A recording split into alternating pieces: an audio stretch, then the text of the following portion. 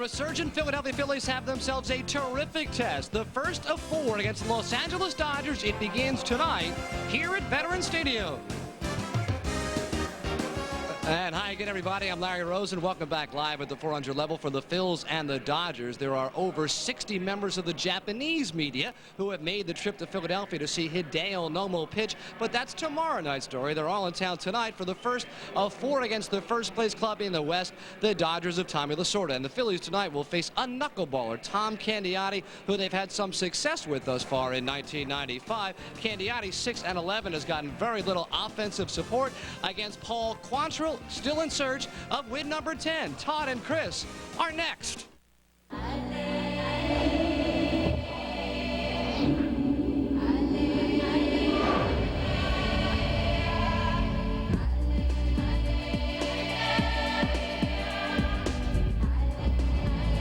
Why own the road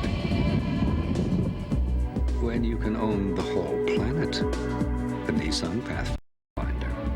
Lease the Nissan Pathfinder XEV6, 0 down payment, $269 a month for 36 months. Dear foreign car owners, when it comes to fixing brakes, foreign cars aren't foreign to Midas. That's why we offer same-day brake service and guaranteed brake shoes and pads for as long as you own your car. そして今あなたがお持ちの国産車外車をマイダスへお持ちいただくと Get 25% off guaranteed brake shoes and pads. That's 25% off brake shoes and pads for any car at the Midas International Brake Sale. Vilket språk man än talar, detta är ett erbjudande värt att bromsa för. We are back for an extended weekend series, a big one. The Phils in the first place, Los Angeles Dodgers getting ready to do battle. And welcome back to our booth. Todd Callis along with Chris Wheeler. Gary Maddox comes along in the 4th inning. And Wheels, once again last night, Phillies getting a win with Tyler Green starting, but not going many innings. And that's kind of imperative at this time of the year for your starters. Well, there's been too much of that again lately, Todd, and the bullpen's starting to wear down again, and you just can't go that way, especially when you're in this wild card race. So Jim Fregosi says, I got to start getting some innings out of my starters again. He doesn't know quite how to do that, you know, because all he can do is run them out there. Quantrill's been a guy, though, that has been able to go 6, 7 innings sometimes for him, so he could really use that out of him tonight. Paul Quantrill against the Dodgers. Both times Tom Candiotti has faced the Phils. L.A. has failed to score a run. Back with the starting lineups right after this. Phillies baseball is brought to you by Bud Light. If you want great taste that won't fill you up and never let you down, make it a Bud Light. By the Yellow Pages, 9 out of 10 people use the genuine Bell Atlantic Yellow Pages. By Mellon PSFS, the official bank of the Phillies, featuring full-service evening and 7-day banking. By the Pennsylvania Daily Lottery, don't forget to play. Proceeds benefit older Pennsylvanians. By Texaco Clean System-free gasolines. Add more life to your car. Take it to the star. By Pizza Hut. Try our new stuffed crust pizza. And by Independence Blue Cross and Pennsylvania Blue Shield. For 57 years, the health insurance company you can lean on.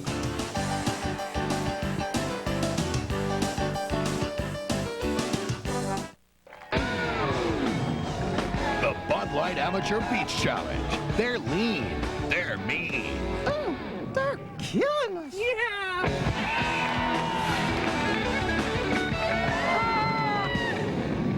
How about 2 out of 3?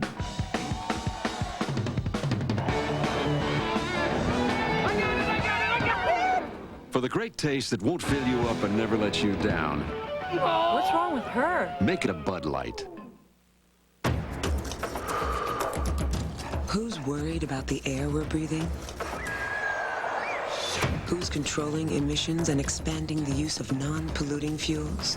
And who's already decreased the pollutants in our air by more than 3 million tons a year?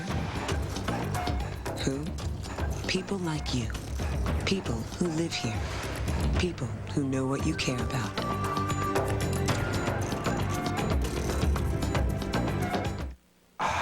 Maybe you'll get a MasterCard so you can use one card for practically everything. Maybe you'll get one because no card is more accepted. Or maybe you just like to save 15% on that altimeter compass stopwatch. Presenting Master Values, immediate savings on all kinds of things. Because while MasterCard can make your life easier, saving around $1,000 on a Royal Caribbean cruise couldn't hurt. Look for your MasterCard invitation in the mail and apply today. 46th year in the Dodger organization, Norristown native, the 67-year-old Tommy Lasorda. And the lineup that he will send out there tonight. Brett Butler leads off. He's in center field. Jose Offerman, the shortstop. Mike Piazza behind the plate. Eric Karros at first. Raul Mondesi at right.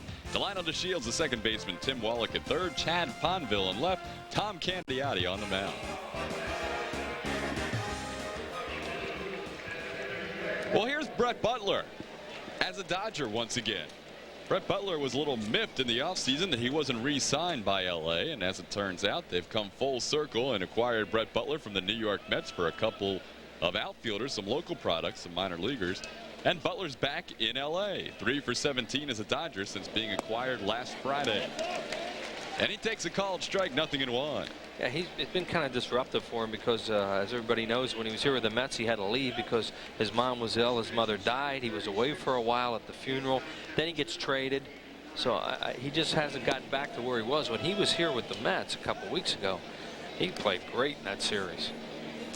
Brett Butler was one of the hottest players in the league in the first half of this month.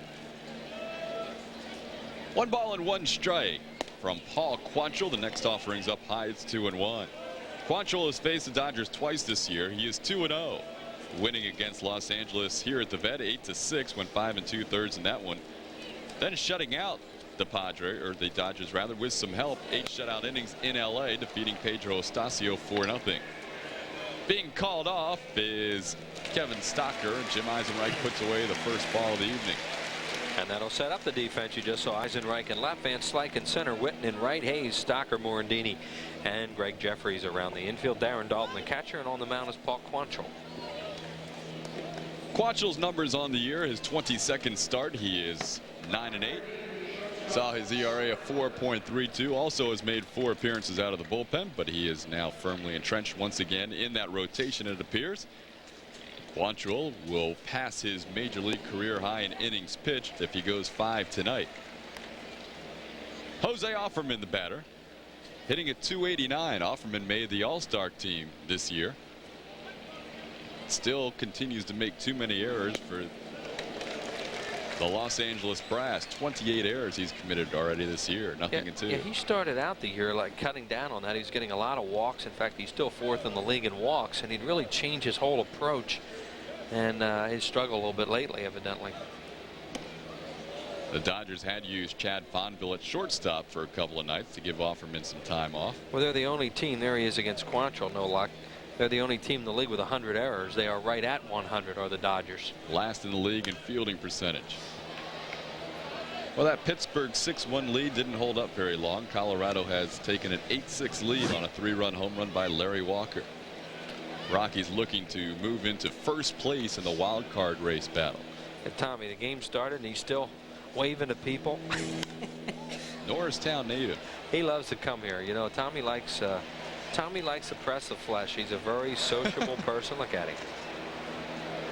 There's the fielding we were just talking about with the 100 errors. That does not make him happy, but he has great team speed. He has good pitching. And there's an old Dodger right there he's having a little fun with, probably Johnny Padres. Called 3rd strike on a fine pitch by Paul Quantrill. Fastball that tailed back over. Offerman does not agree, but it looked pretty good. Well, when Quantrill pitches well, he can run this ball back across the plate. He did. It's close. He's not wearing those goggles in this series. First time we saw him, he was wearing those kind of Chris Sabo-like goggles. Now Quantrill will deal with the red-hot Mike Piazza, batting .360, 22 home runs, 61 RBI. Piazza coming off a huge series in Montreal, 6 for 13, including 4 home runs. It's tough to defense him, too, because the park can't hold him anywhere. You know, he hits the ball out to right and right center with any right-handed hitter you'll ever see. Hard hit grounder right to Kevin Stocker's left, who makes the play over in time, and a 1-2-3 strong start for Paul Quantrill. Phil's turn in the bottom half of the first.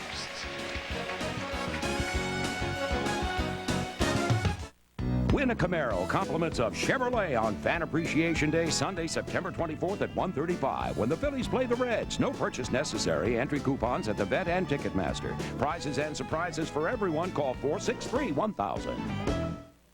Introducing the lineup of Phillies legends photo ball baseballs. Play ball! all 5 at Burger King for only $2.99 each. Here's the play-by-play on how. Slide into your participating Burger King restaurant. Buy any large sandwich value meal. Run home with one Phillies Hall of Fame legend. Let's replay, slide, buy, score!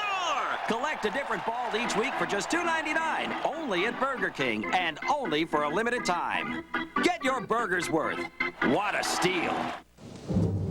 Hey, you out there, you're playing bingo like never before. It's bonus bingo. There's still lots of bingo fun.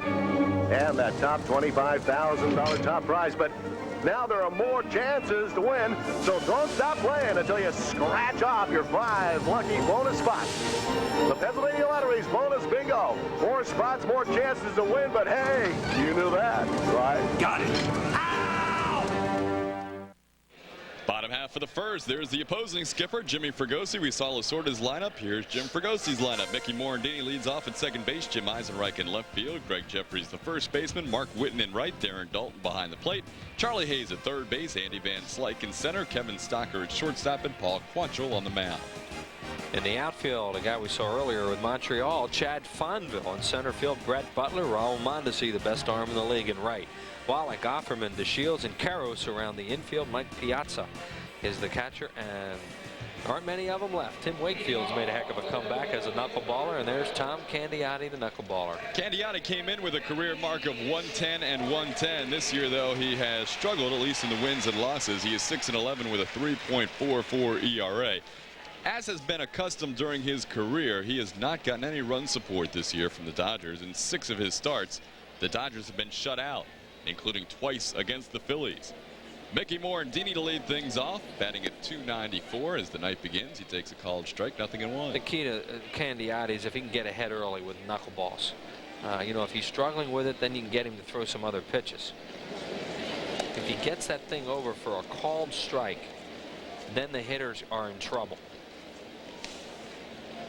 See what Candiotti's done over the last 5 years. Top 10 in the major leagues in ERA. See, there's a called strike. He's thrown 2 of them for called strike. So early on, he has decent control of it. 1-2 the count to Morandini.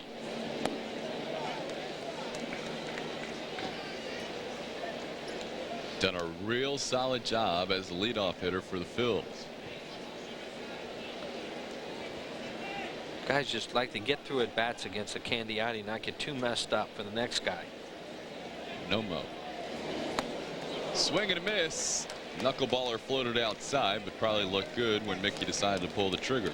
Yeah, exactly. I mean, that ball, he sees it. It's in the middle of the plate at one point, and then see you later as it goes off to the away from him, and he chases it. But see, Todd, that was set up because early in the count, he was able to throw it for a strike, so you don't feel comfortable necessarily taking it that it's going to be a ball.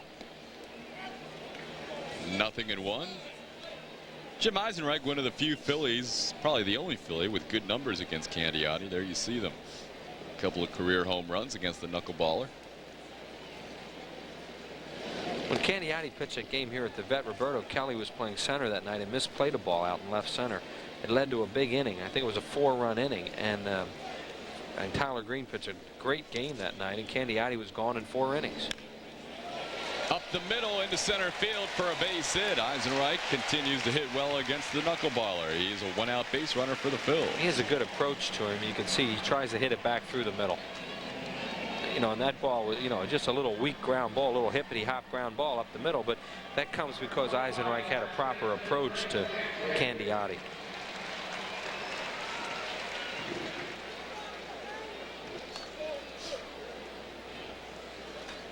Runner on first, 1 out. Here's Greg Jeffries. Jeffries batting at .300. .348 since the All-Star break. He has really picked up that batting average, which stood at .255. And an 8-game hitting streak as well, where he's hitting close to .450. So far, Candiotti has been around the plate with the knuckleball. It's 0-1 to Jeffries. You want to try and run on him sometimes, too, if you think you can. Eisenreich picks his spots. He's 7 for 7 this year in steals. Candiotti has a pretty good curveball that he'll throw, too, when he's having trouble with his knuckleball. And he has you know, a decent enough fastball that he can get some outs with it if he's showing his knuckleball for strikes early on the way that he is. But he'll throw mostly knuckleball and curveball and then mix in his fastball on most nights.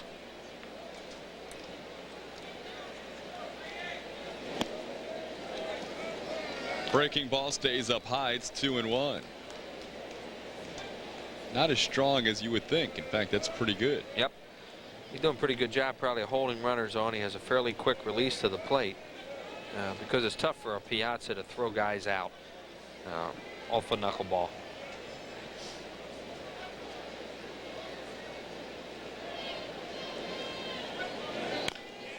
Slow chopper to DeShields. He'll try and get the force at second. He does. Eisenreich retired on the force, living on the fielder's choice as Jeffries with 2 away. It's probably a little closer than they wanted it to be. Here's Delano DeShields. I mean, he does the right thing because he gets the out on the lead man, but he gives that little bar so flip there to Offerman, and they just barely get him. Pulley waited a long time before he made the call at second. There's Mark Whitten batting .282. 5 home runs, 15 RBIs. He has struggled in his career against Candiotti. Called strike on the inside corner. Whitten 3 for 17, including 7 strikeouts. Well, Whitten likes to hit the fastball, as all Phillies fans know by now from watching him. So not surprising to see those numbers off this guy.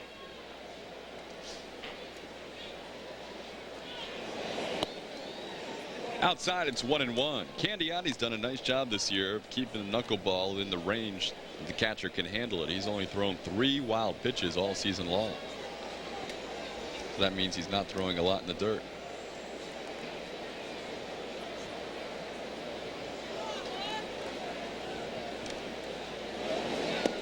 Whitten and Glenn Allen Hill one time in the deal, right? 4-time Candiotti coming to Toronto, and they went to Cleveland. So Glenn Allen Hill here last weekend with the Giants.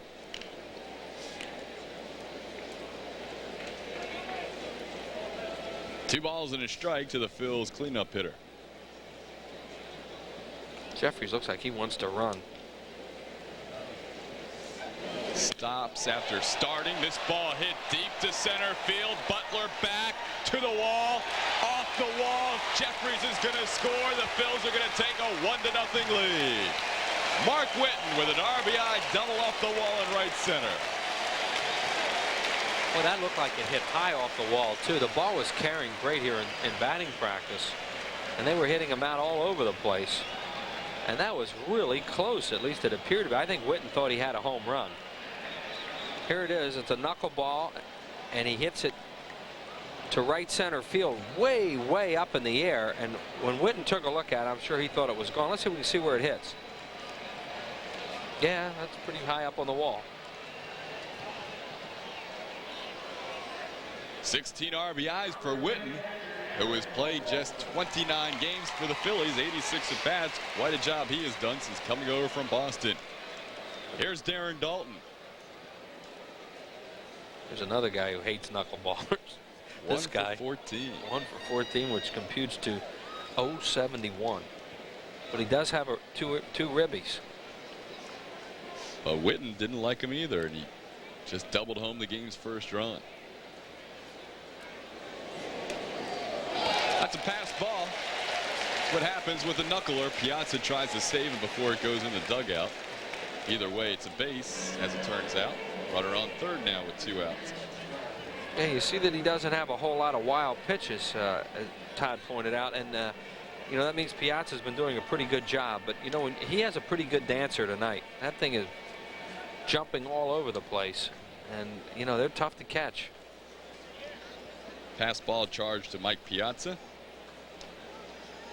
Now you have to be really careful if you're the catcher with a runner 90 feet away. Wow. Oh, he's got a good one. That thing, I mean, broke 8 inches at the very last minute. It's kind of surprising they don't lead the league in pass balls. So 16 for the Cubs, and now the Dodgers are second with 13. And you have to think many of them come when Tom Candiotti is on the mound. I don't know what the Cubs' excuse is. 2-0 the count to Dalton. That last pitch was just nasty to look at on the screen. We see he's got that big picker. Fouled away. It's 2-1. Puts a lot of pressure on Piazza right now because you have to call the knuckleball with a runner on third because it's his best pitch. So look at Darren with 2 outs and runners on as he has that situation right now. I thought that second pitch was a strike. It's 1-2 now, not 2-1. I was just watching Witten, and Witten's taking a very aggressive lead towards the plate. It's almost like a contact play with less than 2 outs because he wants to be in motion if the ball bounces away from Piazza. See that he had a real good lead that time. You know, that's something that you teach base runners. Some of them are good at it, some of them aren't. He's doing that very, very well, having his movement towards the plate as the pitch is delivered. Phil's lead 1-0. We're in the first. Called third strike. Piazza will tag Dalton, and that'll do it for the Phils in the first inning. 1 run on a couple of hits. Mark Witten with the RBI double. We're through 1. It's 1-0 Phillies. Houston, this is Apollo 11-7, and we've just spotted some Astros headed for Philadelphia. Please confirm. Roger, copy Apollo 11-7. The Houston Astros will be in town Friday, September 8th at 8:05, Saturday, September 9th at 7:05, and Sunday, September 10th at 1:35, when fans 14 and under get this red knit ski cap free, courtesy of Campbell Suits. Call 463-1000, but you want to keep it short because this will be a very long distance call. Mr. Sampras, you know why you're here, don't you? You're kind of dumb. We'll fix that. Let's see. Go up to the umpire. You say, you were wrong. You were wrong. Swat a few balls, throw a few rackets. The ball was in. The ball was in. I'm incompetent. Yell at me. Say tomato. Or 2. And eat your pizza the wrong way. Crust first. Why didn't you say so? Stuffed crust pizza from Pizza Hut. With a zesty new sauce and cheese baked into a new, thinner crust, you'll want to eat it crust first. 2 at once. I've created a monster. Large, just $9.99. Over the past 3 years, Dodge has offered a choice of more new nameplates than anybody else.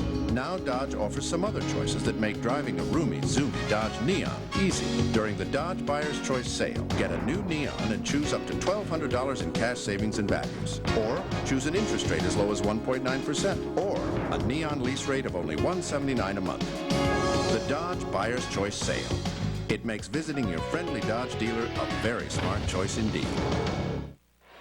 Well, when it's over 90 degrees in Philadelphia, you don't think about ski caps, but before you know it, they're going to come in real handy. So on Sunday, September 10th, 1:35, the Astros are here, and a ski cap for all fans 14 and under, compliments of Campbell's Soup. So come on out, 463-1000. That's Sunday, September 10th at 1:35. The Phillies and the Astros, that will be ski cap day.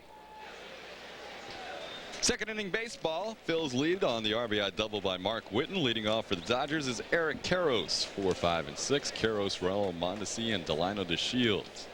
Against Paul Quantrill.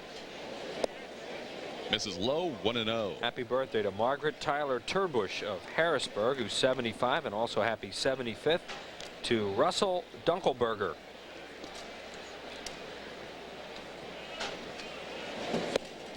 On the outside corner, called strike. It's 1-1. Quantrill with outstanding control this year is 10th in the National League in walks per 9 innings, 2.1 per 9.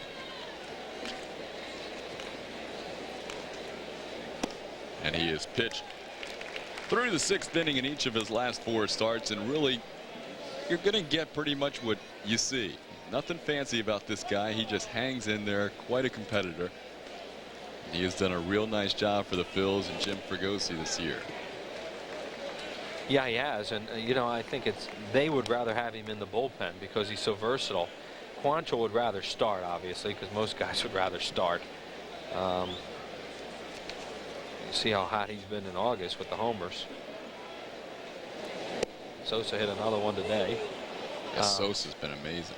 But Quantrill's a necessity right now in the rotation because they just need him so bad.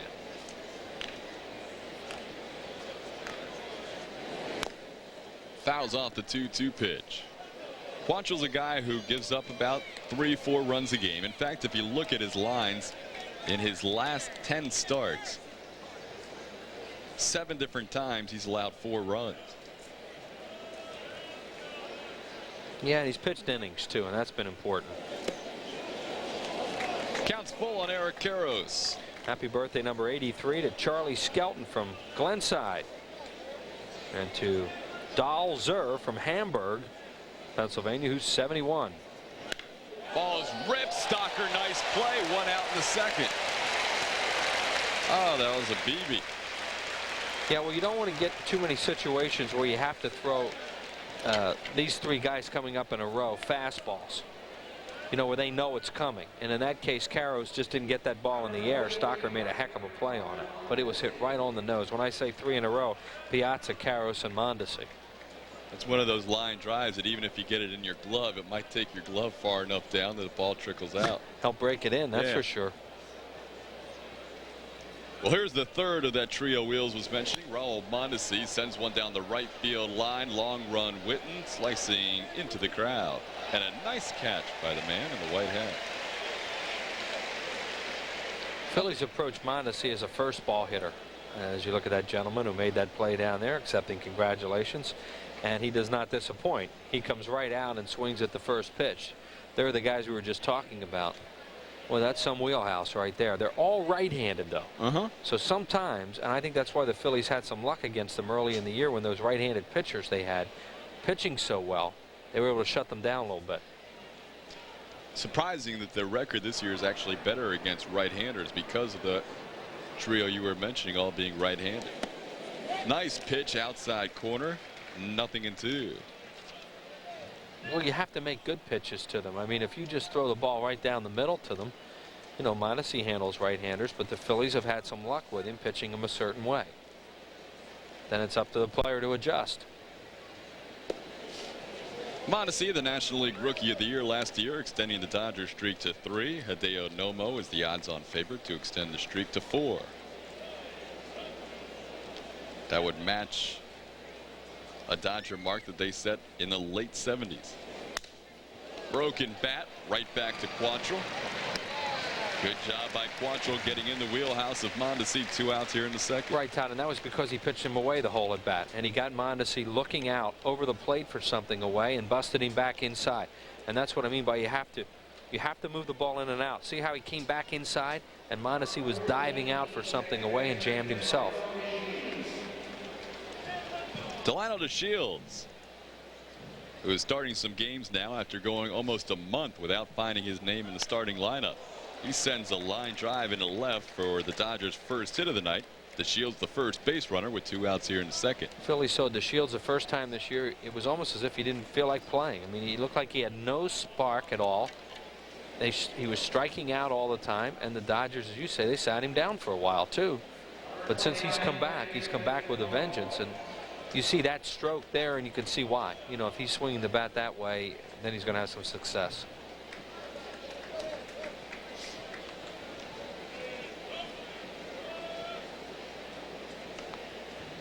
When he was with the Expos, he used to hit at the top of the lineup and run a lot. He and Grissom were quite a 1-2 punch for them. He hit at the top of this lineup until he was benched, as you take a look at Tim Wallach. 265. Not a very productive year for Wallach. Just 28 RBIs and 18 runs scored in 257 at-bats. Wallach is 37 years of age. He'll turn 38 the middle of September. DeShields tied for the team lead with 23 steals. Brett Butler has 23. Raul Mondesi has 22. He has been caught a dozen times. Yeah, he's tied for the second in the league in that category. The negative one.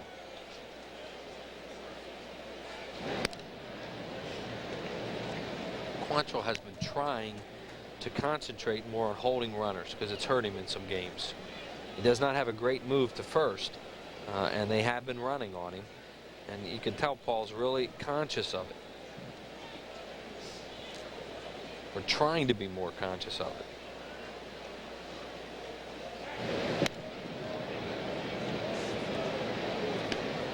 Pop Schallenberger of Hamburg, PA is 75 years old tonight.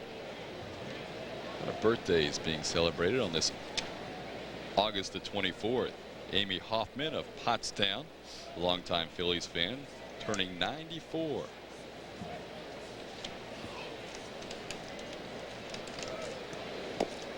1-0 pitch is low to Wallach. It's 2-0.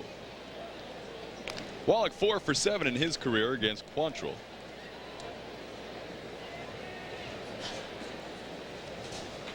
People have stolen a lot without being caught. Right, that's what we were just talking about, how he's trying to become more aware of. Both of those balks, by the way, came in the same game, and they were... there goes to Shields, and he stops. Ticky-tack balks. Almost said something else. Whoops. But they were. They were not... I mean, they were ridiculous balks. You didn't like them? Well, there was no deception involved. It was those kind. Wallach looks down to see if he has a light here. 3-0. 2 outs.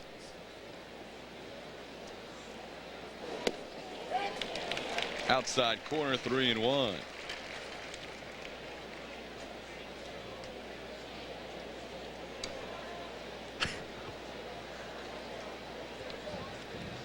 Phil's lead 1-0. We're in the second. The Shields on first with 2 outs. Delino on the move, and the pitch is a called strike. The throw not in time. DeShields in with a head first slide and stolen base number 24. Well, Delano DeShields had seen a lot of the move of Quantrill, and he figured he had him figured out. Got a great jump. Dalton's throw is low on 1 hop, and Morandini blocks it. DeShields now tied for 7th in the league with 24 steals. He and Eric Young. Dodgers aren't all power. I mean, he can run, Butler can run, and Mondesi for a big guy can run. And so can Fonville. 3-2 pitch found Wayne to the upper deck.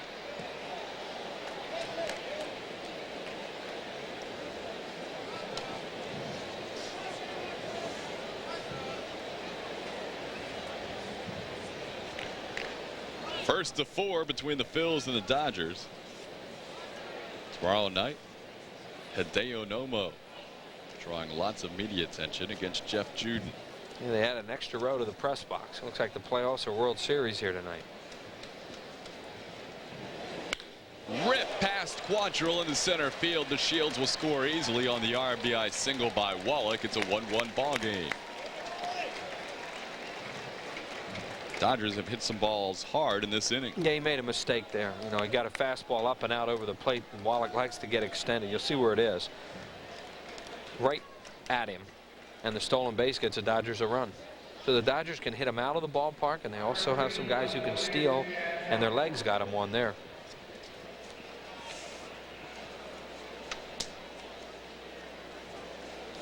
Chad Fonville, the batter. Fonville playing left field tonight.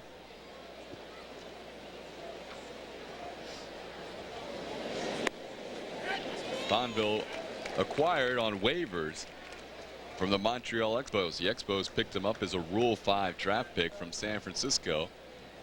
Guy who has not played above the Class A level before this year has done a remarkable job for LA. Yeah, the Expos were trying to get him through waivers and see if maybe they could keep him in their system if the Giants didn't want him back. And then the Dodgers claimed him. Talking to Ed Wade about that today, and that means that the Dodgers then must pay the $50,000 to get him. And they did, and now they have to be careful because they got to keep him. They want him the way he's played. He's the reason DeShields sat on the bench for close to a month, because he's got in there and played outstanding baseball as their leadoff hitter. So outstanding that they have him in left field, when he's an infielder.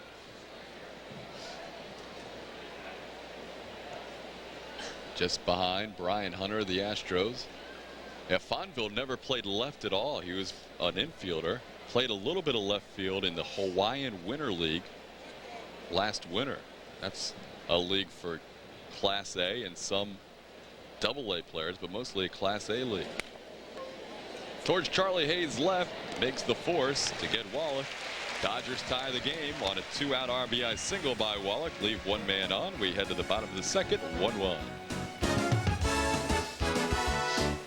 Former teacher, I wanted to find out why Norristown School District employees switched their health coverage and chose to go all blue with personal choice. Freedom. That's what I demand when choosing my doctor or seeing a specialist. Personal choice makes us feel secure and appreciated. I deal with the best doctors and hospitals. With personal choice, I don't have to settle for anything less. Ask your employer about switching to personal choice. Freedom, quality, and affordability you can lean on.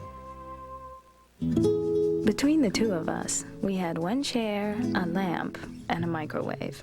And lots of bills. Even on 2 salaries, it wasn't easy. What we needed was a loan, with payments we could afford. Our Mellon PSFS banker helped us work it out. It made things a lot more comfortable around here. Life Improvement Loans. Call 1-800-MELON-2. 1-800-MELON-2. At Lexus, we'd like to thank you for making us #1 in customer satisfaction for an unprecedented 5th year in a row. So now we're celebrating with a sales event. With Lexus corporate support, you can now get the best values of the year, whether you buy or lease an ES300 or any other award-winning Lexus model. A customer satisfaction sales event where the values are overflowing, but only until September 4th at your New Jersey, Delaware, and Pennsylvania area Lexus dealer. Homestand continues and wraps up this weekend. Tomorrow, Hideo Nomo, 8:05 start. Saturday, 7:05. Sunday, an evening game, 8:05. The pitching matchups the rest of the way. Nomo tomorrow against Jeff Juden. Over 60 Japanese media in attendance tonight, including 25 from Major League Baseball International. 25 on hand to document Nomo's weekend. Yeah, that game tomorrow night will be televised and broadcast in Japan at 9 a.m. the following day. That's what time it'll be when we play here tomorrow night at 8:05. Breakfast with Nomo Saturday morning. Charlie Hayes takes one down the line for a hit. Gets a bounce off the rail, and he'll get into second easily with a stand-up double to lead off the bottom of the second.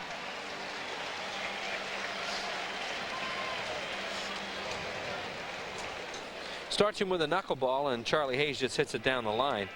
You can see how far off the line Wallach was playing him, and Tim Wallach does the best he can nowadays. You know, he just doesn't have the range that he did at one time when he was one of the premier third basemen in the league. Double number 23 for Charlie Hayes. Mickey Morandini leads the team with 25. I'll bring up Andy Van Slyke.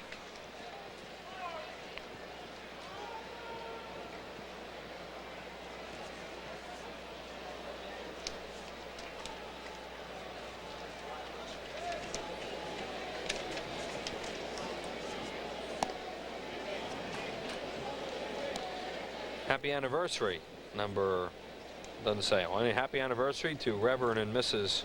Ray Cartwright, old Marple people out in Harrisburg, and happy birthday to Diane, who will celebrate her birthday on the 28th of this month. We have a 100th birthday, Wheels. Galen Palmer from Litz, Pennsylvania is 100 years of age. Congratulations.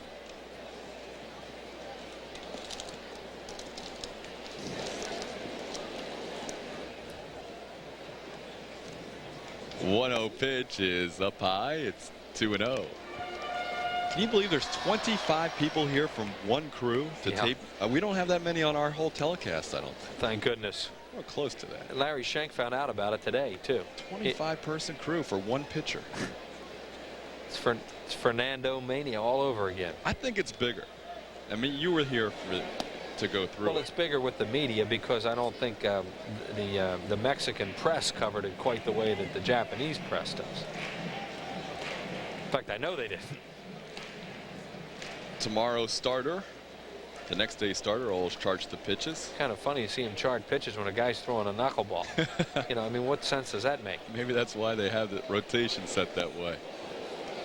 2-2 the count. They figure they can't read what Hideo's writing anyhow. So yeah, and you assume it's a knuckleball. He's down there. You know, you charge pitches for a variety of reasons. I mean, obviously they want to file them and all, but a lot of the reason is, you know, a pitcher likes to sit there and see how a guy approaches a hitter, see what he'll do the next night. Well, there's no comparison.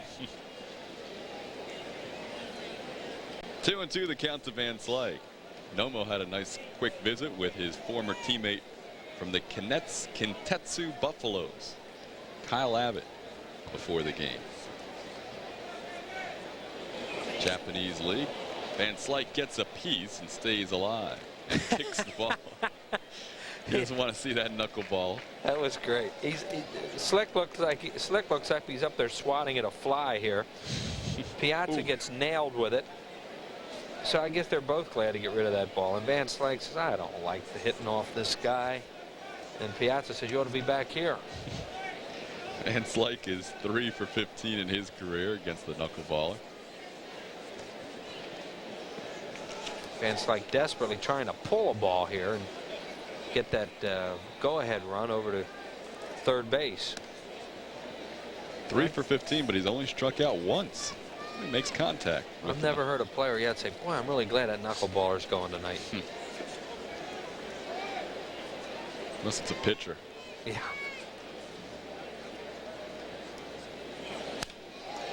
In the air, left center field, Fonville in. 1 out.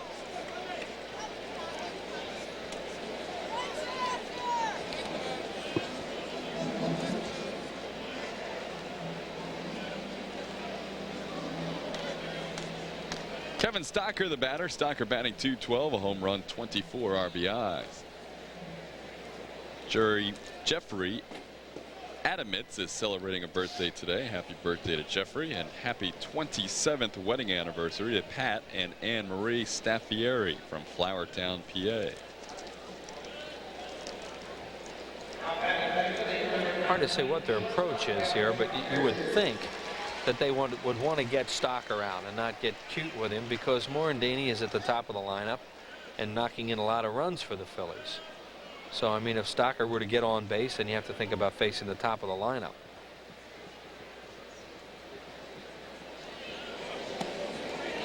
Good 1-0. You can see Piazza fighting every pitch. He hardly ever catches one cleanly.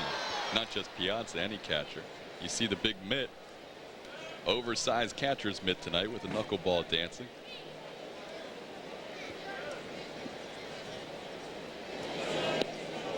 Just smothers that one. 2-0. Better left-handed so far this year. His lone home run, and the big one at that, came left-handed.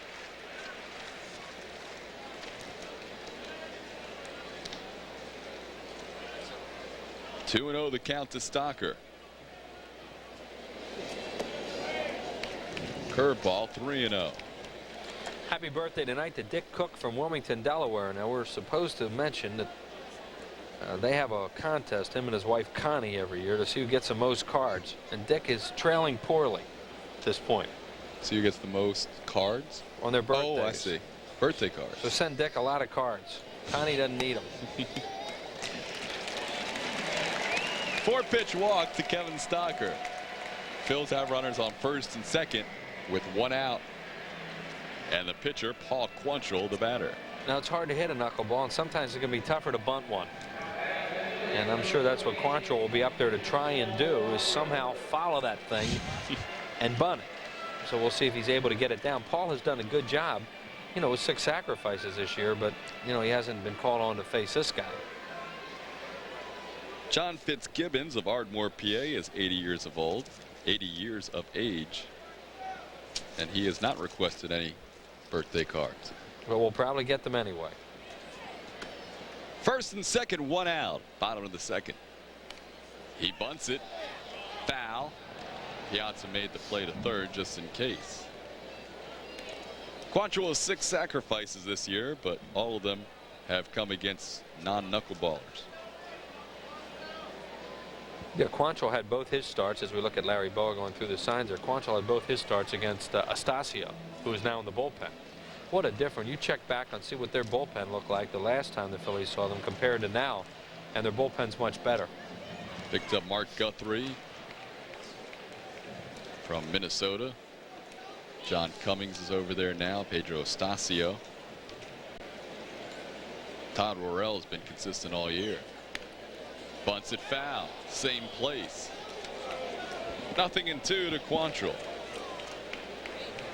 Almost looked as if he threw him a fastball then, because you saw him take the glove and wipe across his jersey, which could mean add, subtract. You know, normally that's what it means. Either add one or subtract one. Oh boy, that's longevity, huh? Tommy set a curfew on this road trip for the first time in his 20 years as Dodger manager. Dodgers went 0-3 in New York. Tommy set a 2 a.m. curfew for the rest of the trip. Well, and then they went into Montreal where they hardly ever win a game and swept them. So the curfew worked. Well, they lost the first 4 games of this road trip, won the last 3. Yeah, they had a 1-gamer in Cincinnati on the way to New York. Part of that revised strike schedule. 1-2 to Quantrill. Phils and Dodgers for 4. 4 big ones for both teams. Dodgers leading the NL West over the Colorado Rockies, coming in by a game and a half. Colorado leading their game this afternoon.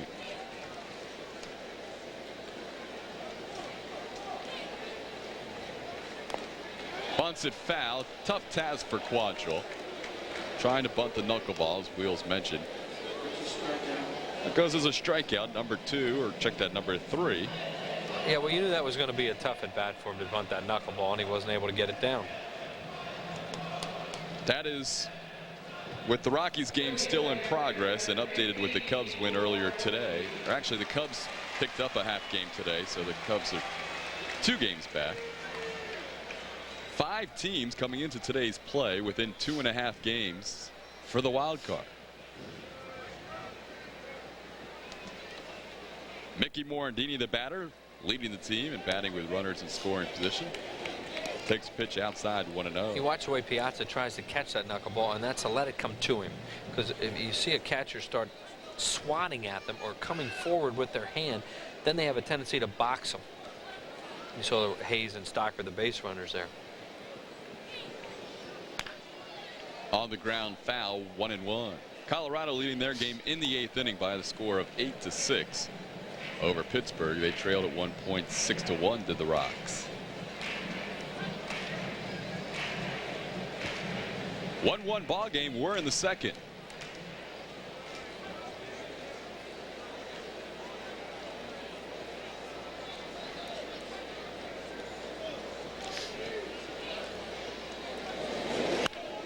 Ripped past Karros in the right field. Do you test Mondesi's arm? No.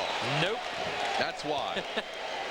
Tell you what, in this series, we're going to see the 2 best arms in the league. Mondesi and Witten, probably 1-2 in that order in right field. Look how quickly he gets on it, too. I mean, Mickey pulls this, and he was playing him to pull a little bit. Look how fast he's on this ball. Shallow and playing him to pull. And what a throw by Mondesi. And Larry Bowa with 2 outs, you think you're going to send a guy a lot of times. He just couldn't do it. That is such a defensive weapon to have in your arsenal when you have a guy like that out there. You see how accurate it was, too. You know, not only is he a strong arm, but it was right on the plate. Can he do it again? Bases loaded. Jim Eisenreich with a pinch hit slam last night. Way high and inside as Piazza fights that pitch. It's 1-0.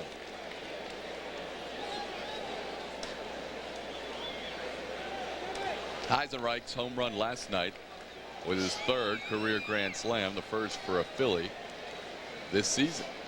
Nice hit one off Randy Johnson. Called strike, 1-1. Always dangerous for a knuckleballer with a runner at third base. Hayes is there. At second is Stocker, and at first is Morandini. Mondesi's in a pull situation again, too. Against a knuckleballer, he's playing a lot of these. Even a Morandini, he was playing to pull, and that's what saved that run. High 2-1. Eisenreich singled his first time up.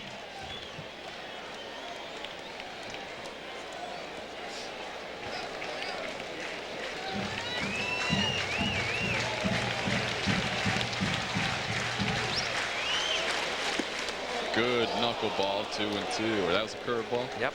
To a curveball then, Todd. And that, you know, that's tough when you're up there thinking knuckleball, and all of a sudden he flips that curveball up there and gets it over. That's we talked about earlier, that he has a real good one. Big overhand curveball.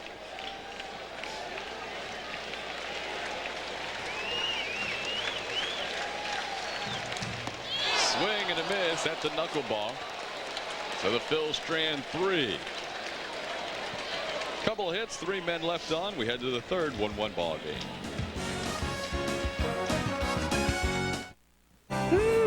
Good ski cap. Sunday, September 10th at 1:35, the Phillies play the Astros. And fans 14 and under receive a free tomato red ski cap with a Phillies logo, courtesy of Campbell Soups. Call 463-1000.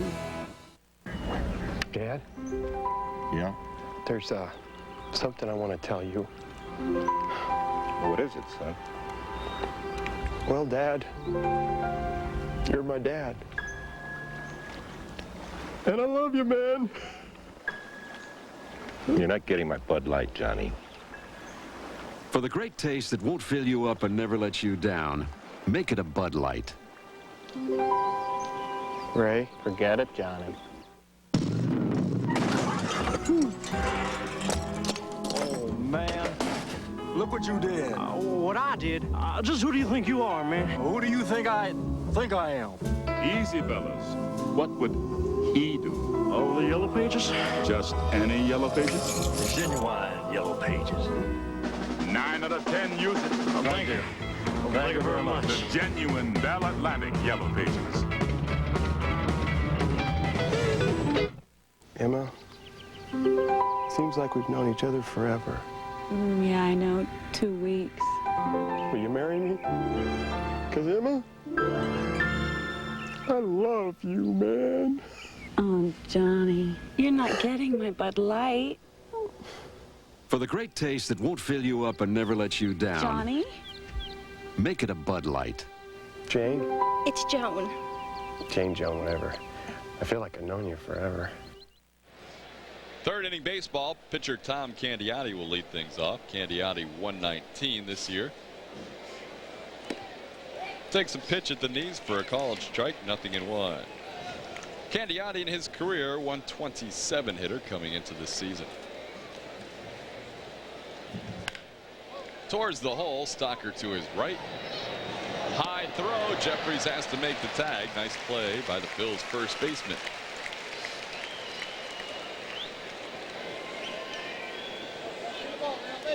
A pitcher running, so they can get away with it here. As Todd said, a good leap there by Jeffries, but Candiotti still not to the bag. Jeffries has fun over there at first base. A lot more fun than he was having in left. Well, Stocker's happy that he was able to leap up and catch that and save him a knee off a pitcher hitting the ball.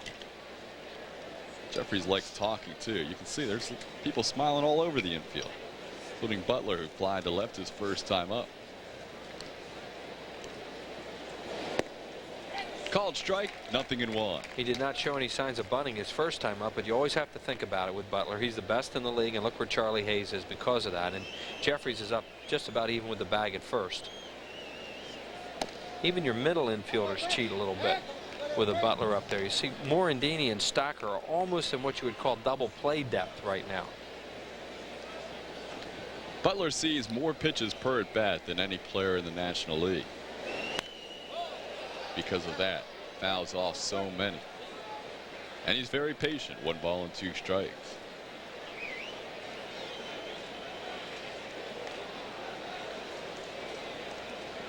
One ball game. We're in the third. Dodgers scoring a 2-out run on the RBI by Tim Wallet. That was in the second inning. Phil's scoring first on a 2-out RBI double by Mark Whitten. Well, the Phillies last night stayed away from those LOBs that have been a problem for them. They only had 4. They cashed in last night. Tonight, bases loaded. Last inning, got nothing out of it. Phillies lead the league in men left on base. Off the fists. Charlie Hayes in foul territory. 2 away. Another good job by Quantrill getting inside. Butler's having a conversation with Darling as that ball's in the air, wanting to know if it was a strike he just swung at. It's amazing that bat survived that.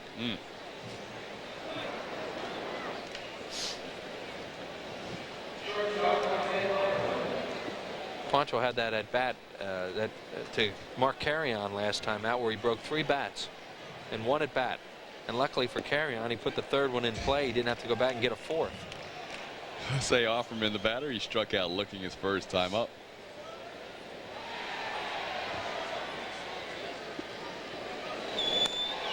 check swing into the crowd. 0-2. Well, the Dodgers, if they hold on and win the Western Division, like the wild card team, will be on the road for the last 3 games of the best of 5. It is predetermined that the NL East and the NL Central will have the home field advantage in the first round of the new 2-tiered playoff system.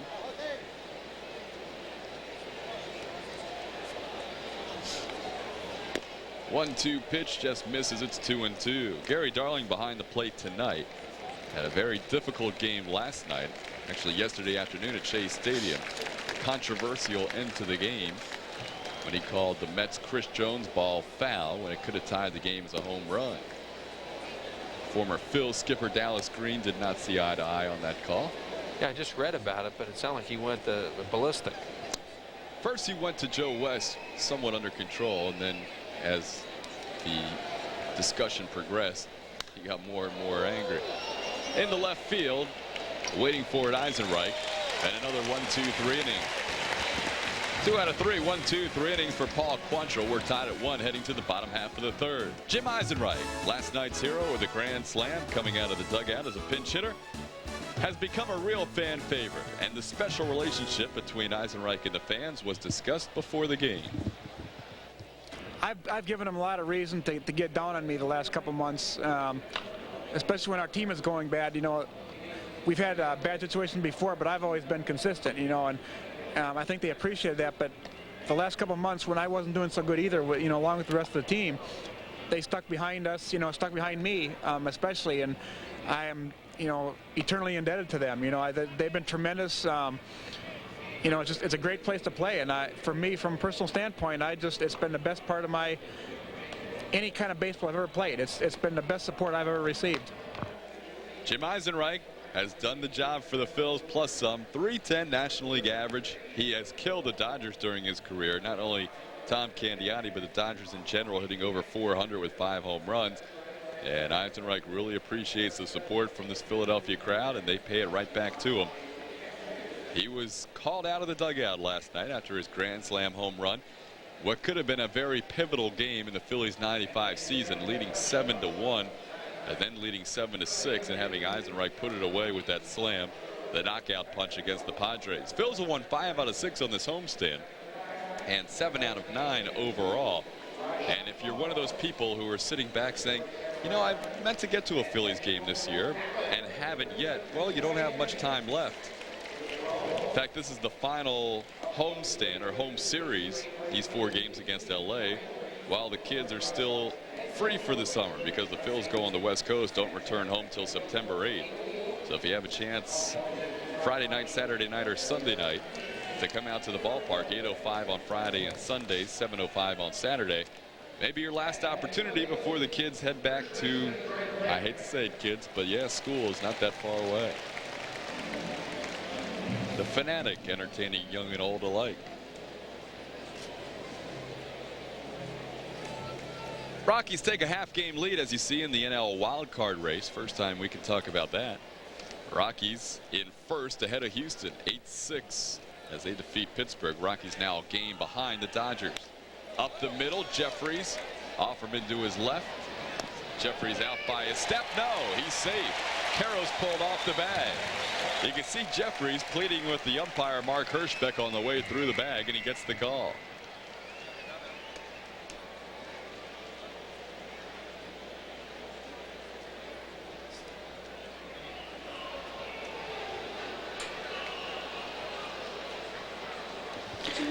Yeah, you can see he's definitely off the bag there, and another error for Offerman. Did not have a tough play on that either. He just threw it wide, and Karras couldn't stay on the bag. Jeffries, a leadoff base runner here in the 3rd. Here's Mark Whitten. Whitten doubled home a run his first time up.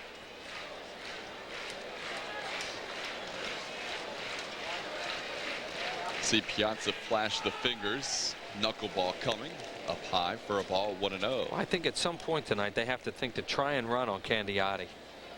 The Phillies are not a team that can sit around and hit home runs, even though they've hit some more home runs lately. But you really need to run a little bit against a knuckleball or make some things happen.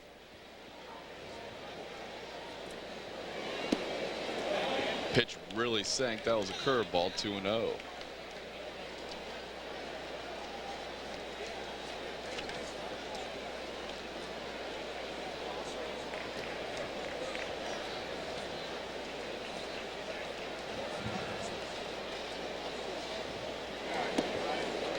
Down low, 3-0 to Witten.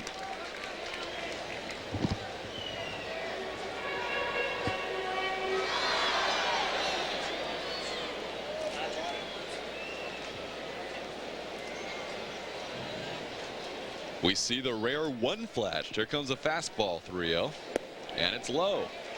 Phillies have runners on first and second. Nobody out here in the third. Witten draws the walk.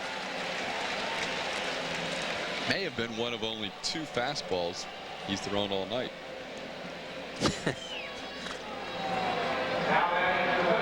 to watch him. You can always tell what's going on in a ball game when you shoot Tommy in the dugout. Tell whether the Dodgers are winning, losing, whether he's happy or not. Darren Daulton struck out, called third strike, his first time up. Up high, it's 1-0. Candiotti has missed with 5 straight out of the strike zone. Candiotti in his 2 starts against the Phils this year, 0-2 with a 1.64 ERA.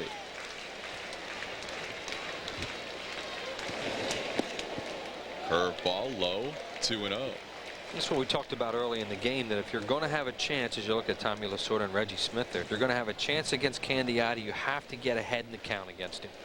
When he gets ahead in the count with that knuckleball, he's really tough. Candiotti has had 2 horrible starts on the season. Other than those 2 blow-ups, 2.60 ERA. Inside out swing, fair ball, third base line. Jeffries will score. Witten on his way to third, being held there. Phillies have runners on second and third with nobody out. Darren Daulton goes the other way for an RBI double. Sometimes a guy will hit that pitch just the way it's thrown, funky. And that's what looked like happened to Daulton. It looked like a knuckleball, and he just hit it off the end, the very end of the bat here. There it is, a good one. Look at right off the end of the bat and then down the line. And it takes a crazy carom off the padding. That's the second ball that's hit the padding. And now Fonville, who's not used to playing the outfield nor playing it in this ballpark, got fooled a little bit by it, but you know, nothing more happened. Phillies lead 2-1. Dodgers will play the infield back here and concede a run. Charlie Hayes the batter.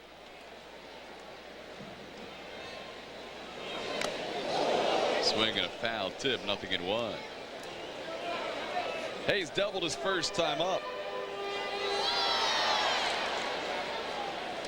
There's 2 starts for Candiotti. One came against the Cubs on May 19th. He allowed 7 earned runs. The other coming on August 4th against San Francisco allowed 10 earned runs. Other than those 2 starts, he has been among the league leaders in ERA. And one thing about Candiotti, when he pitches against the Phillies, he winds up with a decision because he's had 9 starts and he's 4-5. More pressure on Piazza once again. Anytime a runner gets to third with Candiotti pitching and he has to call that knuckleball, it gets tougher.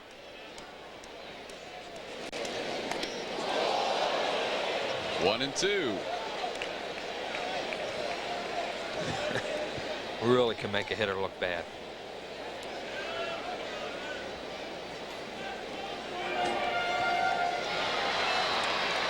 This is a contact situation where the Phillies can get a run if Charlie Hayes can put the ball in play. Easier said than done sometimes against Candiotti.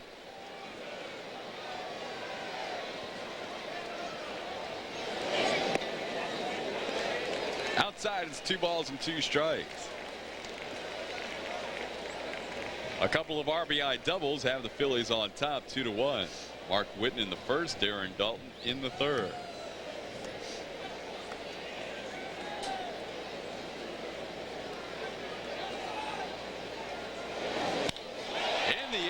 Well to center field. Butler's going to get back. Dalton's tagging it at second, easily scoring is Witten.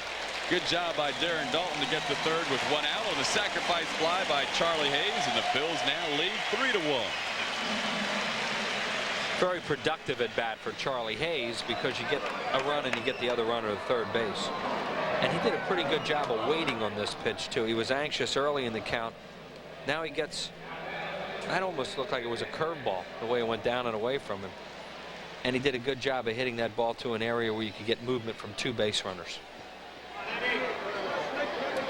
Here's Andy Van Slyke. He flied to left his first time up. Dodgers will now bring the infield in with 1 out. Called strike, 0-1. See, Van Slyke is not having fun at bats tonight. You know, most guys don't like to hit off a knuckleballer, and it appears that he really feels that way.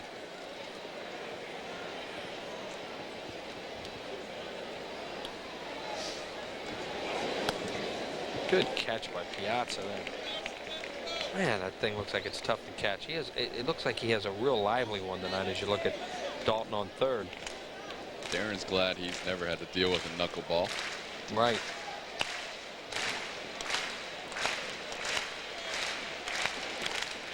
On the ground, foul, 1-2. He just called catcher's interference on that. That means, you know, Vandy Van Slyke gets to take first, no at bat, and an error on the catcher Piazza.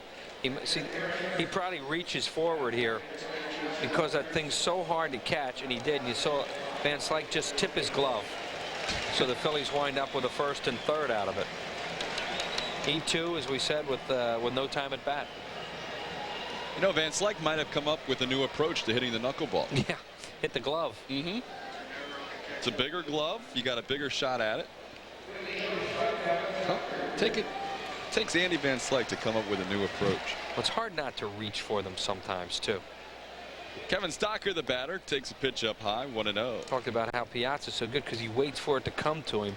But with a runner on third, you're going to have more of a tendency to get anxious with that knuckleball. So he might have just reached for one. There's Dave Wallace, the former Phillies pitcher, now the pitching coach for the Dodgers, goes to the mound.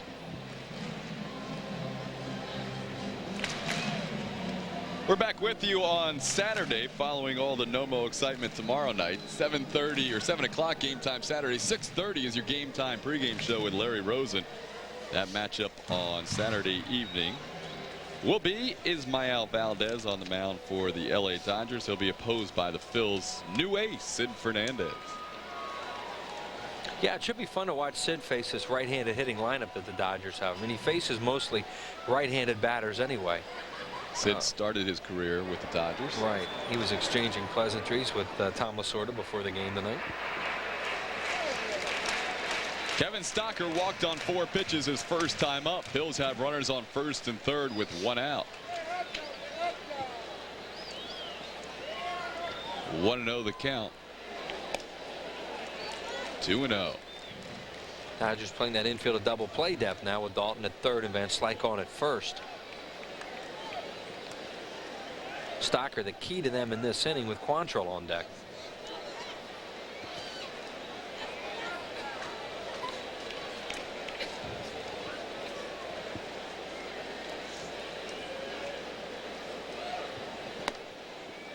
Outside, 3-0. Even when Candioti's gone to the rare fastball, he's been missing with it.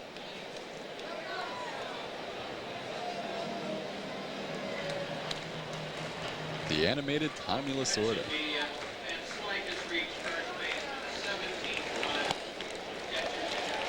Four-pitch walk once again to Stocker. Causing a little agita for Lasorda. Well, that's not a lot of notes that Tommy wants to take home and read about.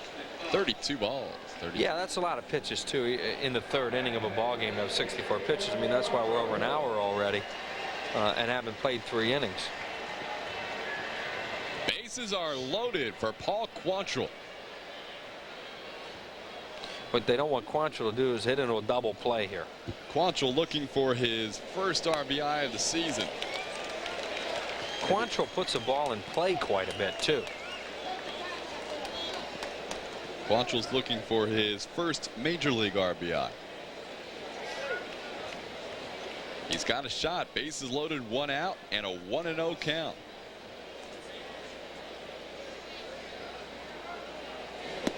Good pitch, 1-1. Dodgers have bullpen action already. It's the right-hander Rudy Cianez.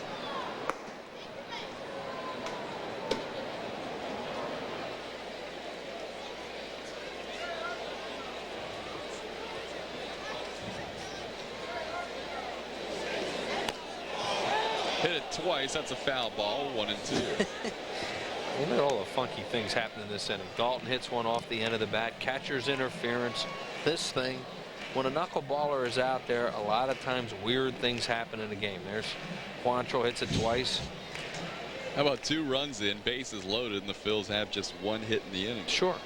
Well, I mentioned last time they had a funky inning against Candiotti here when he pitched at Veterans Stadium the first time. They wound up beating him because of it.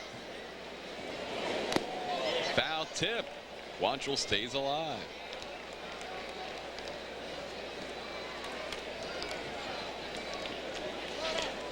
Here's the foul tip, and you know, either catch these or you don't. No way to practice them. It's like catching knuckleballs. Yeah, exactly. I mean, you know, the catcher either goes in the glove or it doesn't. Phils lead at 3-1, looking for more.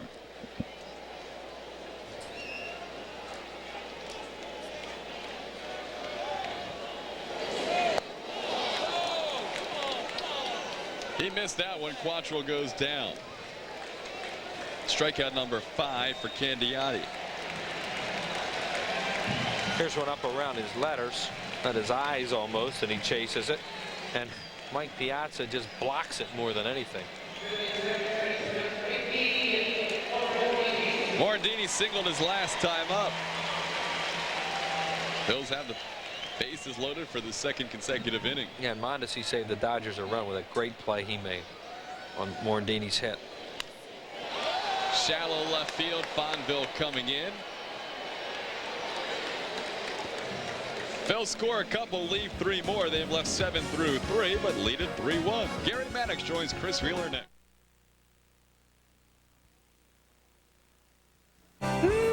Good ski cap. Sunday, September 10th at 1:35, the Phillies play the Astros, and fans 14 and under receive a free tomato red ski cap with a Phillies logo, courtesy of Campbell Soups. Call 463-1000. Can a credit card make you unique? Actually, it just might. You see, your MasterCard is meant for you and you alone. Even if someone steals it, you don't have to worry about a thing. Just call right away and cancel it. So even if someone does manage to charge something to you, you won't pay a cent. We may even be able to get you a new card the next day, which ought to give you some peace of mind. And that's certainly a unique feeling. MasterCard. It's more than a credit card. It's smart money.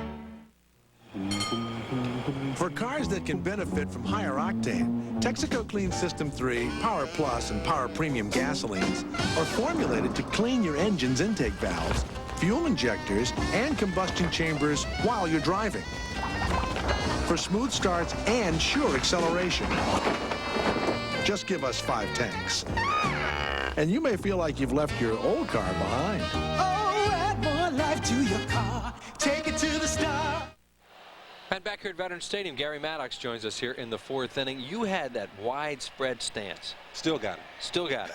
Didn't stride a lot when you played. Right. Seemed like an ideal stance to hit off a knuckleballer, was it? Well, knuckleballers, breaking ball, anything off speed, you know, with the long legs I had a tendency to overstride, and that makes it difficult. But that's the approach a lot of guys take to hitting off of guys with curveballs or knuckleballs. You spread out.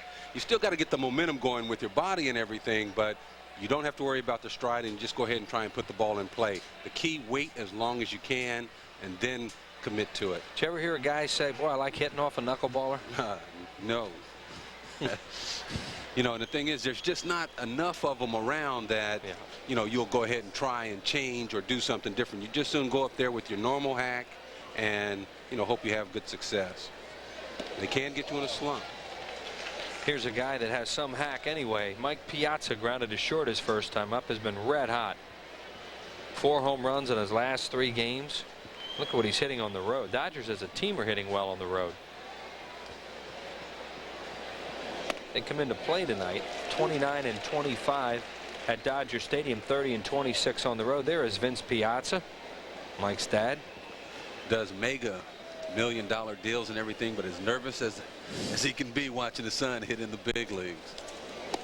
Tommy was talking about it before the game, how he sent 5 different organizations to look at Piazza, saying someone's got to sign this guy, and they all came back. He can't play. And the Dodgers, and if Dodgers finally, as a favor to Tommy and Vince, signed him, and what a force he is in this game. Ooh, look at that. Broke his bat Mickey Morandini on a big hop. Piazza runs hard and is thrown out. One down here in the 4th inning. Well, that was a good pitch from Quantrill, but you know, Piazza real strong. I mean, he just goes down. Anything he puts his bat on can, you know, turn into be a line drive or something. Look at this ball, way down out of the strike zone, reaches down there. Here's another guy who's strong. They have 3 in a row here.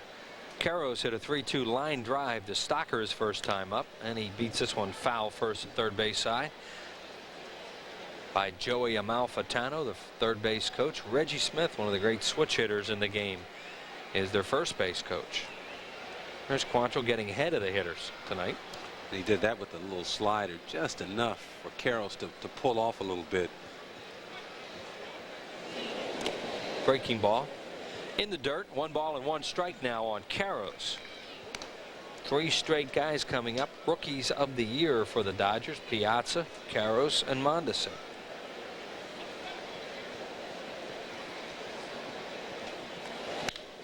That's headed towards a gap in right center field. Van Slyke can't get there. It'll go to the wall as it's sliced away from him. Witten gets it back in quickly, and Eric Caros has his 23rd double of the year with 1 out here in the 4th. You know, how you finish guys off and setting them up, you know, is very critical in the big leagues. Now, we saw Caros get a slider and pulled off of it a little bit. Now he adjusts off of that. He gets a pitch away this time. Instead of trying to pull it, having already seen that pitch, he just goes the other way this time. He hits the ball pretty good in the gap. And that'll bring up Mondesi as you see Witten get that back in. He broke his bat and grounded back to Quantrill his first time up. Mondesi is a notorious first ball swinger, and they usually try to not give him a first ball fastball in the strike zone. He swung at the first pitch his first time up and fouled it right side.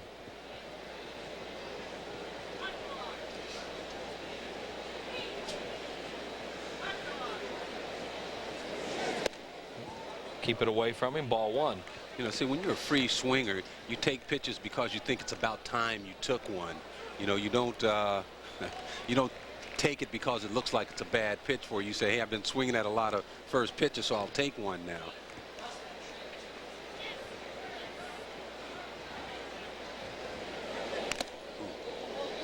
Fouls it off. 1 ball and 1 strike on Raul Mondesi with 14 assists. Number 1 in the league. He's also stolen 22 bases, hit 20 homers.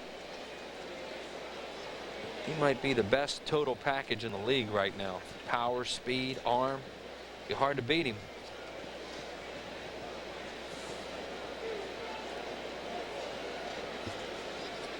We might want to attack Young to that. That's hit hard. And right at Morandini, who throws him out. And he also runs very well, as you saw there. And there's Caros over at third with 2 outs.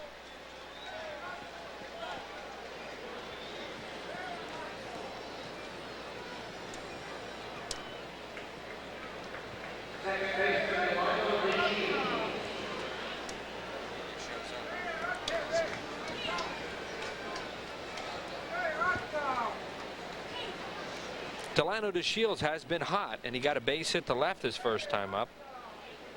Then stole a base and scored on Wallach's single. Breaking ball gets it over for a strike. No balls and a strike on Delano DeShields.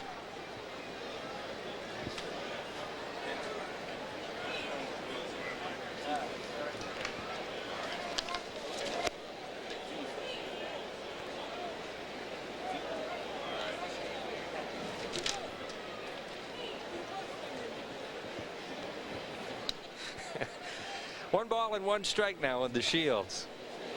And the pitch is high. 2-1.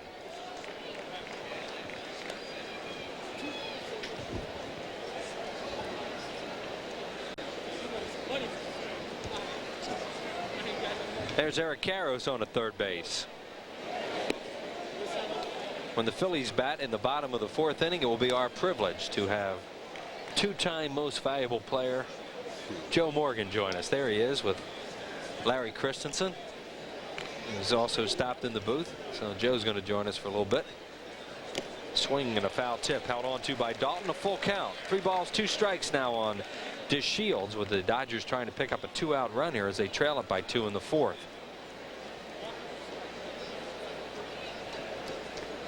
On deck is Wallach. You know, Christensen probably talking about some of those fastballs he served up little Joe. Well, DeShields is swinging the bat well, and he knocks in a 2-out run. That's a big run for the Dodgers as they get it back to 3-2. And Delano's hit 2 RBI singles tonight, and he's hit them both hard, and he's gone the other way with them. And there were 2 outs. Boy, that's good hitting right there. And he's in a groove. I know earlier when he came through, he was just starting to swing the bat a little bit then, but now he's really starting to come on. We first saw him early in the year. He was pulling off and striking out a lot. And now you just see him more compact going the other way, and you see why he's hitting. Wallach, he singled up the middle his first time up and knocked in a run. You know, they have moved him out of that 2-hole, though. Well, he wasn't playing for a while. They flat out sat him down, and since he's come back in 4 or 5 games, he's hot.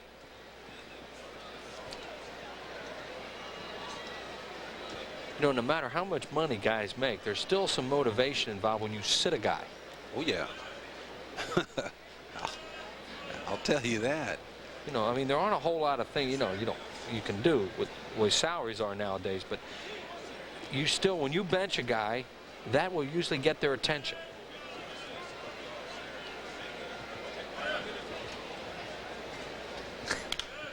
Wallach fouls it off right side, out of play.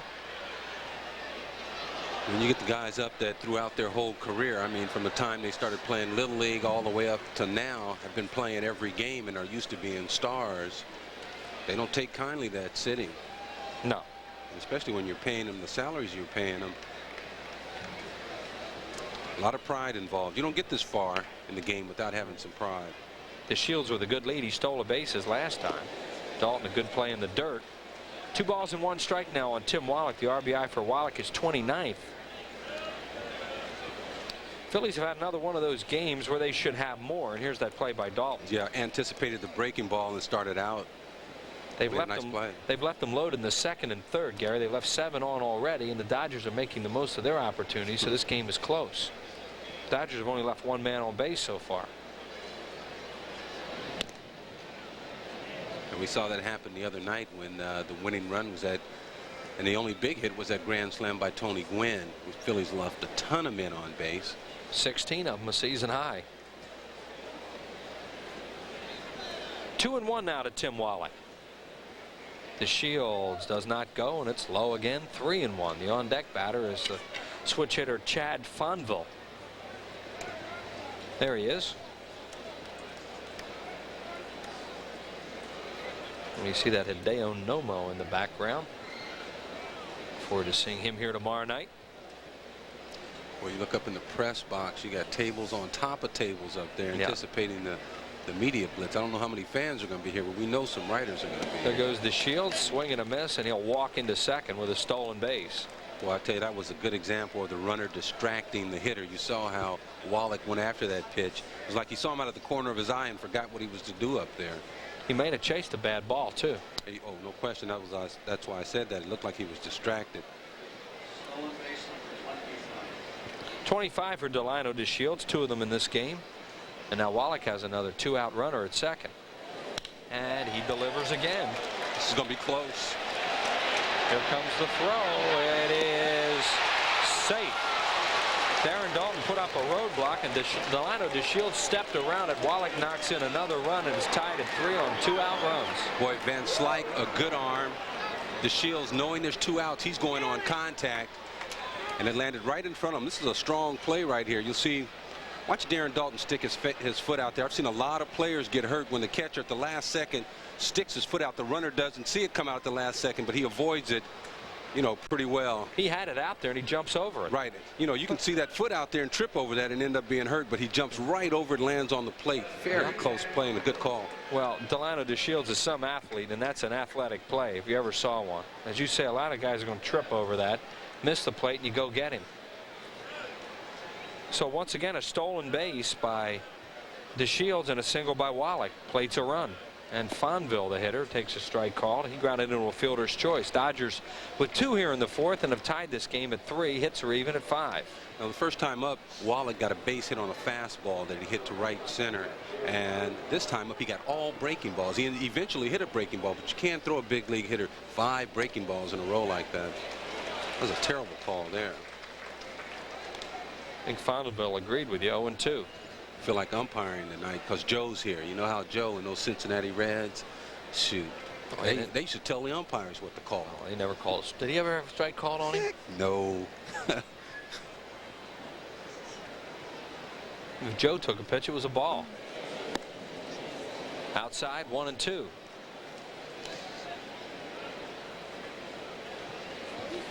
So the Dodgers, with 2 outs here in the 4th inning, have struck back with 2 runs to tie the ball game at 3-3, and there's Wallach on at second. They're playing Fonville the other way, and Shallow. Up the middle, Morandini. He can run. They're going to have to hurry. Ooh, safe. He could fly down that line, can Fonville, and he beat it. Boy, you're talking about some stepping. You know, it's still, when that ball left Morandini's hand, I still thought he had him. And then the last couple of feet there, you see, I thought Mickey got something on it, comes across there. And I mean, he covered some ground. Oh, he did get something on it. Yeah, he did. The umpire called him safe, but I thought he may have had him. So an infield hit for Fonville, and now here's Candiotti. Tom Candiotti grounded out his first time up. He is back in this one in a tie ball game. Candiotti, a 116 hitter, coming in lifetime at 125.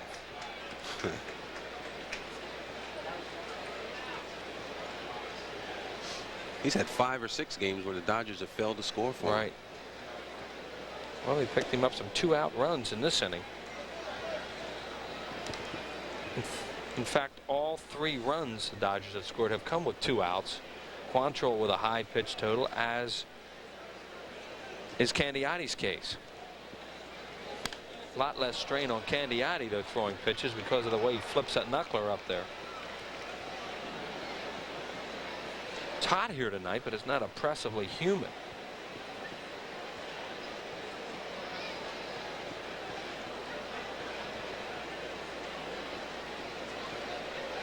Runners at the corners with 2 outs. 1-1 on Candiotti. Strike called. 1-2. Fooled him. Threw him a fastball right down the middle.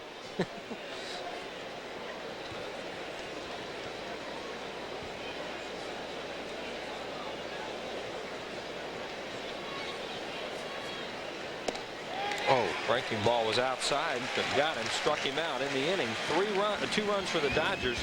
They do it with 4 hits, no errors, and they lead 2. We're all tied up.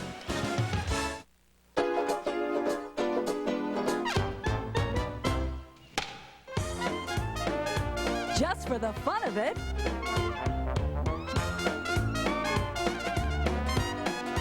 Just for the fun of it, come watch the Phillies play the Florida Marlins. Monday, September 18th, Tuesday, September 19th, Wednesday, September 20th, and Thursday, September 21st. All at 7:35. Call 463-1000. We could use another bathroom, but I really had my heart set on a new kitchen. Until the furnace went. But instead of putting everything on hold, I got a Mellon PSFS line of credit. We'll be okay. I got the money I needed, even a little extra, for other important things. Life improvement loans. Call 1-800-MELON-2. 1-800-MELON-2.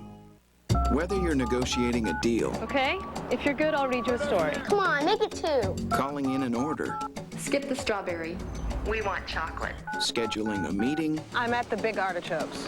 or simply checking in with the boss, Honey, is it okay if I stay another half hour? the most important thing Hello? is that the call goes through.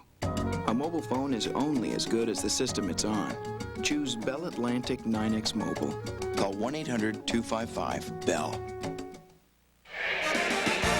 Phillies baseball is brought to you by Bud Light. If you want great taste that won't fill you up, never let you down, make it a Bud Light. By your Quality Plus Ford dealers, home of 5 of the top 10 selling cars and trucks. By Bell Atlantic 9X Mobile introduces Mobile Reach, the only cellular network available on small, medium, and humongous. And your nationwide insurance dealers, your nationwide representative in Woodland is Stephen Miller. And it is our great pleasure to be joined by the Hall of Famer, 2-time MVP, and old buddy Joe Morgan. Welcome.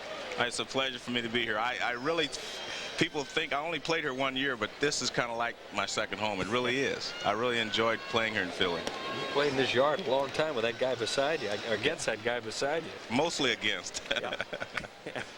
We had some times together, though. Yeah. Eisenreich's 1 for 2 with a single and a strikeout.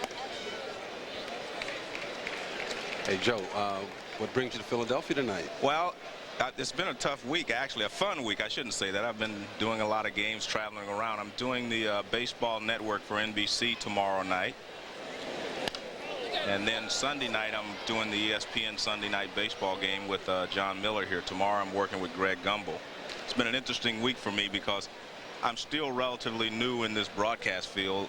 This is my 10th year. But yesterday was the first time I actually did a doubleheader. I did a game in Oakland at 12:15, got on a plane at 3:40, flew down to Anaheim. That ball smoked by Eisenreich. Butler will not get it off the wall. Eisenreich can run, but he'll have to stop at second as Butler gets it back in quickly. A double for Jim Eisenreich. See, Maddox would have caught that. Easily, too. Easily, though. And you would have hit it out, though.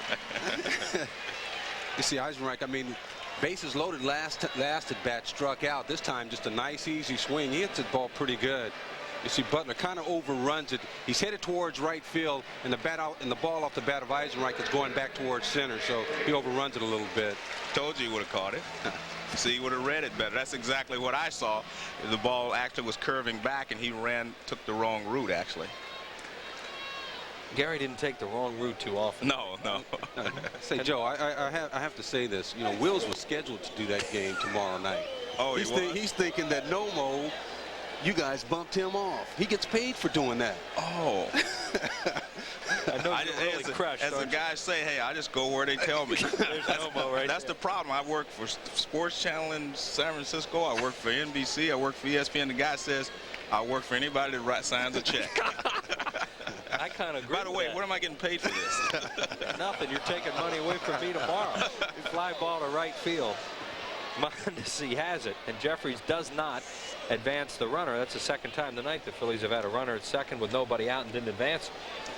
Let me ask you a question, Gary, because you see a lot of games. One of the things that I've noticed that has changed in the game is situational hitting like that. I've done several games this year where there's a left-handed hitter hitting in that exact situation. First pitch, he hits a fly ball to left field. I mean, it's like, what are you doing? But, I mean, sometimes I wonder if they really know that they're supposed to pull the ball on the ground. We take it for granted because we know that's the way the game's supposed to be played. But sometimes I wonder if these players actually know what they're supposed to do in certain situations. We had Mike Schmidt on about 3 weeks ago, and the first thing that came out of his mouth, that was exactly what he said about situational hitting. Yeah. I mean, even with part of it, I guess, has to be, Joe, the big turnover. I mean, you got a lot of guys with no big league experience right now that have come on the scene, and, you know, they're just happy to be here and going up there swinging. That's a good point. They swing the same whether there's a run at third with 1 out or bases loaded with 2 outs. It's all the same. They have the same swing for every situation. I think that's something that has really changed in the game, and I really believe that, as they say, you need to get back to basics. Somewhere along the line, we need to get back to knowing exactly what you're supposed to do in every situation. See, and you played on some very good teams where you came on, if you were a young player coming on a team like the Reds and even like the Phillies back in the late 70s, the veterans on the ball players, the veteran ball players didn't allow you to do that. That's exactly you learned the right way. You know, now you got so many guys that are young, no one's intimidated by anyone else. You just go out there and play the game. That's exactly right. They're not impressed by anyone or their credentials. Whitten chases a high pitch and strikes out. 2 outs in the inning. Tell you what they do in spring training. They take them to a field and they work on situational hitting, as you see this swing and a miss. Now, what you guys are talking about, I think one of the reasons also is arbitration nowadays. Yeah, you go to arbitration, nobody says, how many balls did you pull the right side, Joe?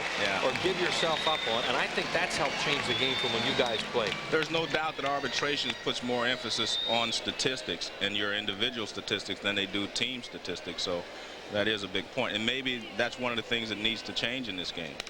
Dalton hits a fly ball to left field. Fonville has a beat on it. Waits, squeezes it. You gonna stay another half inning or so? Whatever you guys want me to do. I'd rather sit with you guys than to sit over there with them.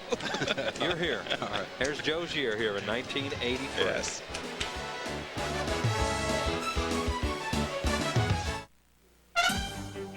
Here's a look at this week's Mellon PSFS Financial Scoreboard, featuring our best CD rates.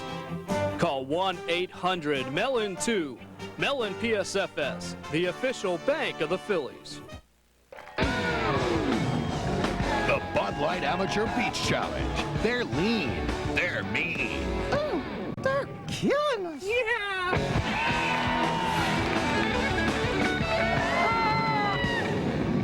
How about 2 out of 3?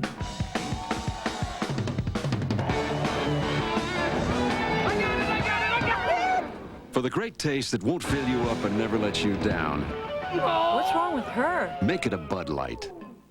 Mr. Sampras, you know why you're here, don't you? I'm kind of dumb. We'll fix that. Let's see. Go up to the umpire. You say, you were wrong. You were wrong. Swat a few balls, throw a few rackets. The ball was in. The ball was in.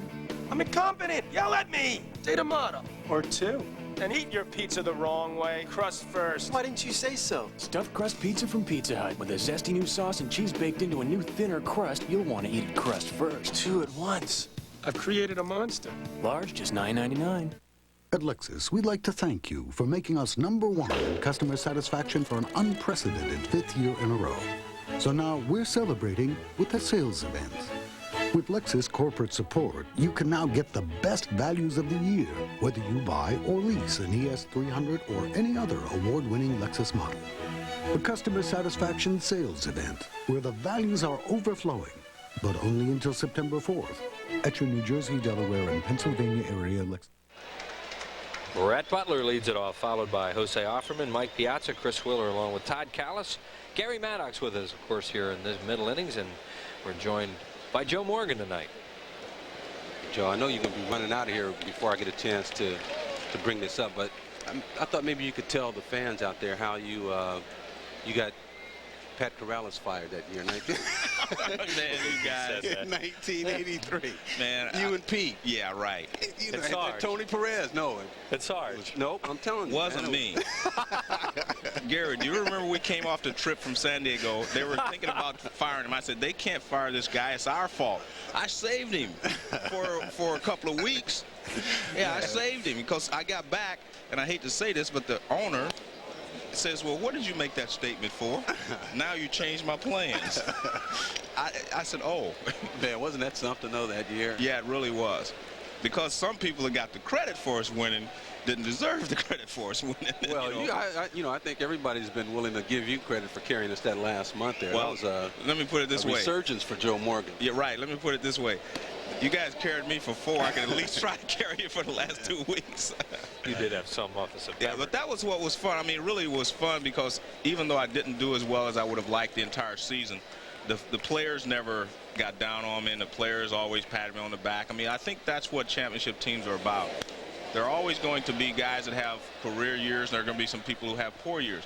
But as part of the unit, we're all important, and the guys kept patting me on the back saying, hey, one of these days you're going to come through for us. I just kept thinking, well, when is that going to happen? Right. But no, remember, I went 0 for 36 in one stretch, and I did hit a home run off Nolan Ryan to break that, and we won the game, 1-0. And that was kind of what set the tone for me really the rest of the season. It got me back in the groove, so to speak.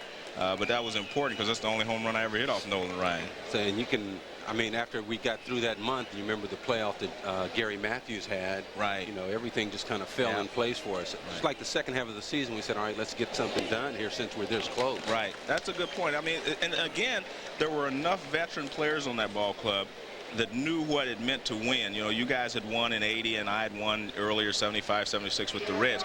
And you knew what it meant to win, and you knew how to pull together. And I think that's the thing that always that made me want to come here, to be honest with you. And in spring training, they were calling us the Wheeze kids and whatever. We had no chance. And I said, we always have a chance because we had some big bats. We had good defensive players. We had a lot of good things. And plus, when you have Steve Carlton and John Denny as your top 2 starters, you always have a chance. So I always felt we were going to win, but we made it a little dicey there for a long period of time. That was a lot of fun. Yes. First walk of the game issued there by Quantrill to Butler, who, of course, is a threat to steal. No bunt, and this is going to be a double play. Offerman hits into a 6-3 double play, and there are 2 outs. You know, one thing you guys were talking about 83, didn't you lose 11 out of 12 to the Dodgers that year and then beat them in the playoffs? Beat them in the playoffs, you're exactly right. Well, again, Denny and Steve pitched well, and Gary Matthews got hot, and the guys, they just did their job. It was amazing. But that's, again, these guys knew how to win. They knew what it meant to win, so they just pulled together at the right time. Situation hitting. Yeah. Or doing things in situations, and Right. I think Tommy Lasorda is reading right along with what you two were just talking about there. First pitch double play. Tommy's a character, though, man. I spend a lot of time. I do a lot of Wednesday night games on the West Coast now. Well, down the stretch I do, and we end up doing a lot in L.A. And I go in and I talk to Tommy. And I tell you what, one thing about Tommy Lasorda, we say what we want, and a lot of people dislike him for a lot of different reasons. But he is good for baseball, and he always promotes the game. I've never gone to Dodger Stadium, even when they were losing, where he didn't take the time and laugh and joke with the reporters and all of us that come in. So I've always felt that, even though I hated him when I played for the Reds, I mean, I disliked him when I played for the Phillies, but he has always been good for the game no matter what. And this is his hometown. Tommy from Norristown, and that. Oh, I didn't know that. That young man right there is very close to him, Mike Piazza. What a player he is, Joe. Oh, he's strong the other way. He's amazing. I mean, he waits so long. Witten has a gun. This might be close. Save as Witten made a play out of it. A double for Piazza. We have 2 of the better arms in baseball out here tonight, in Witten and Mondesi, and they love to show it off too. It's almost like they take their time and say, well, go ahead. I mean, he comes up firing here, and the accuracy is amazing. That is a great play.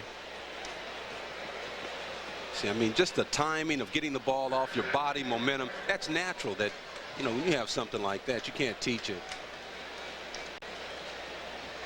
The Dodgers have scored all their runs with 2 outs tonight, and they have 2 outs now for Karros, who's 1 for 2 with a double and a run scored. Joe, who you liking this year, man? Who you think has the best chance? I know you get a chance to see a lot of teams in both leagues. Well, I actually thought that, I still think that the Dodgers have the best talent in the West. They are not playing up to their capabilities, and I don't want to put the blame any place or whatever, but they have everything that it takes to be a team except play good defense. They don't play good defense, and that, as you know, is concentration. It means it's just something you have to work as hard at playing defense as you do at hitting. And if you do that, you're going to be a good defensive player. And that's the only weakness they have. And I still think that they should be in a better position than they're in. I think they should have a 4 or 5 game lead now at least. But the Rockies won't go away. And when they get you in Colorado, it just seems that, hey, man, you can't beat them there. I mean, I haven't played in that place. I've never played baseball in Denver to see how the ball carries, but it's just amazing. And of course, the Braves with their pitching are always a threat. You know, the Phillies surprised me, to be honest with you, and I'm pleased because, you know, a month ago it looked like they were dead, or 2 or 3 weeks, whatever it was. I thought they were dead, and they have bounced back, and I think it's great.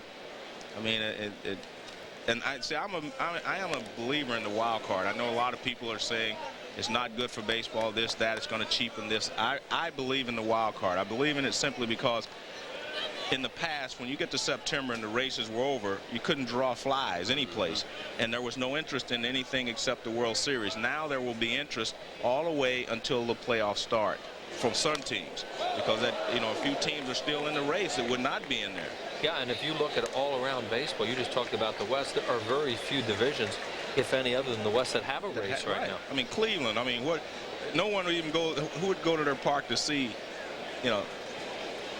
There's the wild card standings with the Rockies winning today, so the Dodgers, of course, want to win this ball game tonight. Like I say, I'm a believer in the wild card just to try it. I'm not saying it should stay here forever, but I think we need to try it and give it a chance before we condemn it. Pretty good at-bat here by Karros. Fouls off a slider there, and the count remains at 2-2 on Eric Karros. Chris, you know, in the area, I mean, since I retired, I've been involved in a lot of business opportunities, but Joe is the one that got me started back when we were playing. I mean, this is the entrepreneur's entrepreneur. Well, Joe, I mean, he turned me on to like opportunities that were available to players before we retired. Coca-Cola was one, you remember. That's a fair ball by Karros. And another 2-out hit by the Dodgers, and they take the lead 4-3 as it bounces into the stands for a ground rule double. Gary used to ask me, where are you going? I said, man, I'm flying to Atlanta. I got to meet with the head of Coca-Cola. I'm flying. I would be leaving on off days, flying someplace to set up some things for, after baseball. Here you go. Here, just wait as long as you can when the guy's throwing you those breaking balls and go the other way. He saw enough of them and just, boom, just laid the bat on the ball right out that way. Not trying to take that breaking ball away and pull it, but going the other way very nicely. Second double of the game for Karros, 24 on the year. Dodgers, who trailed throughout this game, have taken their first lead. You guys do not, I know most fans here do not get to see much of the American League, but I was at California last night, and I've done a couple of California Angels games. They are fun to watch. Rod Carew is the hitting instructor, and he has helped all these guys in the last couple of years. They've all changed their philosophy on hitting, and I mean, they are just a great group of guys to watch hit.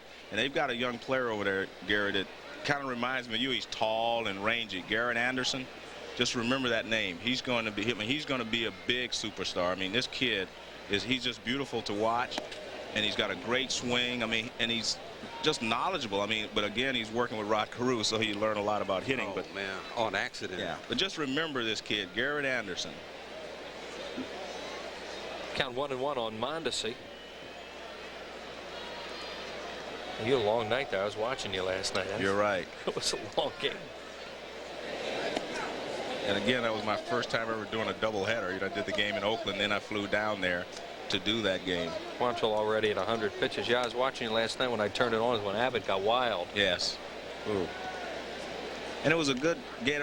There was a lot of energy in the stadium until Wakefield went out and Abbott went out. And then it just seemed like the game almost died. Off the end of the bat, and Eisenreich waits for it. Jim Eisenreich puts it away, but the Dodgers take the lead. They do it with a run on 2 hits, no errors, and 1 man left on base. All right, now you guys can do the game. I'll leave. Thanks, Joe. Okay. You work hard for your money. We work hard to help you keep more of it. You know, what you pay for a kilowatt hour of electricity from Pico Energy today is about the same as you paid 5 years ago. And you can rest assured that even though taxes or fuel costs may sometimes affect your bill, we're doing all we can to keep base rates right where they are until at least the year 2000. And that's a promise from all of us.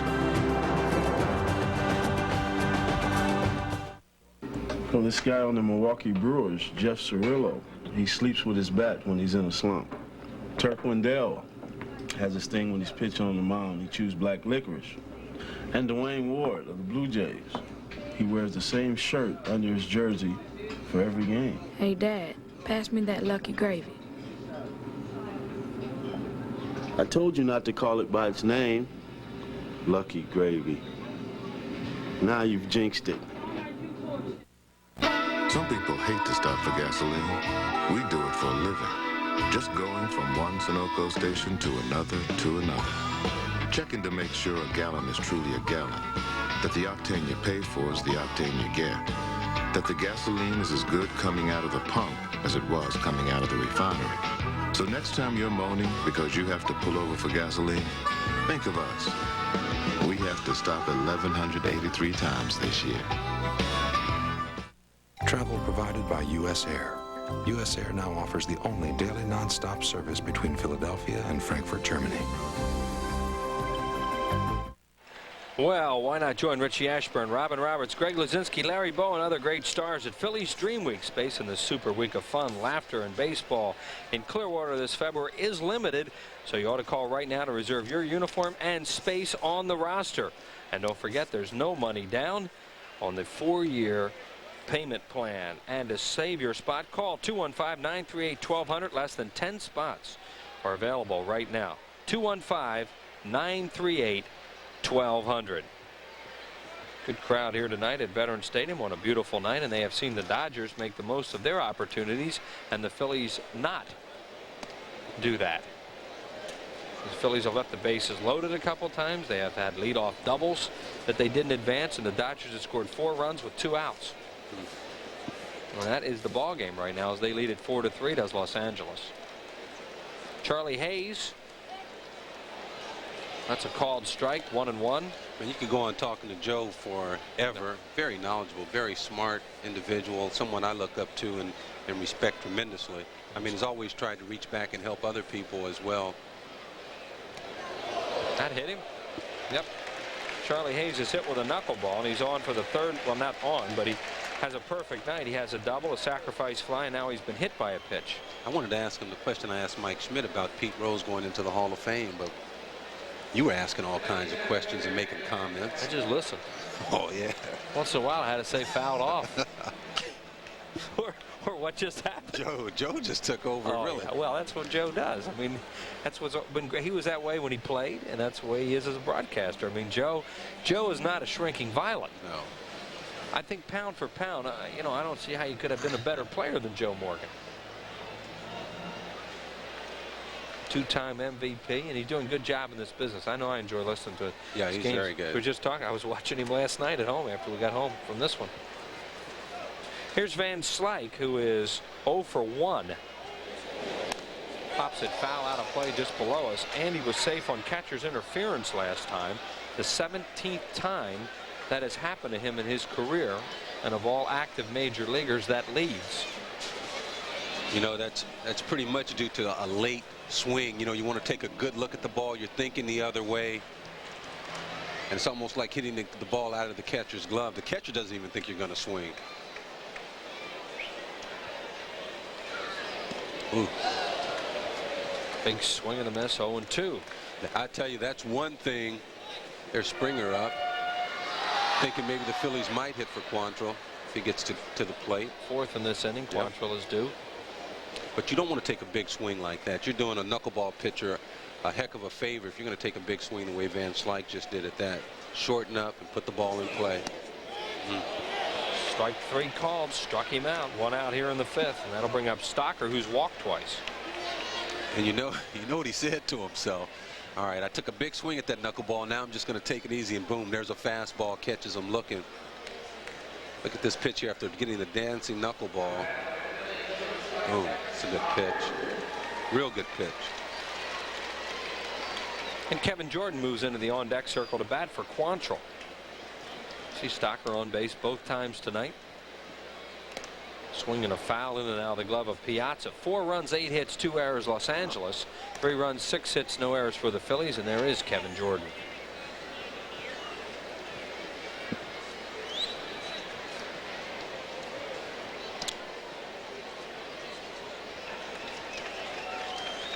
Dodgers know that Colorado's already won. They lead by a game at this point in their division. Chris, you know, your approach to hitting the knuckleball pitcher is, you know, you really tell yourself to make them get it up. You know, but swinging at the ball up in your eyes is a little bit too up. You know, if you start out after a ball that's middle of the plate, middle of the waist down, that ball's going to fall out of the strike zone, Norm. So you want to really tell yourself to get the ball up. Whoop. That one got away from Piazza. It'll probably be a pass ball.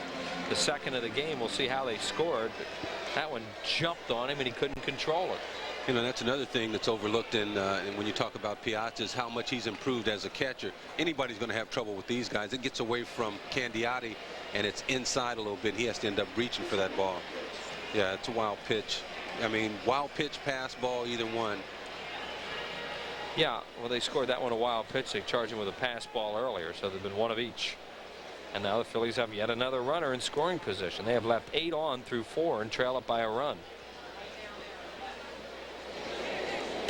Stocker, that ball gets away from Piazza. And Charlie Hayes just trotting around the bases as that dancing knuckleball is eluding Mike Piazza. You know, and it's almost like Piazza is taking his eye off him. You'll see Kevin Stocker act like he's going to swing, and that seems to throw Piazza off a little bit. It may have blocked his vision or something, but the second time that the ball has been inside that he's had trouble with. And they have to call that one a pass ball, and they do. The Dodgers surprisingly have the infield back with the 8-hole hitter up. And you saw Tommy, I think Tommy just said play him back. Yeah. So contact here can get the Phillies a tying run. 2-1.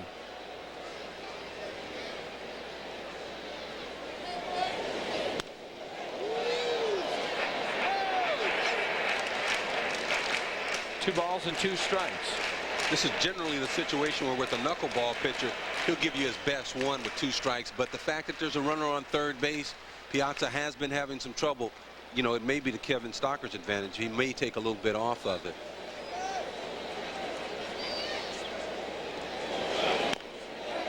Delano get the run in. Playing that infield back, and the Phillies score a run out of it. They tie the game on an RBI by Kevin Stocker. It's 4-4. Just kind of surprised they did that with the 8-hole hitter up.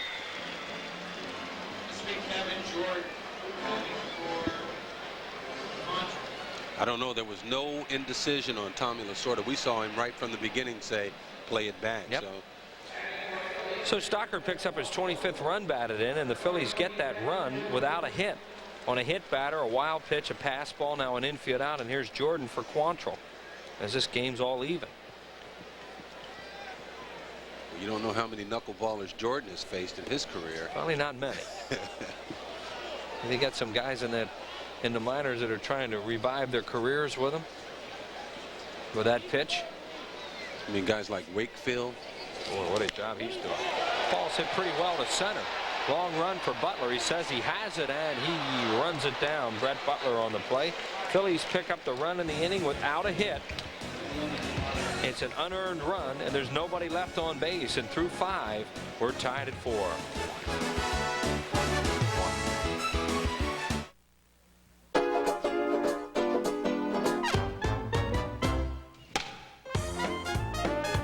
Just for the fun of it.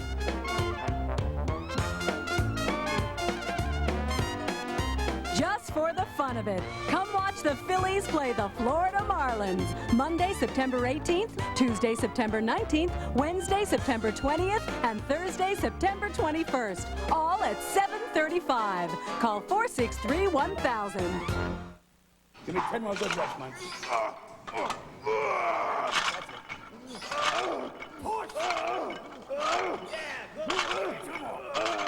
No, that's not it. I'll tell you what it is. Now give me one more. One more. Oh, man. One more. Keep this on. One more time. With 33% more carbos than Gatorade, it's Powerade.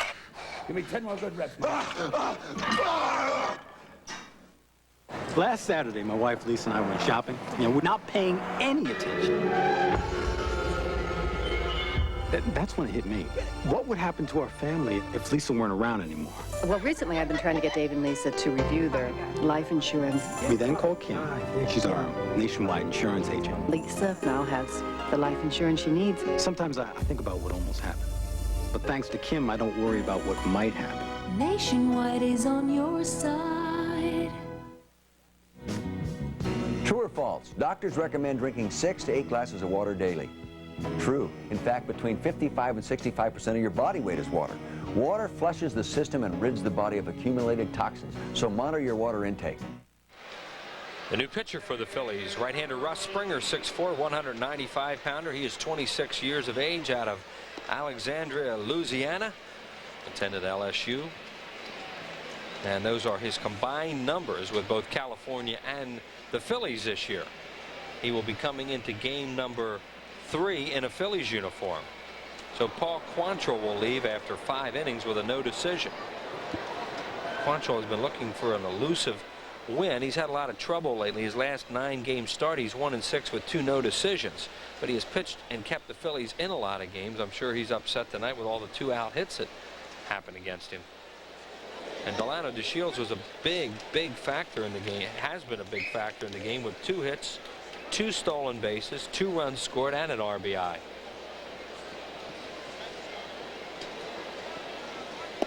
Breaking ball from Springer, 1-1. Will be DeShields, Wallach, and Fonville, 6, 7, and 8 hitters in a 4-4 game here in the 6th. Chris, you mentioned the last time DeShields was up, having been on the bench and coming back and now seeming to respond. As a player, you think that you are giving your best. You may be struggling, but you always feel you're giving your best.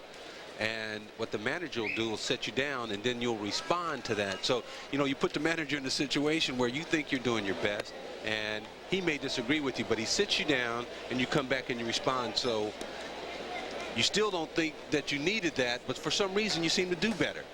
So the managers are going to stay with that philosophy because players do respond, as you mentioned, once they have to sit on that bench. You come back.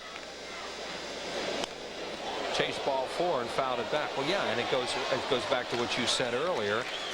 I mean, if you reach this level, you are obviously a very competitive person, and you don't want to sit. No. So I think that's why it's important for a major league player. I mean, even though you're not happy, any player at any time, you know, you have to. Ooh, good pitch. Yeah, it froze the Shields, Gary. Strikeout number 1 for Springer, one out here in the 6th. No, the fact that it's a 3-2 breaking ball, guy throwing this hard, give me a break. If he could throw that pitch for a strike, you know, he's going to get a whole lot of people. But, man, that's a nasty pitch from a guy that that throws that hard. 3-2 breaking ball, has to take that. Yeah, to a base stealer, too. Yeah, yeah. You know, I mean, a little guy that's not going to hurt you if you challenge him. When he's been killing the Phillies with stolen bases, he had to think he'd get a fastball there. Tim Wallach has had a big ball game. He has knocked in 2 runs and singled twice, as you see there. You know, and I was saying that the tendency one has to, when they sit on the bench, is maybe to pout or to get down a little bit. And, you know, I went through that phase in my career as well. But, you know, I learned from Gary Matthews. He had some pretty tough times, especially when he's with the Phillies here, having to sit. But, man, first one out to the ballpark every day, get his swings in. He just tried to hit the ball harder. Goff's a breaking ball down the line, and it's going to go foul. He got ahead of him 0-2 and then almost made a mistake after blowing a fastball right by him. Right. And I think that's, I mean, one thing that's going on with Wallach is he's having a little bit of trouble catching up with that good fastball now. Sure, you just speed his bat up a little bit with that pitch. See if they go back to a fastball and try and get it in a good spot. They do, and he fouls it back, and it remains 0-2. Right, guys want to. You can see what happens when the pitcher makes a mistake like he just made to Wallach with that breaking ball. You're trying to fool the hitter as opposed to going to your strength. Well, Springer has a real good arm. Phillies have seen that in the 2 games that he's pitched so far. Here comes another fastball. A little better swing at that one. 0-2 still on the veteran right-handed hitting Tim Wallach. Still a little bit behind on it.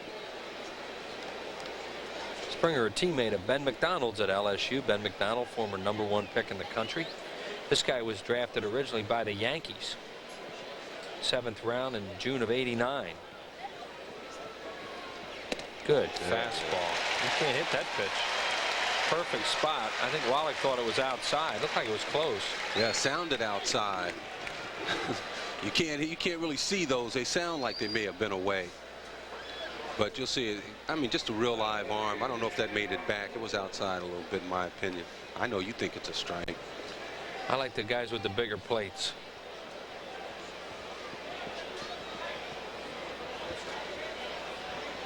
Oh, look at the umpire. He's looking at the dugout. Yeah. As a pitcher, pitcher's on his way. Fonville is the batter. He has an infield hit and is grounded out. And Gary Darling was starting to look towards the dugout, and Springer was in the windup. You don't want to have your head turned now. No question. I imagine there was some reaction to that strike 3 called coming from the dugout.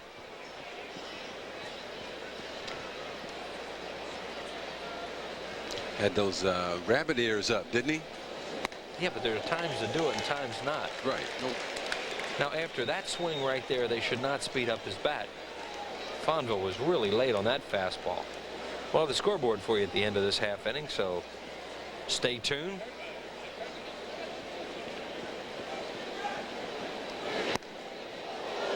And you can see this is not just straight over the top gas he's throwing. He has the nerve to have movement on that. I mean, nerve. That's right. Throw that hard and have movement. Are you kidding me? He should be straight throwing that hard, right? You got to be over the top with a fastball. Whoops. There he threw a breaking ball, left it way outside 2-2. They want to get Fonville out here and not turn the lineup over. 8-hole hitter with 2 outs. Fonville a switch hitter.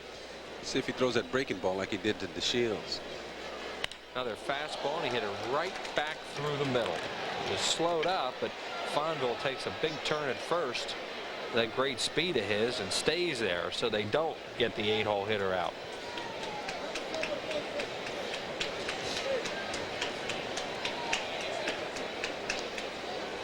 The prior pitch, Springer overthrew a breaking ball. This time he's going to come back with the fastball, you know, up in the strike zone there.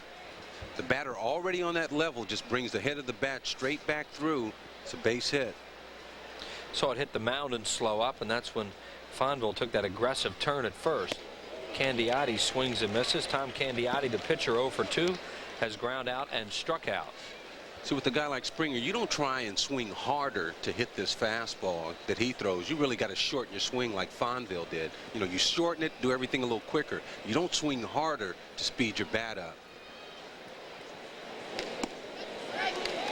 Right there with another fastball. 0-2. Springer has struck out 2 in the inning and given up the 2-out single to Fonville.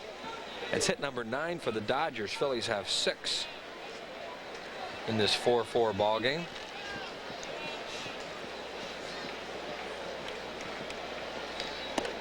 Struck him out looking.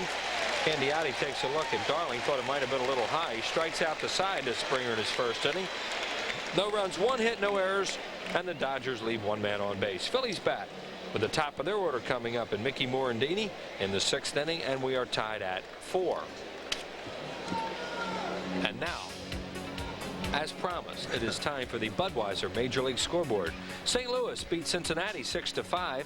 Hector Carrasco, the loser. Rich DeLuce here from this area. The winner, and Tom Hankey saved number 27. Ron Gann hit 2, numbers 27 and 28. The Cubs beat the Florida Marlins again today at Wrigley behind Kevin Foster. Randy Myers' 29th save. That leads the National League. Sammy Sosa hit his 7th home run in 7 games. He now has 27 homers and 91 runs batted in for Sammy Sosa. Colorado 8, Pittsburgh 6 today at Coors Field. Lance Painter the winner. Curtis Lescanic a save, and Paul Wagner his 12th loss. Jay Bell hit number 12 for the Pirates. Vinny Castilla his 30th, and Larry Walker his 28th. That was a 3-run homer. Montreal 3, San Francisco 2. Montreal's lost 7 in a row. They are in the 6th inning at the Big O. San Diego, New York, they're tied at 2. Jeff Kent is 14th in that one. To the American League we go, where New York is leading Seattle 7-6. That game is in the 9th inning. Jay Buhner has his 24th of the year, and that was a grand slam. Kansas City 2, Texas 2 in the 4th. Gary Gaetti, number 28 in that one. Milwaukee 1, Minnesota 0 in the 5th. Boston at Oakland tonight. That game at 10:05 in about 25 minutes. The Red Sox have won 5 in a row, and Baltimore, as Cal Ripken continues that amazing streak of his tonight at California. And that is the Major League Scoreboard as we have it up to date, prepared for us nicely as always by Brian Freeman. We go to the 6th inning, and that is our score. Phillies have left 8 men on base, but they did pick up a lucky run in the 5th inning on a hit batter, a pass ball, a wild pitch, and a ground out with the infield back to tie the game. Where was the luck in that? Well, I mean, you know, there's all kinds of weird stuff in that inning. Oh, okay. You know, that's weird. Yeah, it's not one of those runs where you say, well, we really earned that one. Dodgers tonight have scored 4 runs with 2 outs. A fortunate run. How's that? Okay. Is that better? Yes, sir. Yes, sir. Mickey Morandini leads it off, 1 for 3. A run you're happy to have picked up after leaving him loaded twice. Tom Candiotti at 94 pitches through 5 innings. And Mickey takes it over for a strike. Candiotti mixing in a good curveball tonight, along with his knuckleball. Paul Quantrill going the first 5 for the Phillies, and Russ Springer on for 1. Candiotti all the way for the Dodgers. Yacht's having trouble with that pitch tonight.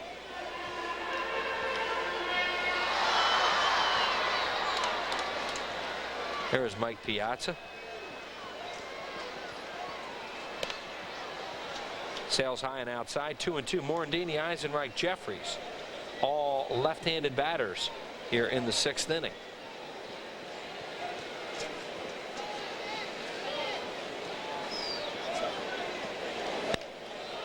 Hit high in the air to center field. Brett Butler, an easy play, drifts back, waits, and there's 1 down here in the 6th.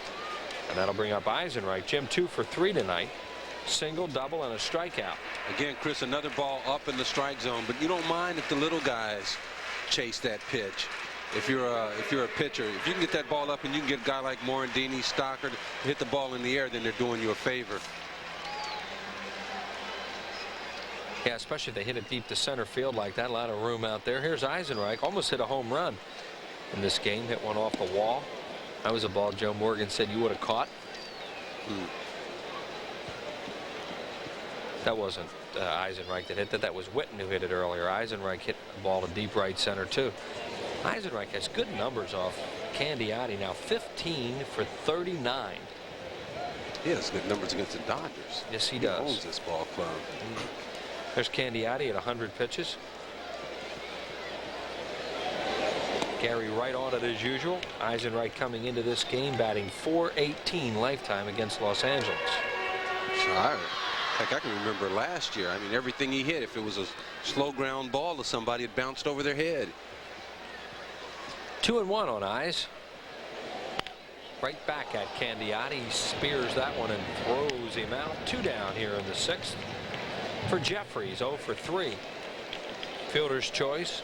Lived on an error, flied to right, and he scored twice. Jeffries beginning the game at an even 300. You see him right now at 298.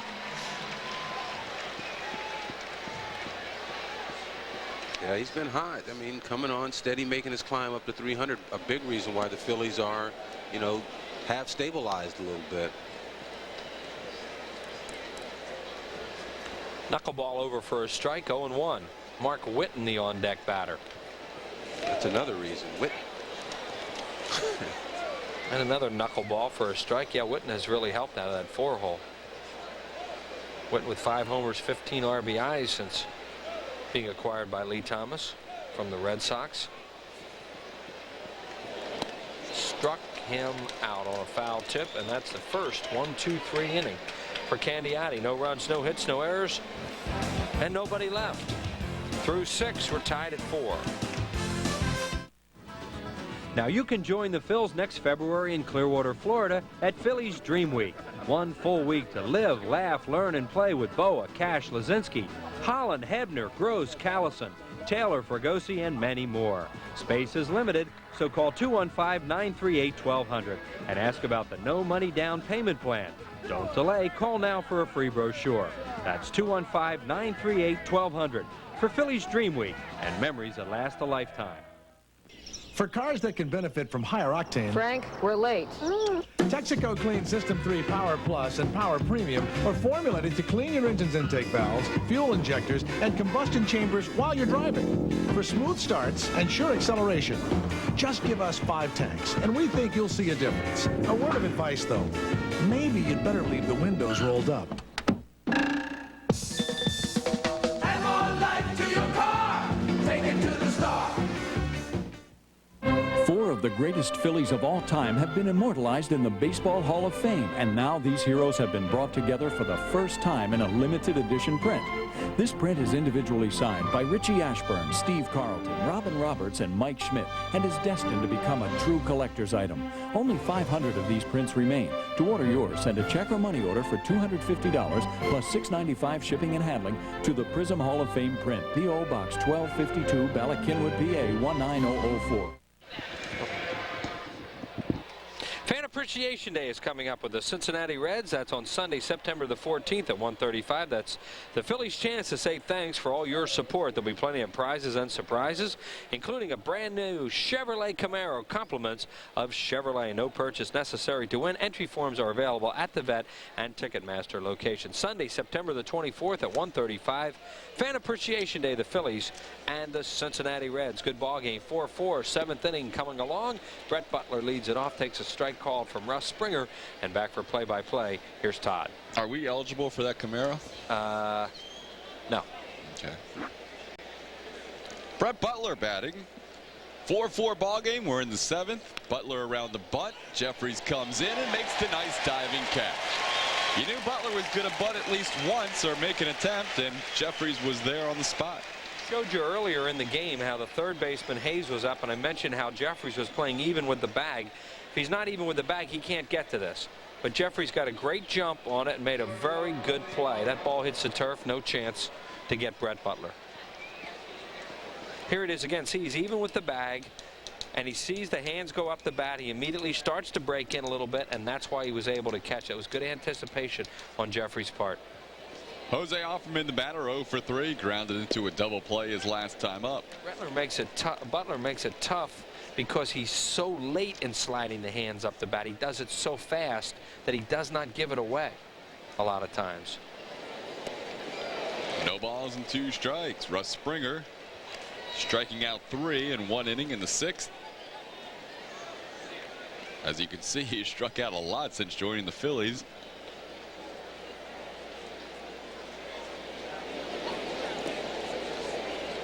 That ball bounces away. 1 ball and 2 strikes. Springer started out in the Yankees organization and was a highly touted prospect. Joined the Yankees after just 2 years in the minors. His 3rd season was 1992. Made it all the way up to the big leagues. In that year, he pitched 14 games out of the Yankees bullpen. He was then traded to California in that big trade with J.T. Snow and pitcher Jerry Nielsen in exchange for Jim Abbott. Phillies acquiring Springer along with Kevin Flora for Dave Gallagher earlier this month. 2 balls and 2 strikes to Jose Offerman.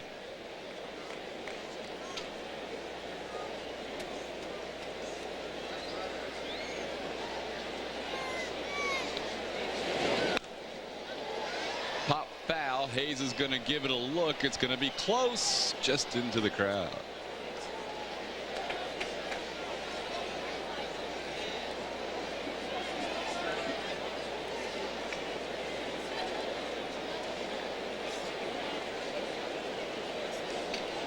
Springer attended LSU.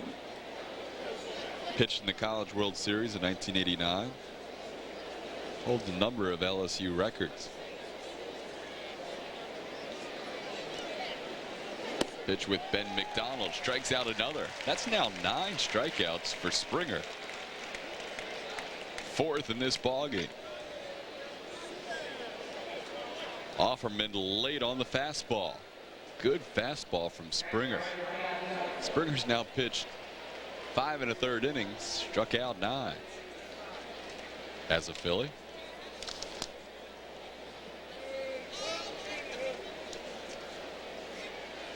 Mike Piazza, the batter, he doubled and scored his last time up, 1 for 3. Called strike of the knees, 0-1.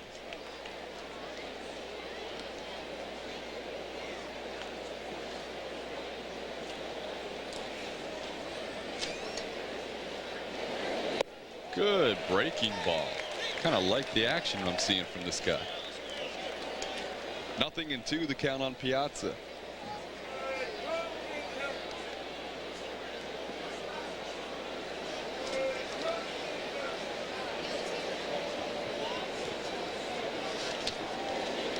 Oh, nasty. Russ Springer, hello. Welcome to the Phils. Striking out Piazza on 3 pitches. 5 strikeouts so far in 2 innings. 7th inning stretch time. We have a good one. Phils and Dodgers tied at 4. At Lexus, we'd like to thank you for making us #1 in customer satisfaction for an unprecedented 5th year in a row. So now we're celebrating with a sales event. With Lexus corporate support, you can now get the best values of the year, whether you buy or lease an ES300 or any other award-winning Lexus model. A customer satisfaction sales event where the values are overflowing, but only until September 4th at your New Jersey, Delaware, and Pennsylvania area Lexus dealer. Guys in the majors have a lot of different things in their locker, like gloves, bats. Me, I got these change of address forms. You can pick them up at any post office. These bring back a lot of memories. Oakland, Montreal, 95 Ram McNally. Realtors, most major markets. I got this ball from Eckersley when I played in Oakland. Not really from Eckersley, but from a vendor. Baltimore. I need new clothes. I can't wear those. And call a florist. I need my rose. We need more choices. We need them fast. To calm the diva down. Or she won't last. We need them fast. 9 out of 10 use it. The genuine Bell Atlantic Yellow Pages.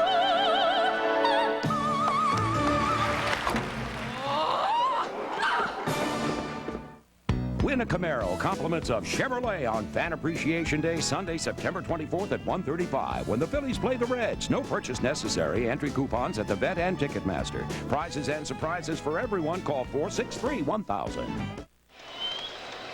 Tied at 4, heading to the bottom half of the 7th inning. Tom Candiotti, the knuckleballer, still in there. You can throw a ton of those in a given night. 4-4 ball game. Phils led at 1.3 to 1. Dodgers gaining a 4-3 lead, and the Phils tying it up on a very pleasant Thursday evening. Glad he could join us on Prism. We'll have tonight's game and then Saturday's game. Dodgers in town for 4, including the big night tomorrow when Hideo Nomo makes his first ever appearance against the Phils. Mark Whitten, who had struggled in his career coming into tonight against Tom Candiotti, has been on base twice. He's knocked in a run, scored a run. Takes a called strike, nothing in 1. Whitten 1 for 2 with a walk. Nothing in 2. Candiotti's been getting ahead of hitters a lot more. He started out that way and then had some problems for a few innings, and now all of a sudden he's getting ahead of them, and that's when he's very difficult. Ball's hammered to right center field. That's going to find the wall. Whitten on his way to second will get there with a stand-up double to lead off the bottom of the 7th. Mark Whitten loves that ball up, and he got a look like a knuckleball up in the strike zone and hammered at 0-2. So Candiotti makes a bad 0-2 pitch after getting ahead of him. Here you see it. It's a knuckleball and it's high, and he just hooks it into the gap in right center. Now the Phillies have not done a very good job tonight of advancing runners, and that's what they need to do here. Darren Daulton trying to pull a ground ball on the right side to get Whitten to third. Daulton is 1 for 3 with a slicing double in the 3rd inning. Knocked in a run. The good part about the knuckleball for a hitter in this situation is it does speed your bat up and help you do that. But the bad part is that it moves so much that, you know, you can hit it off the end of the bat and then hit it to the left side, which is what he doesn't want to do. Antonio Asuno and John Cummings. Wow.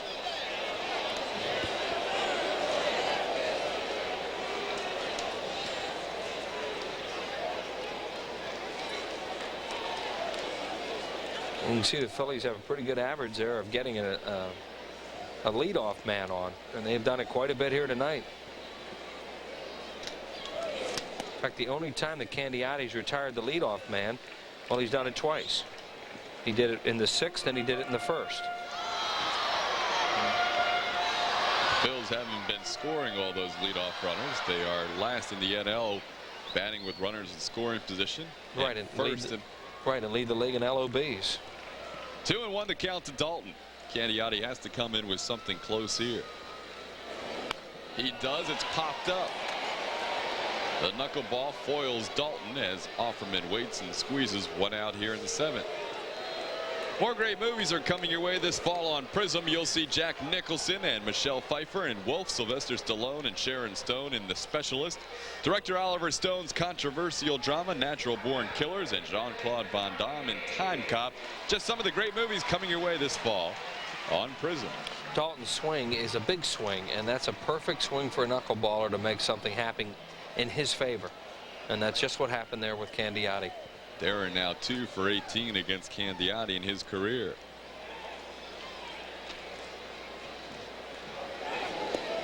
Charlie Hayes has a sacrifice fly. He's been hit by a pitch, scored a run, and doubled. Having a good night with that black bat that isn't even his.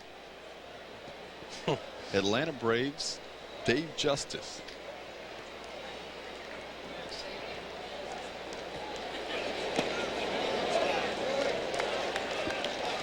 We'll see if Dave Justice or Charlie Hayes can hit a knuckleball. Not every player uses his own bats. I know when Kevin Flora came over, he had a whole mess of JT Snow bats. For Kevin, though, it's probably because he hasn't been around that long. Charlie probably has his own, just prefers the Justice model right now. 3-0 the count. It's a pretty good at bat for Charlie Hayes, who is not known to be patient. He threw him a 2-0 curveball that time, and he took it.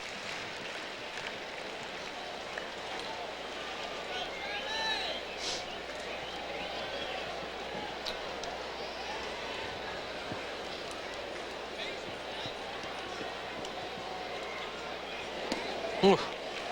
Inside, ball 4. Hayes has reached for the 3rd time tonight. You could see Mike Piazza thought that ball was going away, and then it comes back inside, and he had a swat at it almost just to knock it down. See, look where he is. He's set up way outside. Now here it comes, and he just swats at that ball to knock it down. He looked like he really didn't even try to catch it as much as to make sure it didn't get by him. Dave Wallace will have a word with Candiotti. He could make a change, too, because Tommy does not come out to make pitching changes. Now, this is his first trip out, so Wallace is going to make the change. Well, Van Slyke had struggled against the knuckleballer, but Andy will be happy to see that they're making the call to the bullpen and going with the left-hander out of the pen.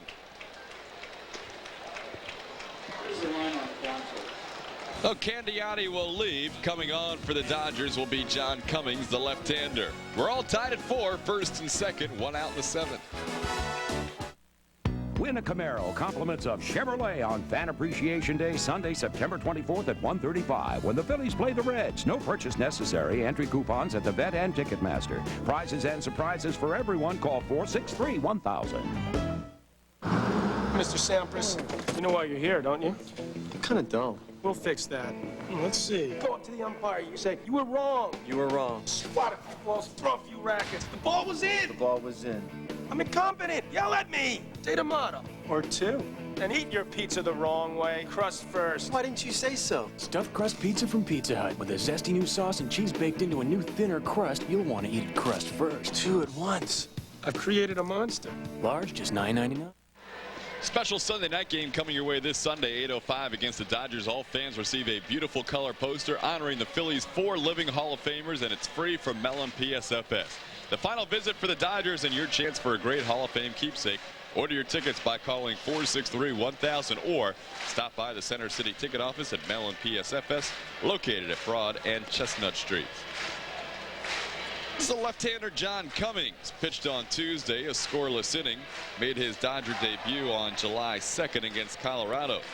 Cummings was 0-2 at San Antonio, Double-A level, earlier this year before joining the Dodgers.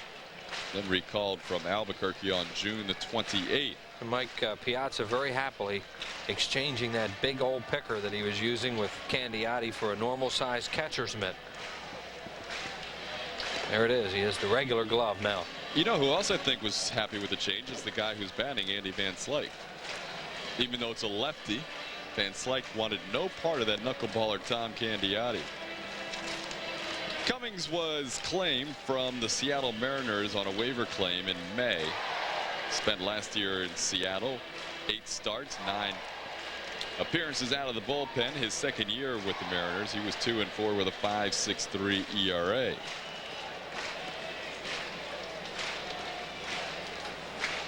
Phillies and Dodgers tied at 4. We're in the bottom half of the 7th inning.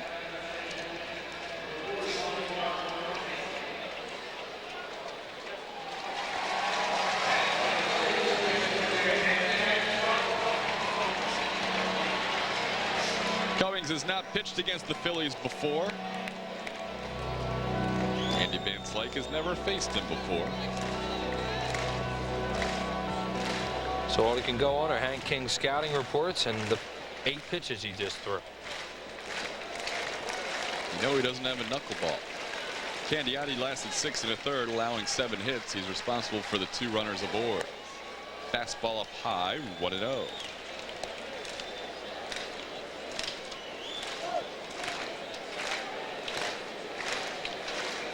Toby Portland loosening for the Phils.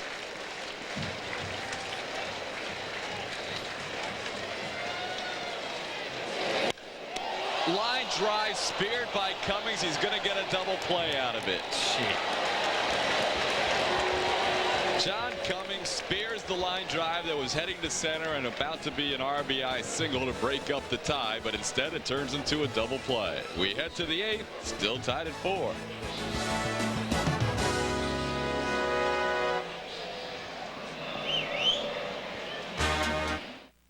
It's big, and it happens only once a year. The banners are going up, and America's best sellers are moving out. It's Ford's factory-authorized clearance now at your Quality Plus Ford dealer. Get discounts over $1,400 on the all-new Ford Explorer, America's #1 sport utility vehicle. And every Windstar comes with $1,000 cash back. This is one event that's too big to miss. Hurry in now for your best selection during Ford's factory-authorized clearance. Only at your Quality Plus Ford dealer. Be there. Dad? Yeah? There's something I want to tell you. What is it, son? Well, Dad, you're my dad. And I love you, man. You're not getting my Bud Light, Johnny. For the great taste that won't fill you up and never let you down, make it a Bud Light. Ray, forget it, Johnny. For cars that can benefit from higher octane, Texaco Clean System 3 Power Plus and Power Premium are formulated to clean your engine's intake valves, fuel injectors, and combustion chambers while you're driving, to give you smooth starts and sure acceleration. Just give us 5 tanks, and we think Power Plus and Power Premium will make quite an impression on you. Add more life to your car. Take it to the star. Phillies baseball is brought to you by Bud Light. If you want great taste that won't fill you up and never lets you down, make it a Bud Light. Buy your local Dodge dealers. Come in today because we know how to help. By the Yellow Pages, 9 out of 10 people use the genuine Bell Atlantic Yellow Pages. And by Pico Energy. We're focusing our energies on you, Pico Energy. John Cummings spearing that line drive off the bat of Andy Van Slyke to end the inning. Final line on Tom Candiotti, 6 1/3 innings, 7 hits allowed. 4 runs, 2 earned. Walked 4, hit a batter, and struck out 8. 4, 5, and 6 in the Dodger lineup. Eric Karros, Raul Mondesi, and Delino DeShields.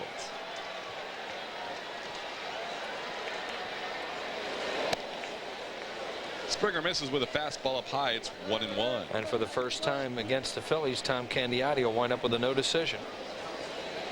4 and 5 and 9 starts prior to tonight. Did get some run support tonight. First 2 times he faced the Phillies, his team scored a total of 0 runs. Impressive outing thus far for Springer in his 3rd inning of work. He's retired 6 of the 7 he has faced, including 5 with strikeouts. Breaking ball. Karros tried to hold up. He did. 3-1. Karros has a couple of doubles tonight. He has scored a run and knocked in a run. Did he hold up, Wheels? I don't know how those big guys can ever hold up when they start the bat.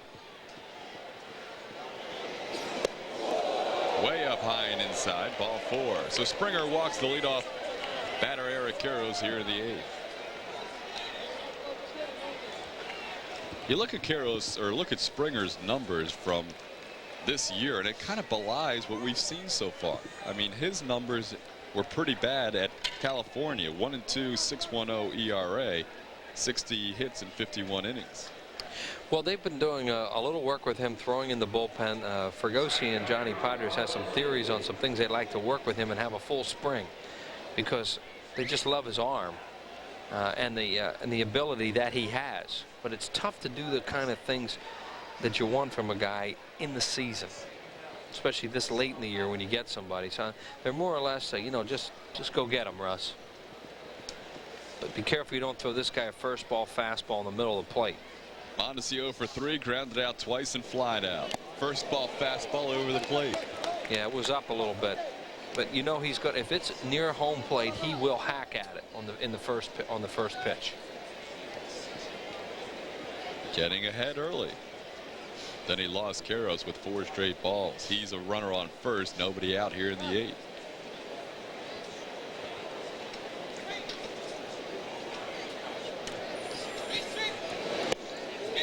Called strike outside corner. Mondesi doesn't think so. Nothing in 2. When Springer was with California, he pitched in 19 ball games, started 6 of them.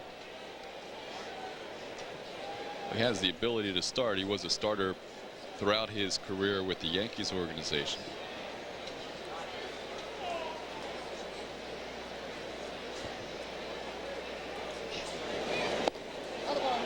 Breaking ball, 1-2.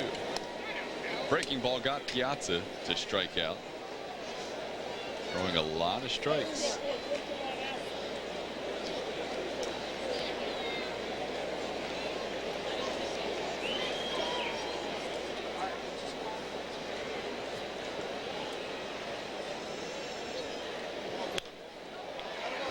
Fouls the fastball away. It's still 1-2 on Mondesi.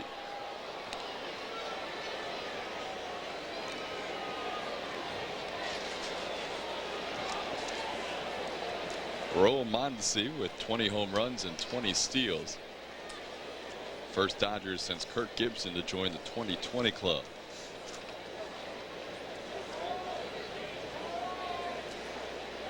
Gibson did it back in 1988.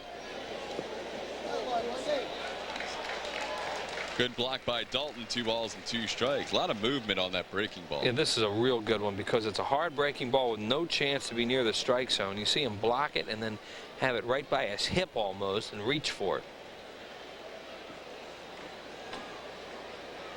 He got ahead of Mondesi and tried to get him to go fishing, but he didn't chase the first one. That one there, unlikely he would go after because it was so far outside. Now he may throw him fastball here, and that's what he loves us wail at.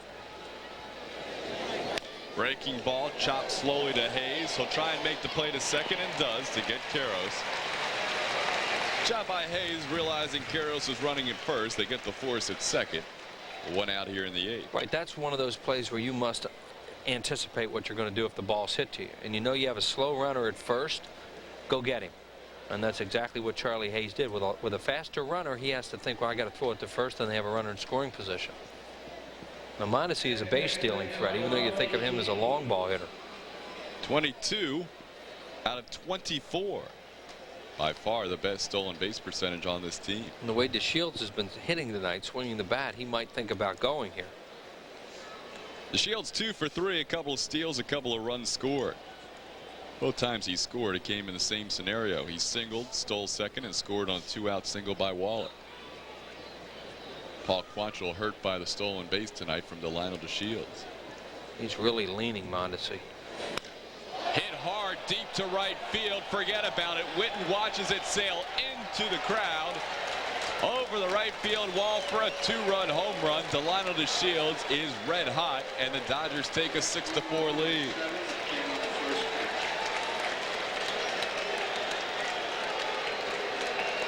That's what the threat of a base stealer can do too. You know, Mondesi might go, and they're thinking, all right, let's get ahead of him with a fastball or get a pitch that maybe the catcher can handle if he goes, and he makes a mistake with a first ball fastball, and DeShields killed it. He's been in the doghouse a little bit, but well, he's swinging the bat well tonight, as you said. Here you go. Just trying to get ahead of him, and he crushes it. Now the ball is thrown back, and Frank Pulley is rolling it towards the dugout. There it goes well into the seats, no doubt about it, home run. 6-4 Dodger lead. 1 out here in the 8th. Tim Wallach takes a called strike, 0-1. DeShields now is 12 for his last 23 with 3 home runs since coming back from the depths of the bench. I heard you and Gary talking about it earlier. This is a guy who was used to playing every day throughout his career and had not been in the starting lineup in close to a month. That's a long stretch. He wasn't hurt either. Nope. He was benched. And now he's back and showing a new spark.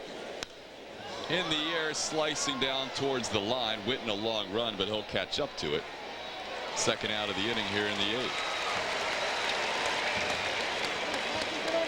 So Springer, who looks so strong for 2 innings, gets hurt by a 2-run home run by DeShields.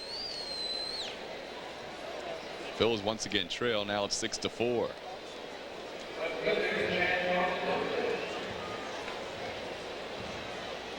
Chad Fonville, who's been the most pleasant surprise of the year for Tommy Lasorda, 2 for 3 tonight.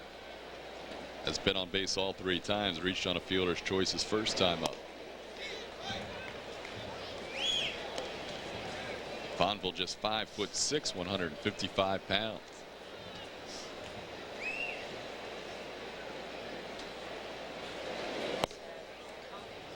Up high, it's 2-0.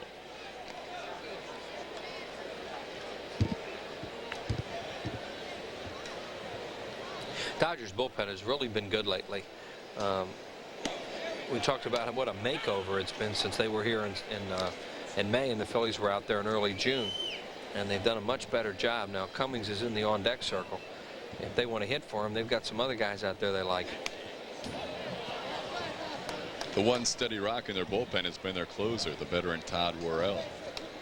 Yeah, he was with them the last time we saw the Dodgers.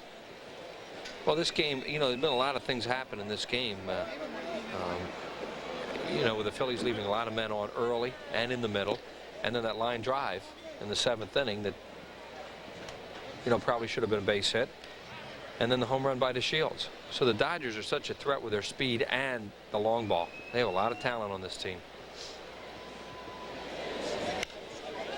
Hit pretty well the other way, but over there to his left is Jim Eisenreich. Puts it away. 2-run score on Delino DeShields' 7th home run of the year. We head to the bottom half of the 8th at 6-4 LA.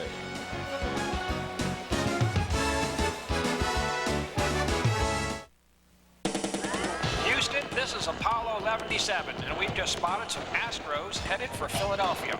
Please confirm. Roger, copy Apollo 11-7. The Houston Astros will be in town Friday, September 8th at 8:05, Saturday, September 9th at 7:05, and Sunday, September 10th at 1:35, when fans 14 and under get this red knit ski cap free, courtesy of Campbell Suits. Call 463-1000, but you want to keep it short because this will be a very long-distance call. Dear foreign car owners, when it comes to fixing brakes, foreign cars aren't foreign to Midas. That's why we offer same-day brake service and guaranteed brake shoes and pads for as long as you own your car.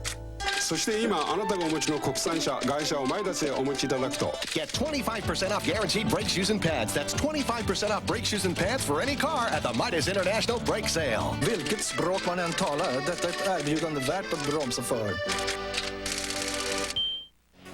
Finals this afternoon, St. Louis over Cincinnati. Chicago defeats Florida. Randy Myers with his 29th save. Pittsburgh loses to Colorado. The Rockies take the lead in the wild card race. Houston is idle. Montreal leads San Francisco 3-2 in the 7th. San Diego a run better than New York in the 9th. American League, Seattle defeats New York on a Ken Griffey 2-run shot in the bottom half of the 9th inning, 9-7. Kansas City leads Texas 5-2. That game in the 7th. Milwaukee, B.J. Surhoff with 3 RBIs, including a home run, 4-0 over Minnesota. Oakland, Boston just underway. Baltimore, California just underway out on the coast. That is your Budweiser scoreboard. Here, it's 6-4 Dodgers heading to the bottom half of the 8th inning. You know, we saw that graphic about first pitch strikes, Springer getting ahead of the first 9 batters he faced. He did not get ahead of the 10th batter he faced, Delino DeShields, because he swung at that strike and sent it over the wall on a fastball. Yeah, and I think a lot of it was what we were talking about, you know, that he's trying to get ahead of him. You know, the anticipation that Mondesi might go on a first pitch. And I don't ever remember seeing Delino hit a ball quite that far. I mean, he's hit some home runs before, but that was way out of here. Kevin Stocker will bat right-handed for the first time tonight, takes a called strike. John Cummings pitched to 1 batter in the 7th. It got Andy Van Slyke to line up Beebe right back at him into a double play. Good pitch on the outside corner, 0-2. Stocker against Candiotti walked twice and grounded out. Russ Springer pitched well for 2+ innings, then got hurt by 1 pitch to DeShields. Yeah, and in reality, what really hurt him was the leadoff walk, because that changed the whole inning around, where he approached the hitter differently with a base stealer on and served up a home run ball.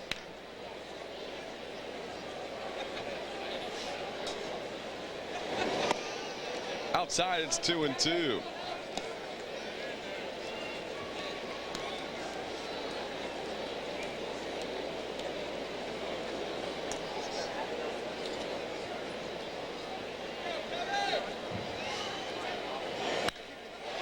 Well towards the gap in left center field. That's going to fall for a hit up against the wall. The Dodgers had Stocker shaded the other way, and Kevin cruises in with a leadoff double. Even with all that speed they have out there, they couldn't catch that because, as Todd said, they were way overshifted towards right center for Stocker. And he throws a high fastball out over the plate, and he just pulls it into that gap in left center. And finally, look how he can run. I mean, he really closed some ground on that ball. I mean, there was no chance that he could catch it, but I think he would even get that close to it.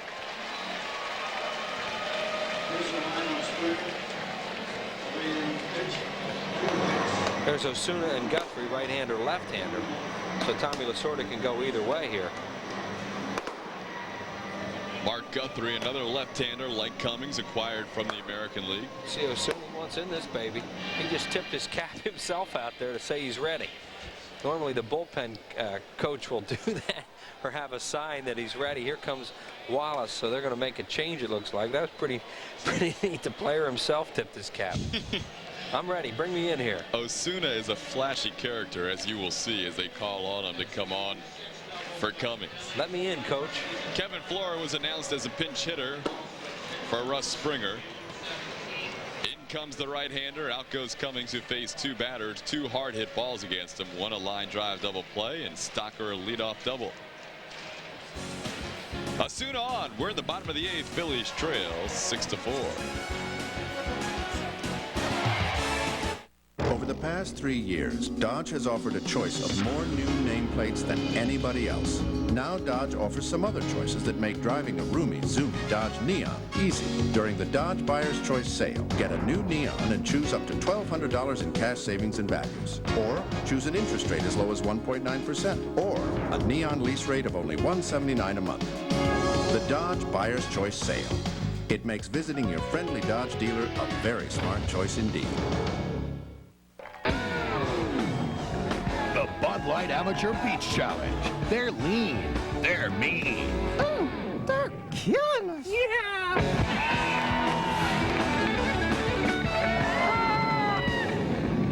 How about 2 out of 3?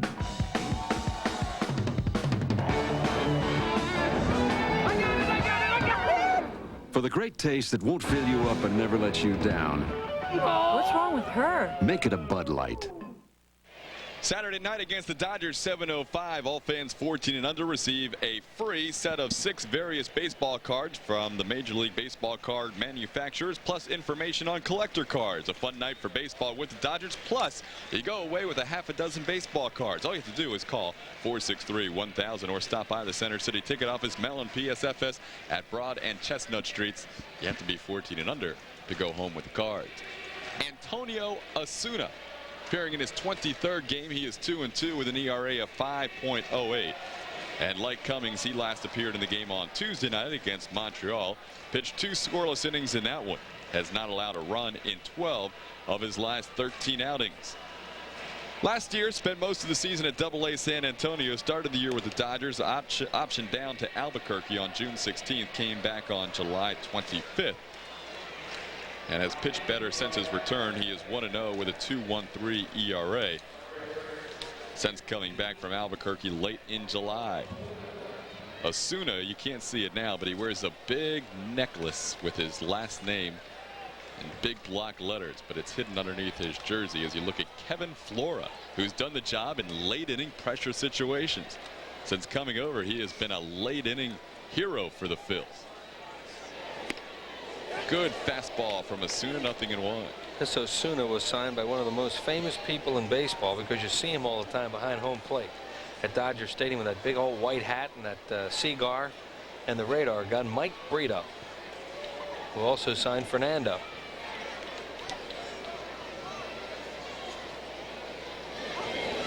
Good fastball, 0-2. Boy, this guy can fire.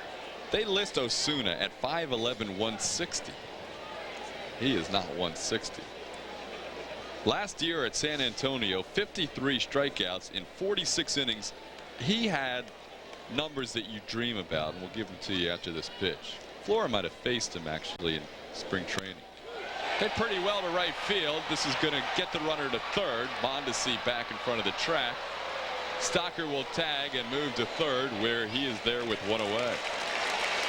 Well, it's an important run for the Phillies here. Anytime you can get into a 1-run game and go into the 9th inning, it changes the complexion when you're at home.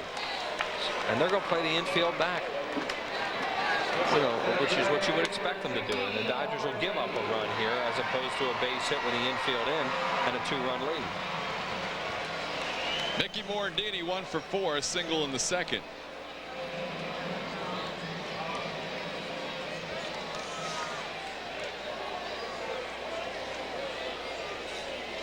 We have seen a good fastball from Osuna. They're going to go to the fastball away to start Morandini. Foul tip. Osuna at AA San Antonio last year, 35 games, 46 innings, 19 hits in 46 innings, 53 strikeouts, an 0.98 ERA, and 19 saves. And that is domination. They're having trouble catching up to him. I mean, Flora had trouble with a fastball and then had a late swing and hit it to right field, which turned out well because you can move the runner as Borland starts to throw to pitch the ninth. And Mickey's having trouble getting the bat hit through. He has thrown all fastballs. 0-2 the count on Morandini. It looked like Piazza just called for another one.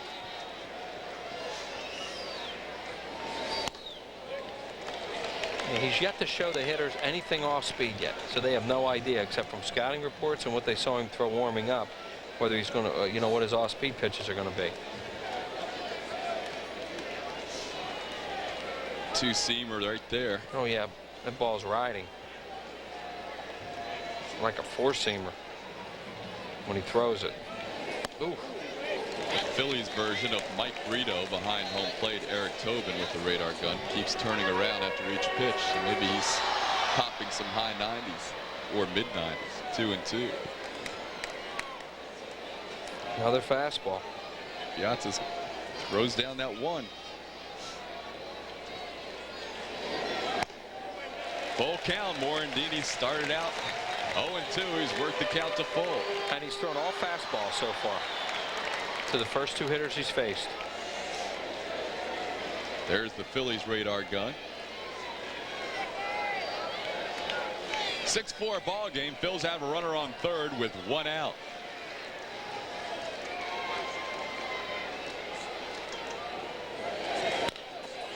Ground ball in the hole, base hit. Phillies score a run. It's now 6-5. In comes Kevin Stocker on the Morandini infield RBI single. Good job by Mickey there. If, as you said, Todd, get in the hole 0-2, battle back and put it in play, and not only put it in play, but get the infield hit. Dodgers were conceding a run with the infield back there, but even with it back, he put it in a perfect spot. Dave Wallace comes out and he stops at home plate to talk with Gary Darling, which probably means a double switch. They're going to go to the left-hander Mark Guthrie, who's going to come on and be the third pitcher of the inning here for the Dodgers. He's a lefty. He'll face Jim Eisenreich. Osuna could not retire Morandini after getting him 0-2. Rick Parker is going to go out, play left field for Chad Fonville, so that'll be the double switch. We'll tell you about it when we come back. Phil's within a run, bottom half of the eighth. It's big, and it happens only once a year. The betters are going up, and America's best sellers are moving out. It's Ford's factory-authorized clearance now at your Quality Plus Ford dealer. Get discounts over $1,400 on the all-new Ford Explorer, America's #1 sport utility vehicle. And every Windstar comes with $1,000 cash back. This is one event that's too big to miss. Hurry in now for your best selection during Ford's factory-authorized clearance. Only at your Quality Plus Ford dealer. Be there. Dear foreign car owners, when it comes to fixing brakes, foreign cars aren't foreign to Midas. That's why we offer same-day brake service and guaranteed brake shoes and pads for as long as you own your car. そして今あなたがお持ちの国産車外車をマイダスへお持ちいただくと Get 25% off guaranteed brake shoes and pads. That's 25% off brake shoes and pads for any car at the Midas International Brake Sale. Vilket språk man än talar, detta är ett erbjudande värt att bromsa för. Former Philly Rick Parker takes over in left field. He will bat first for the Dodgers in the ninth inning because now he's batting in the number 9 spot. And now batting in the number 8 spot, the fourth pitcher for the Dodgers, third in this inning, is the left-hander acquired from the Minnesota Twins, Mark Guthrie. Guthrie takes over for Antonio Osuna, who faced 2 batters. Got Kevin Flora to fly out to right field, and Mickey Morandini bounced an infield single in the hole, with Tim Wallach playing over on the line. So Guthrie takes over. See his combined numbers on the year with the Dodgers in 11 games. He's 0-1 with a 2.61 ERA, 10 1/3 innings, 8 hits, a couple walks, 4 runs, 3 earned. He has allowed 1 home run.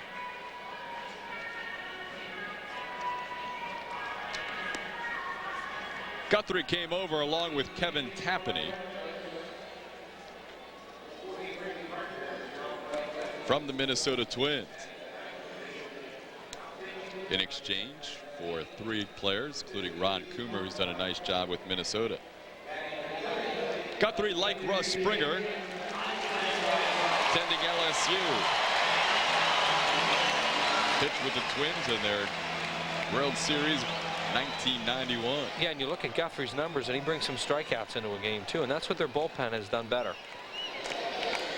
First batter he faces, Jim Eisenreich, fouls one away, 0-1.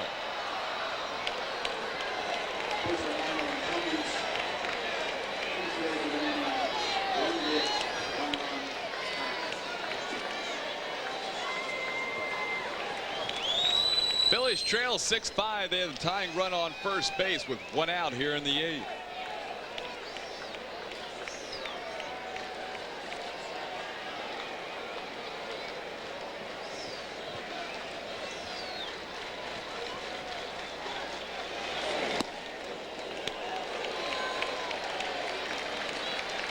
Eisenreich, being in the American League for a long time, is one of the few guys who's seen much of Guthrie. And he's 4 for 13 off him with an RBI. That's .308. Heathcliff Slocum along with Toby Borland. If the Phils can manage to get the lead here in the bottom of the 8th, we'll see Heathcliff.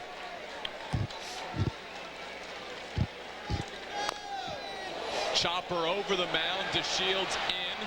Gets Eisenreich by a step. On the play, Morandini goes to second. If Eisenreich hadn't beaten that ball off his foot and was running normally, he beats that play.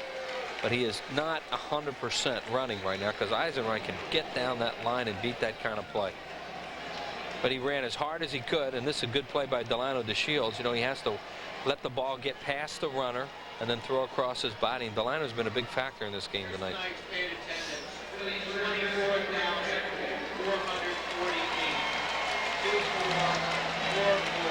Greg Jeffries, the batter. He scored a couple of runs. He's 0 for 4 officially. Reached on an error and also scored a run after reaching on a fielder's choice. Outside low, 1-0.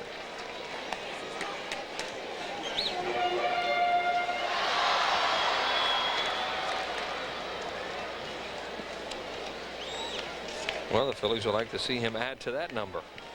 Jeffries has really picked up his numbers with runners in scoring position since the All-Star break.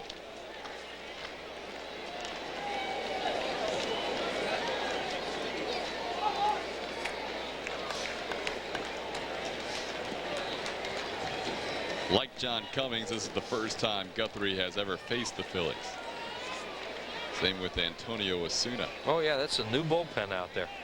Phillies are getting a look at. 1-1. Tommy Lasorda in this situation opting to have a left-hander face Jeffries, deciding he'd rather him hit right-handed than left-handed. He also has that option with Witten coming up next. Jeffries 128 with runners in scoring position before the break, 349 runners in scoring position since the break. 1-1 the count. Hit hard to center field. Butler is back in front of the track. Now on the track, makes the catch. Jeffries hit it a long way, but to the deepest part of the field, straight away center field. Phils get 1 run back. They now trail it by 1. Heading to the 9th. It's LA 6, Philadelphia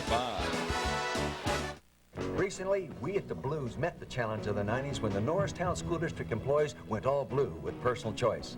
The Blues really came through for the district, saving us almost $2.5 million, money we put into the classroom. The Blues went all out and provided us with the personal choice network that includes most of their doctors and hospitals. No wonder other school districts are following our lead with personal choice. All blue means everybody wins. Isn't it time to find out how personal choice can help your organization lean on all blue?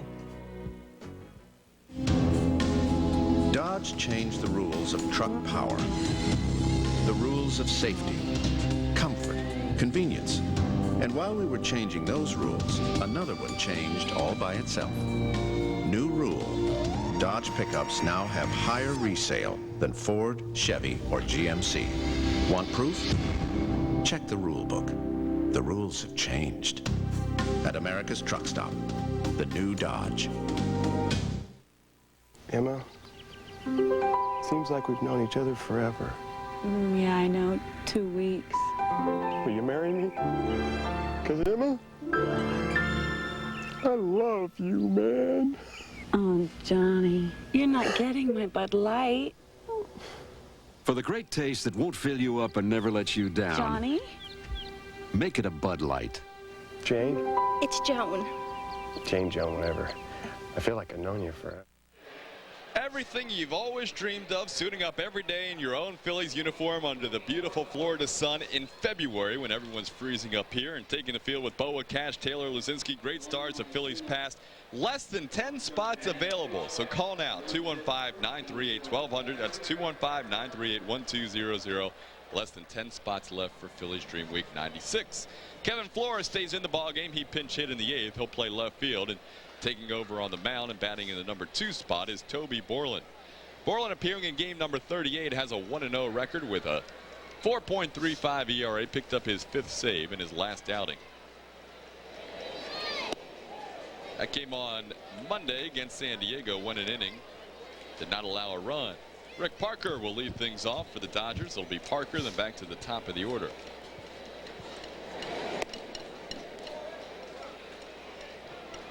Closer, Todd Worrell. He's on pace to set the Dodgers record for most saves in a season. Chop foul, 2 balls and a strike. Rick Parker's a guy originally with the Phillies organization, has moved on quite a bit since being in this organization. He's always been a pretty good extra man, AAA outfielder, can run very well.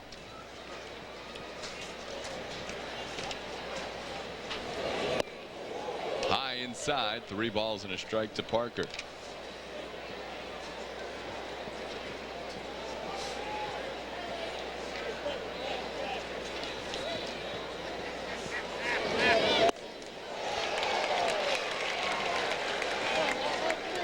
Three and 2.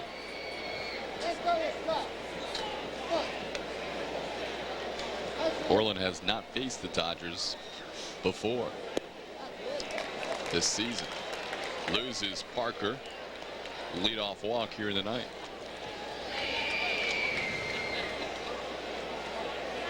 That'll bring up Brett Butler.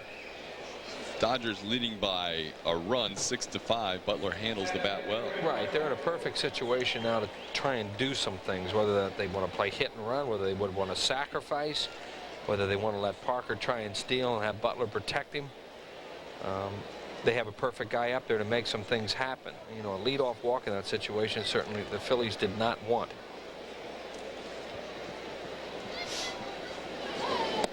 Butler around the bunt inside. It's 1-0. Yeah, I mean, they could go straight sacrifice here, and Butler bunts so well, even in a sacrifice, he sometimes gets hits off those because he slides his hand up the bat so far. He leaves so little of the bat left that he's able to deaden the ball very well. Even on turf, he does that.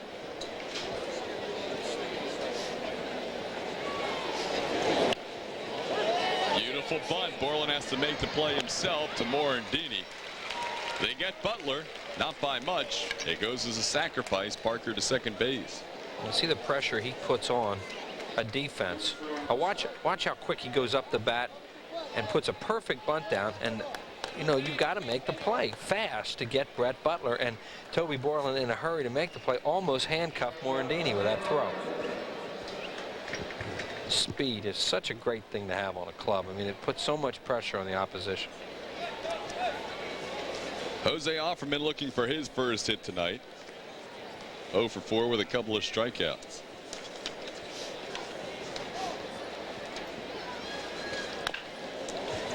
Towards Charlie Hayes. Holds the runner at second. Throws out Offerman. 2 outs here in the ninth. That's a big run at second base to keep it to 1. Now, Fregosi has a base open. He has to decide here who he wants, Piazza or Karros, and that's a tough choice. Piazza's 1 for 4 with a double. Karros is 2 for 3 with 2 doubles. Piazza off Borland's 0 for 1. Karros is 0 for 2. And Borland hasn't faced the Dodgers this year. He did face them 3 times last year. They're going to go after Piazza here. We'll see. First pitch is outside and low, 1-0. That's what I meant. This is a tough choice. You know, Piazza's hot and Karras is hot. Piazza batting .359. He's about 8 plate appearances shy of qualifying for the league title. Big rip, no contact, 1-1. Got him to pull off with a slider. Come on, Mike. I think Vince is probably happy that Candiotti's not flipping those knucklers up there anymore. That is Vince Piazza, Mike's father. Mike was having a tough time tonight with Tom Candiotti's live knuckleball. And understandably so. That was dancing tonight. He had a good one. 1-1 pitch way outside. That's a wild pitch into the Dodger dugout. Staying at third is Parker. Borland will throw a wild pitch. Yeah, well, he just overthrows a slider here, and Dalton tries to backhand it, and it kicks off the glove into the dugout. That's 10 wild pitches unleashed by Toby Borland this year in 52 innings. Yeah, that's right near the league lead, too. Now you can't afford anything in the dirt. Runner on third with 2 outs. Hideo Nomo tied for the league lead with 13 of them. Borland is fourth. Good pitch, 2-2. Piazza gives an extra long look out there. Well, they're staying away from Piazza and trying to make him hurt him away if he does. And of course he can do that. He's so quick and he waits so well. They're trying to throw the perfect breaking ball or fastball away to him. Big out here for Borland if he can get it. Chop foul, stays 2-2. Another pitch away, and Mike tried to pull it.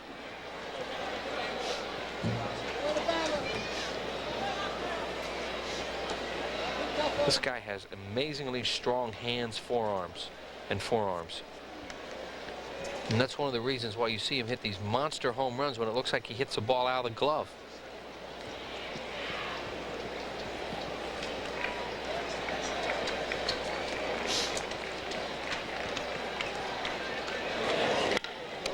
Borland, a nice play on one hop, throws to Jeffries in time. It stays a 1-run game on the smash speared by Toby Borland. We head to the 9th. Witten, Dalton, and Charlie Hayes will face the Dodger closer, Todd Worrell. My dad was always there for me. This was my chance to be there for him.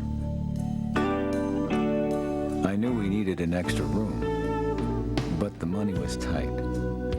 I couldn't have done it without a loan.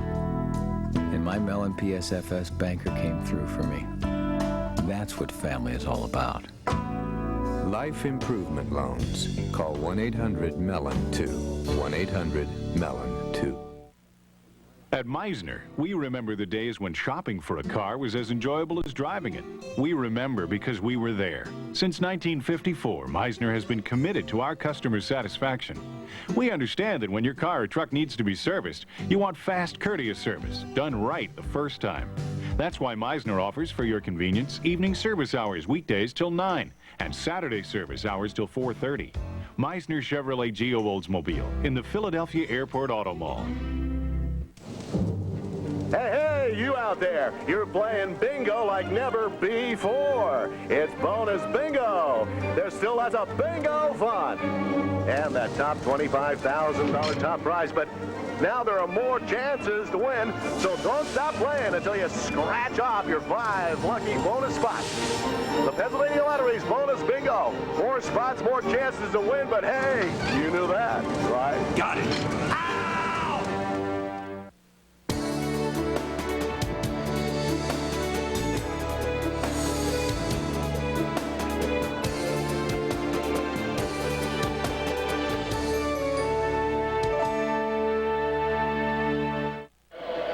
We head to the bottom half of the 9th inning. Phillies need a run to stay alive against Todd Worrell. Worrell has saved 6 straight ball games, 25 on the year.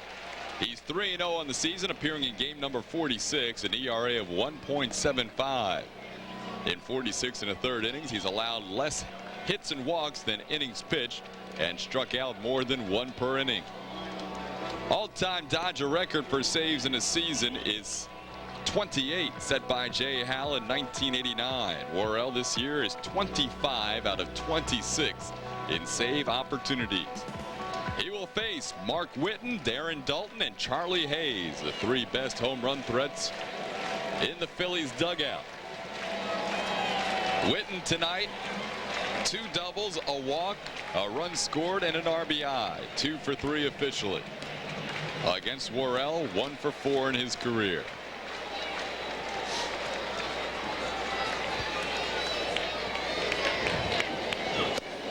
At the knees, a called strike, 0-1. Todd Worrell's a heck of a story, and you figure what he's been through with those elbow problems, and he's back throwing well again. And that's they're 52. You know, because of him in many cases. Broken bat looper. Wallach can't get there. Either can Offerman. Whitten with a base hit somehow. Wow. Yeah, wow is right. I mean, you figure that ball has to be caught, and it isn't. Worrell makes a great pitch. And Wallach can't get there, and when Offerman gets there, it goes off his glove because he's screened by the third baseman. I mean, that's not Offerman's fault. He probably couldn't see that ball the last split second. That's a ball, you know, that the Dodgers have to think, how in the world did that happen? Darren Dalton has 1 hit in his career against Todd Worrell in 14 at bats. I think it's a 3-run homer. A 3-run home run. It's down the left field line on a game here on a Saturday night. Never forget it. We did that game on Prism. Outside, ball 1. Dalton tonight 1 for 4 with a double. 2 big trends need to be bucked if the Phillies are to win tonight. They're holding Mark Whitten on at first, so Dalton has that huge hole on the right side. They have to hold him on, of course, in a 1-run game.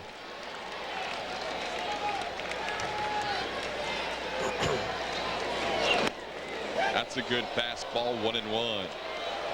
Mentioned the adversity Worrell has faced. He did not pitch 1990 or 1991, with the exception of a few spots situations at the minor league level, coming back from serious elbow and shoulder injuries. Struggled last year, blew 8 saves. This year he has been a tremendous closer for LA. Whitten on the move, a curveball. He's safe at second base. Mark Whitten steals second.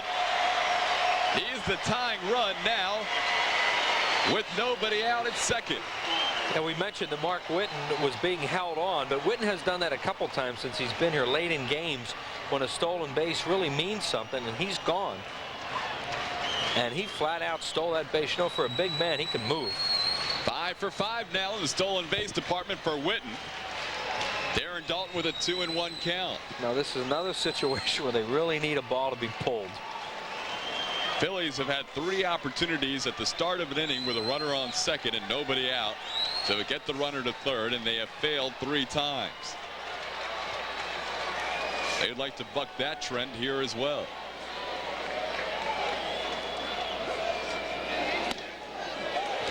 Up high. Now it's 2-2. It was 1-2 prior to that pitch.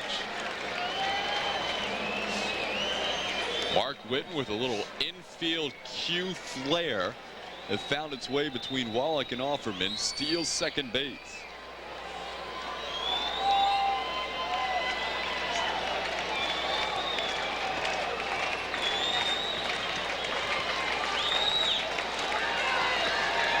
Well, the Dodgers do a lot of things well. We were talking about that earlier when Joe was in here. Joe Morgan was in here. But the one thing they don't do well is catch the ball.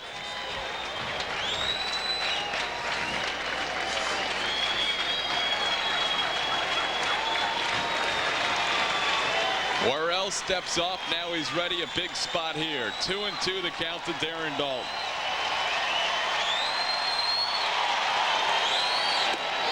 Inside, count is full.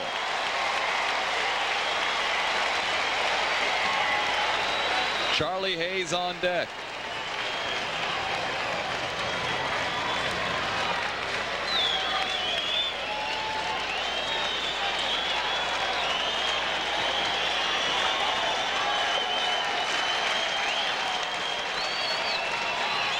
and Piazza continue to take their time agreeing on the sign.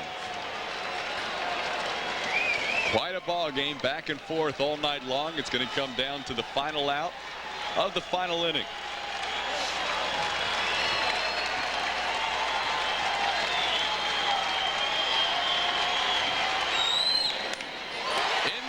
Slicing down the left field line, pretty well hit, off the top of the wall. Witten's going to score this game's tie.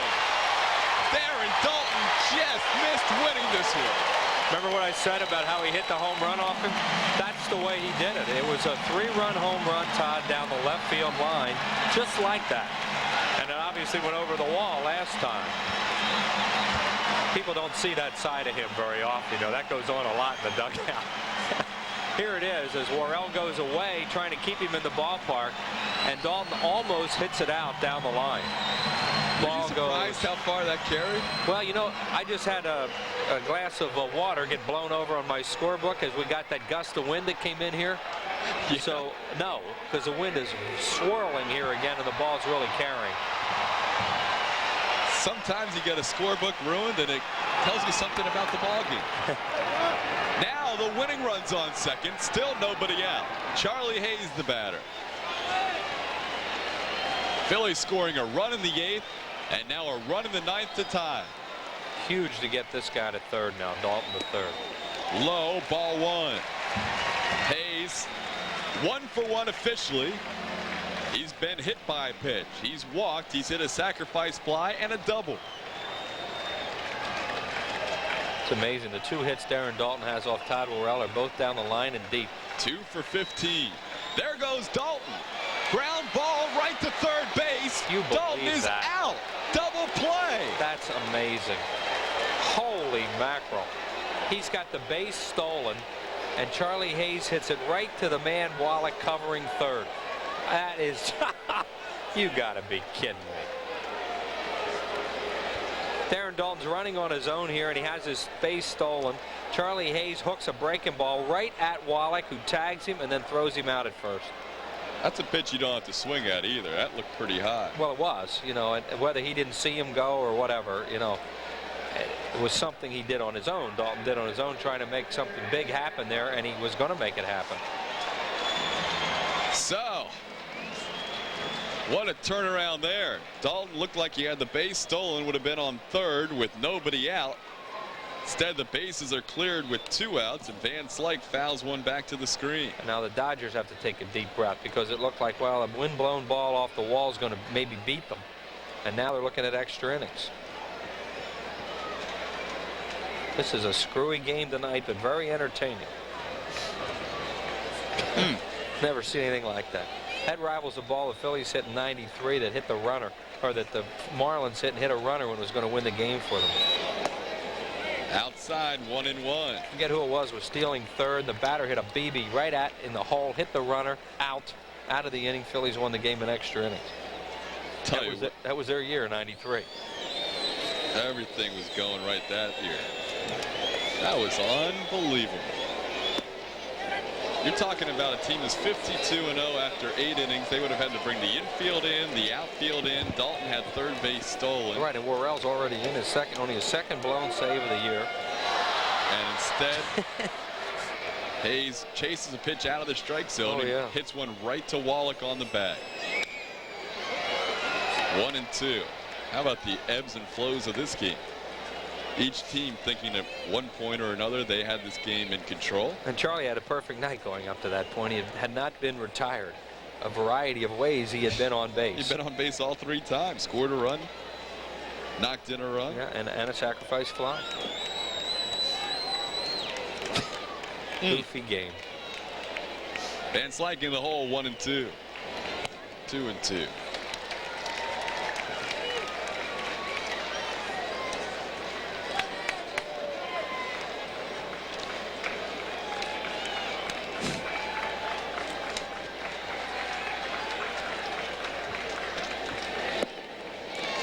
Counts full now on Andy Van Slyke.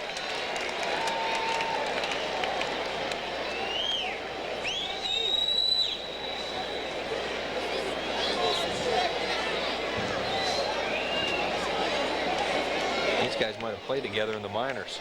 Morrell and Van Slyke in the Cardinals organization, because Fregosi managed both of them at Louisville. That's ripped. Mondesi's there. What a way to end the inning. Double play ground ball and a rip to right field. So all that means we're going 10. We're going extras here at the vet, tied at 6. Dad? Yeah? There's something I want to tell you. What is it, son? Well, Dad, you're my dad.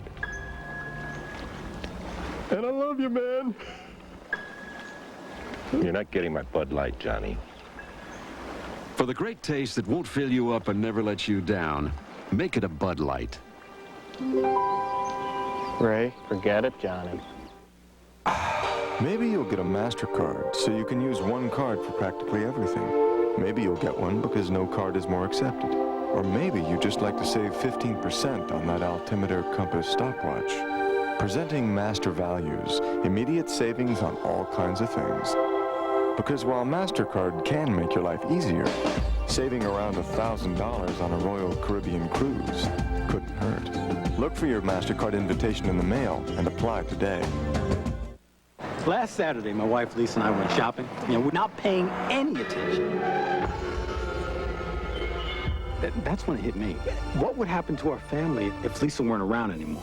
Well, recently I've been trying to get Dave and Lisa to review their life insurance. We then called Kim.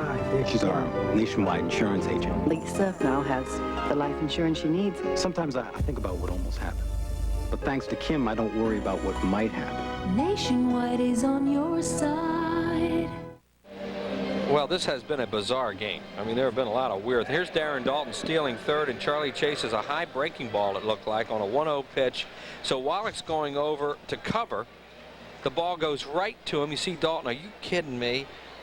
Throw to first, double play. And you remember the line drive double play earlier in the game, picked by the pitcher Cummings, that would have scored a run for the Phillies. Van Slyke hit. Yeah, the Van Slyke hit. So this is a very frustrating game for them, but they were down by 2 late, and they're in extra innings. So it could, you know, I mean, it could have been over. Could be worse. Yeah, it could have been over. You could tell that Dalton was going to steal that base easily because Hayes hit the ball, and they still barely got him. Barely got him. The play was right on the glove of Wallach. Piazza could never have thrown it as quickly or as accurately as Hayes hit it. Phil's near 500 in extra innings, 6 and 7. Eric Karros to lead things off, behind in the count now 1 and 2. Karros has been on base 3 consecutive times, a couple of doubles and a walk. Toby Borland in his second inning of work came on in the ninth for Russ Springer, who pitched 3 innings after relieving Paul Quantrill. Quantrill went 5 innings, allowed 4 runs. Springer 3 innings, 2 runs. Dodgers are 5 and 4 in extra inning games, 4 and 1 on the road, and I believe one of them was here. We'll check that.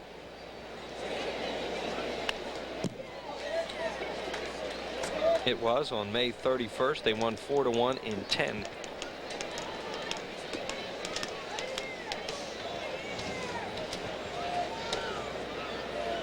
That was the beginning of the summer. As we wind down towards the close of the summer. Down low, 3 and 2. Karros, Mondesi, Delino DeShields, the 3 due up for Tommy Lasorda's crew.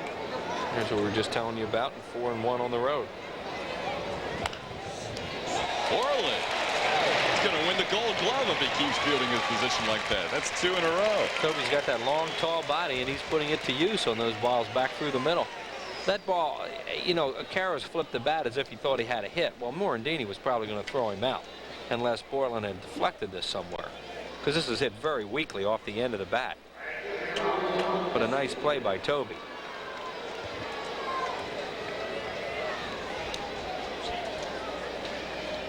See, the Phils led. Dodgers caught them, passed them, tied. Dodgers, Phils. That's how we get to 6-6. Yeah, that's what I mean. I mean, the Dodgers did have a 2-run lead in the 8th inning, and as frustrating as that was for the Phillies in the 9th, they did get it tied. 1-0 count to Raul Mondesi. Mondesi looking for his first hit. He's 0 for 4. There is his first hit. He's a 1-out base runner for the Dodgers. Guarding the line defense. preventing against an extra base hit, so he got a single out of it. That would have been right at Charlie Hayes early in the game.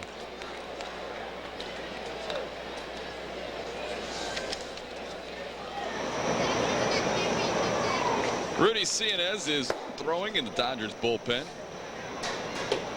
Todd Worrell this year has been primarily a one-inning pitcher.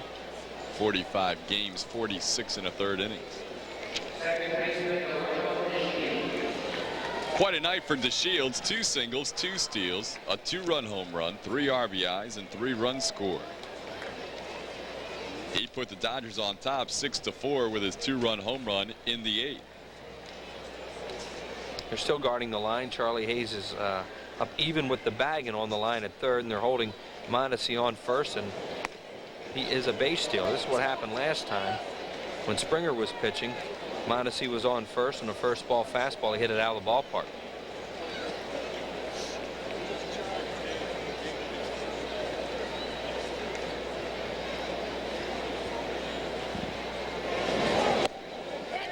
Outside corner, 1-1.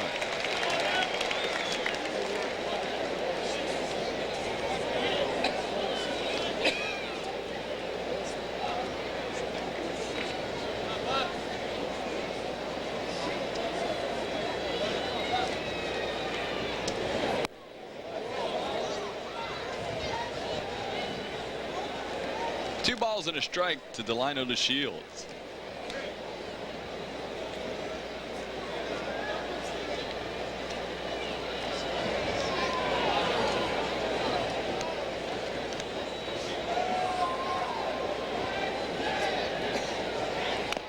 Bunted off the plate. Borland bare hands, not in time. DeShields' 4th hit of the ball game, a bunt single, putting runners on first and second with 1 out. Oh, what a game he's had. I mean, he hits a 390-foot homer or whatever it was, and now he bunts. And Borland is the only one who can make this play. Well, it would have been close if he hadn't pulled Jeffries off. Would have been bang bang.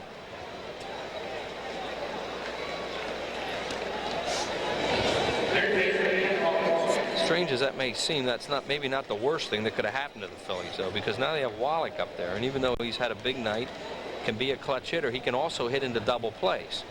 And Borland is a sinker ball pitcher. And the double plays in order. And what you have to make sure of now is you look at Mondesi and don't let them run here. Make sure you get him back like that, because that's the one thing that can mess everything up, is if they steal the base.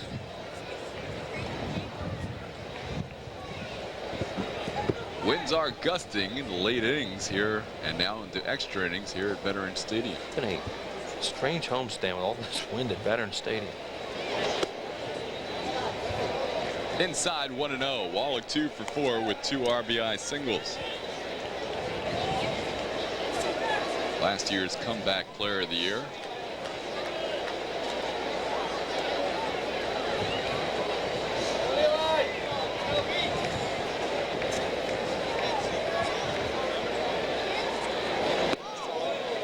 Down low, 2-0. Pinch hitter Dave Hansen waits on deck. Worrell's spot is due up.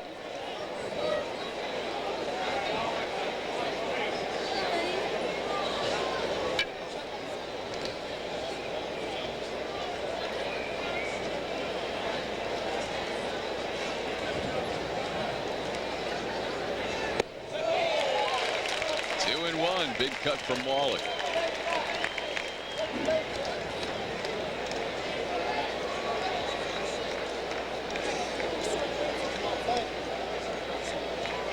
We're in the 10th, 6-6 ball game.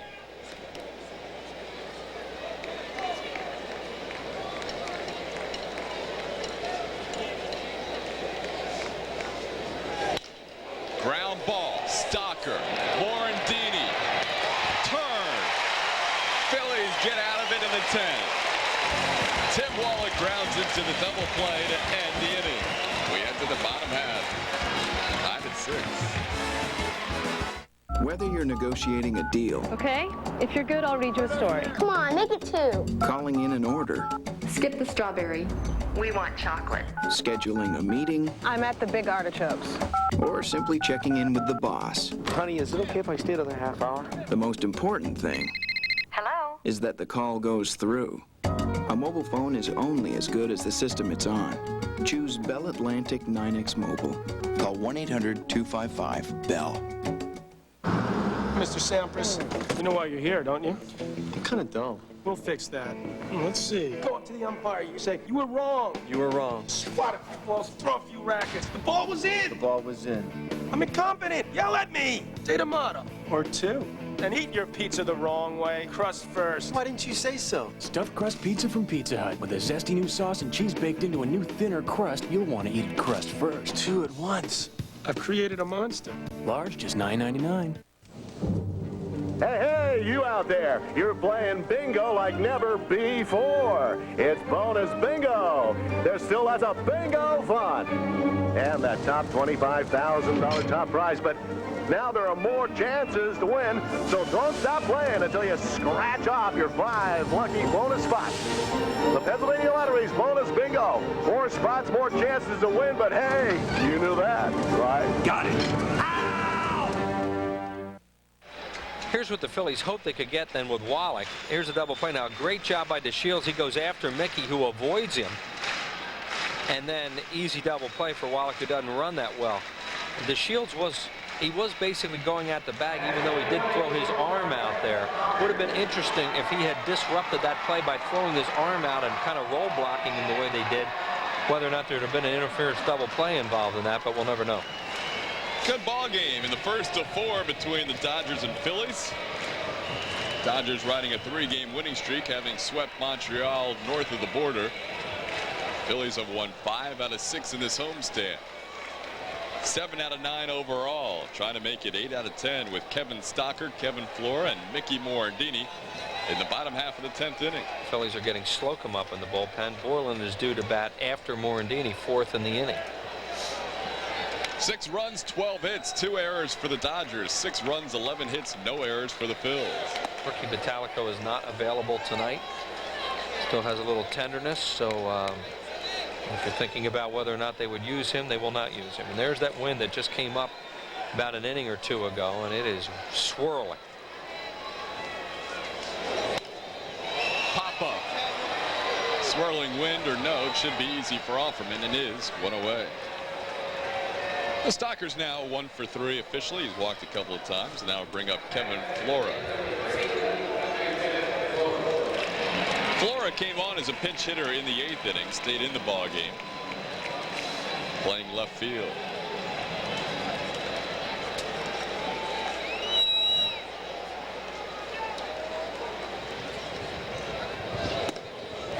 Worrell seeing a 2nd inning, which hasn't been the case very frequently this year.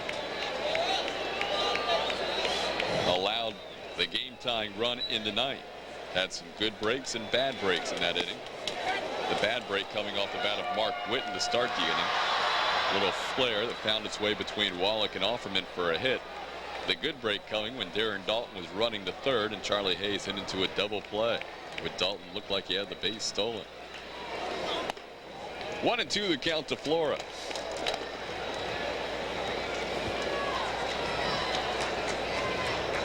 Eagles won their final preseason tune-up 16-6 over the Pittsburgh Steelers.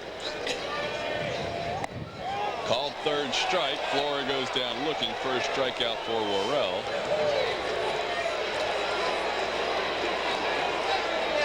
Flora must have thought this pitch, might have thought this pitch was a little high. It was a breaking ball.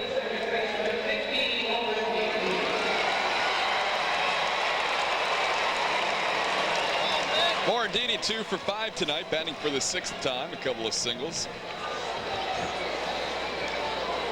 including an RBI. Backs him off the plate, 1-0. Gary Farshow has grabbed the bat. He is in the on-deck circle if the Phils keep the inning alive.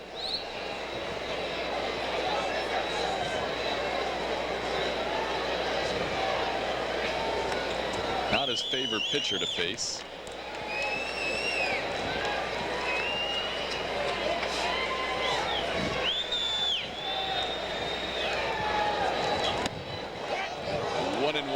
inside corner. Dodgers are playing the double guarding the line defense. They have both the third baseman and the first baseman. Worrell, there's a Wallach at third, and Karros over near the line at first. Up the middle, base hit. Morandini, a 2-out hit here in the bottom of the 10th. Third hit of the night for Morandini.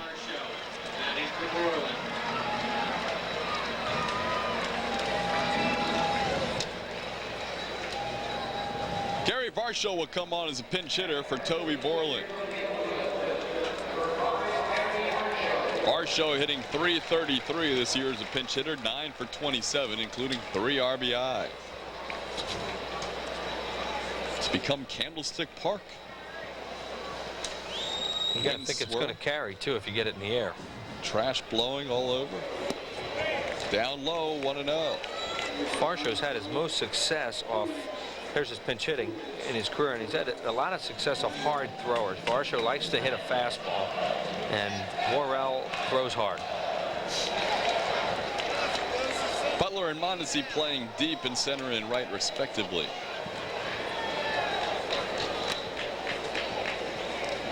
Both teams with 6 runs on 12 hits. Situation where you'd love to have Morandini steal, but you know he has to make it because you don't want to use up the only left-handed pinch hitter you have if he were to make the third out at second. Chop foul at the plate, 1 ball and 1 strike.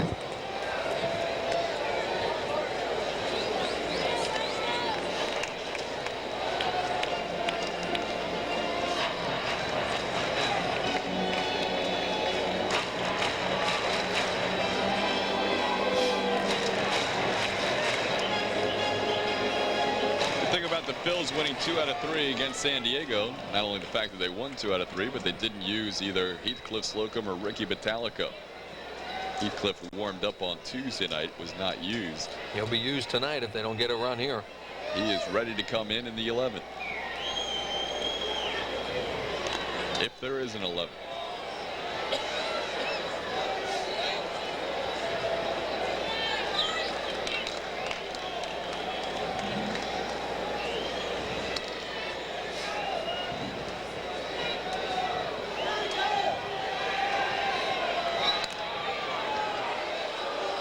Worrell is very aware of what happened with Witten when Witten took off, and that really changed the complexion of the game in the 9th inning. So he is thinking that Morandini might run, and you've always been able to run on Todd Worrell because he's kind of slow to the plate. But as we mentioned, Morandini's a little reticent to run because he knows he has to make it. Fouled away, it's 1-2. That turned out to be a huge steal. Mark Witten in the 9th inning. Bills trailing 6-5. Oh, sure, because it was a whole different approach then that Worrell had to Darren Dalton in that situation. And Dalton wound up, didn't he run a full count when he hit that? I think it was 3-2 when he hit it. Yep. So he pitched him more carefully with that runner in scoring position. And he was trying to not let him pull a ball to get the runner at third. As it turned out, Dutch hit it off the left field wall anyway.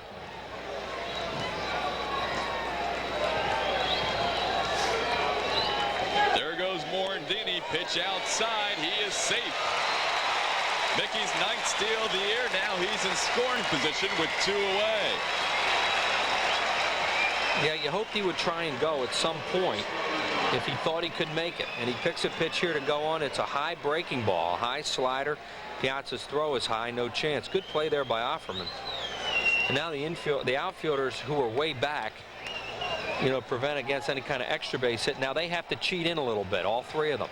And don't forget about that gun in right field. That could influence whether Boa can send Morandini or not if Varsho gets a base hit to right. 2-2 the count to Varsho.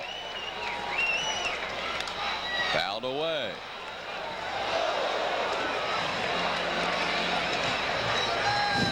What booth did that go in?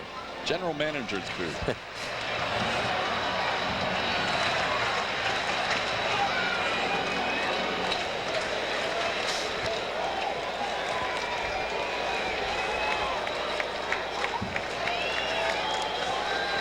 Gary Varsho winning the game down in Houston on that recent road trip, that 3-game set in Houston when he pinch hit, knocked in a couple of runs. Butler just moved over a couple steps towards left center, figuring Barcio's not going to pull. So now he has a big gap in right center. See how they cut it off to left center.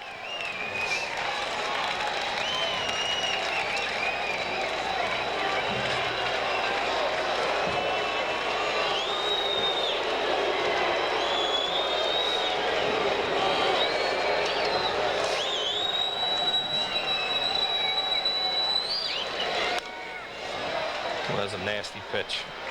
Good job staying alive. Yeah, that was close to a strike. It was hard to tell, really, without watching the monitor. And you could see him continue to stay away from him, his Worrell, and that's the way they had the defense set up. Have him play dead pull to right. If he were to pull a ball right at Mondesi, they'll take their chances that way, but they feel with 2 strikes on him, he's more likely to be late and go the other way.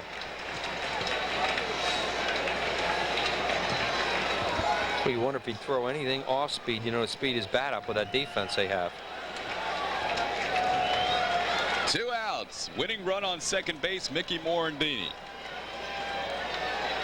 Barcio hanging alive at 2-2.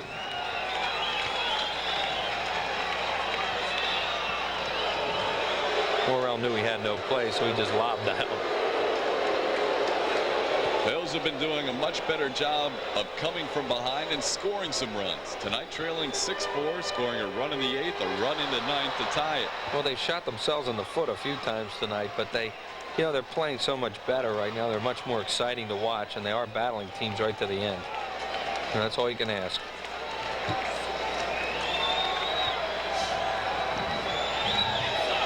High inside, the count's now full.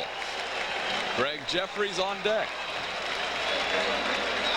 It's up to Worrell, too. There's nobody up out there.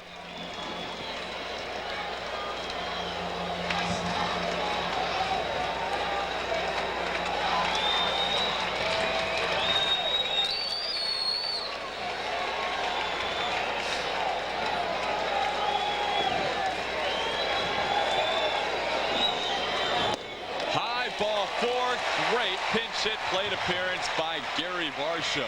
The slider, too. 3-2 slider high.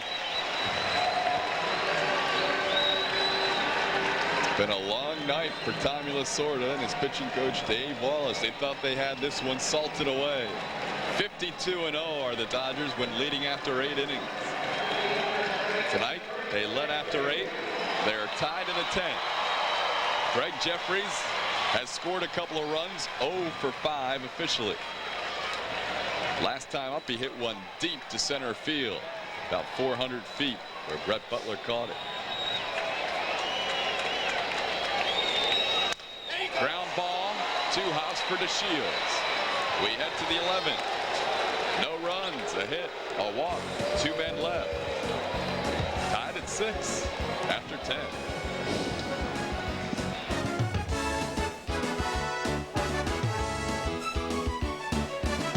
Met the challenge of the 90s when the Norristown School District employees went all blue with personal choice.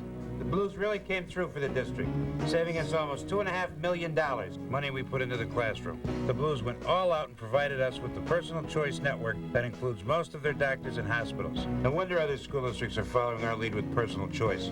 All blue means everybody wins. Isn't it time to find out how personal choice can help your organization lean on all blue? Dodge changed the rules of truck power, the rules of safety, comfort, convenience.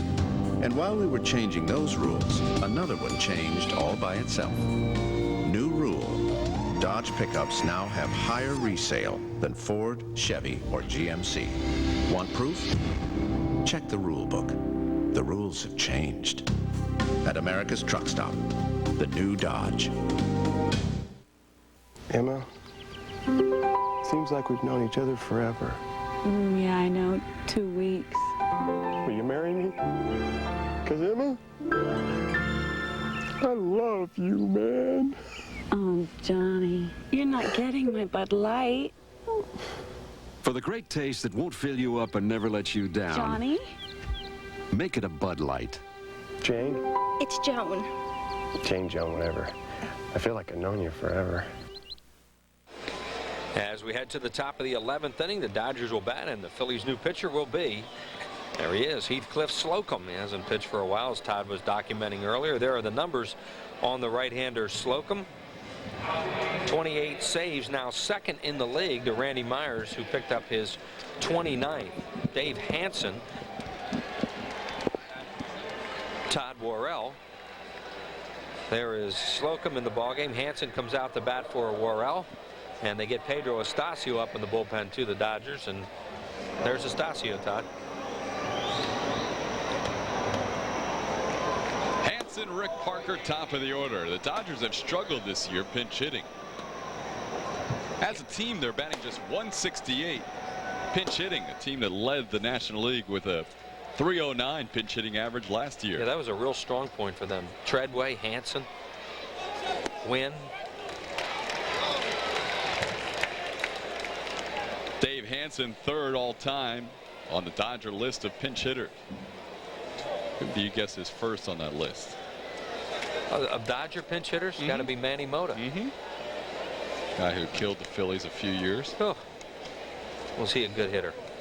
Mota's first. Chris Gwynn, who is on the disabled list right now with the Dodgers, is second. Heathcliff Slocum misses high and inside, 2-1.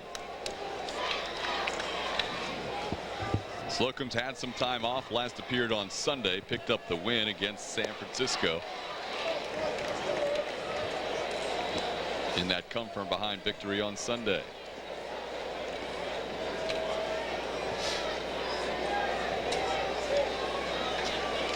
Behind Hansen, 3-1. He walks the leadoff batter. Slocum has run into his troubles, it seems, when it's a non-save situation. Tie ball games such as this one. Yeah, and that's, you know, and he's addressed that too. Here comes a pinch runner out. That is going to be Gary Ingram, recently called up from Albuquerque. Ingram pinch running for Dave Hansen.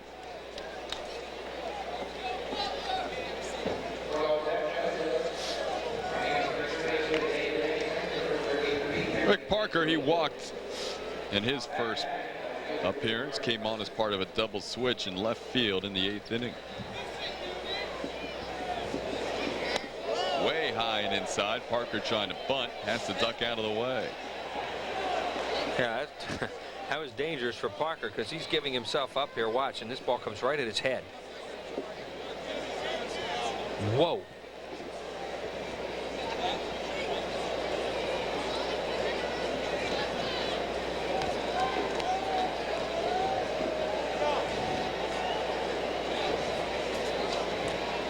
One another count to Parker. Heathcliff showing some wildness in his first activity since Sunday. 3 days off, probably his longest stretch or close to his longest stretch of the year without pitching. Bothered by a bit of a hamstring problem. That pitch is bunted. Slocum will have to go to Morandini. The sacrifice successful. Well, Morandini's had two tough balls to handle down there on bunt plays. The one that Toby threw over there almost handcuffed him, and that was I mean, that ball almost got by him. It looked like Slocum almost threw a slider.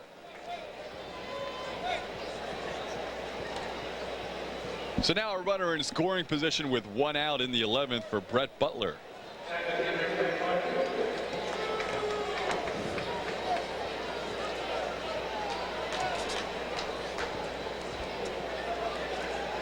Beware of a bunt, even in this situation from Butler, because he would love to get that runner to third and beat out a base hit here.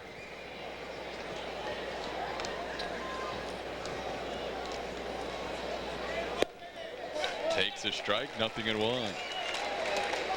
Butler 0 for 3, walked and sacrificed his last time up. Hayes, you see, a little bit deeper than he was earlier against Brett.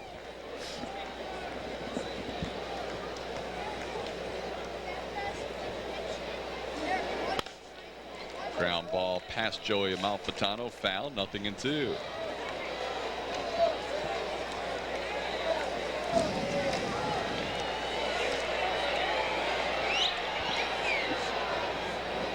Butler 9th in the league and toughest to fan. He strikes out once every 10 times up, 10.1.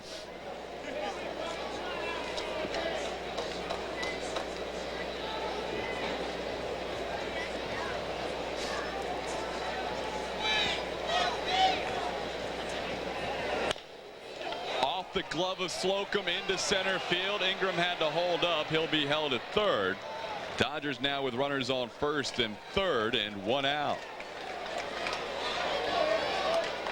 Butler's first hit of the night. Yeah, this ball so close to being caught by Slocum as he leaps for it there. As Todd said, the runner at second, Ingram had to hold up, so there was no chance they were going to score there.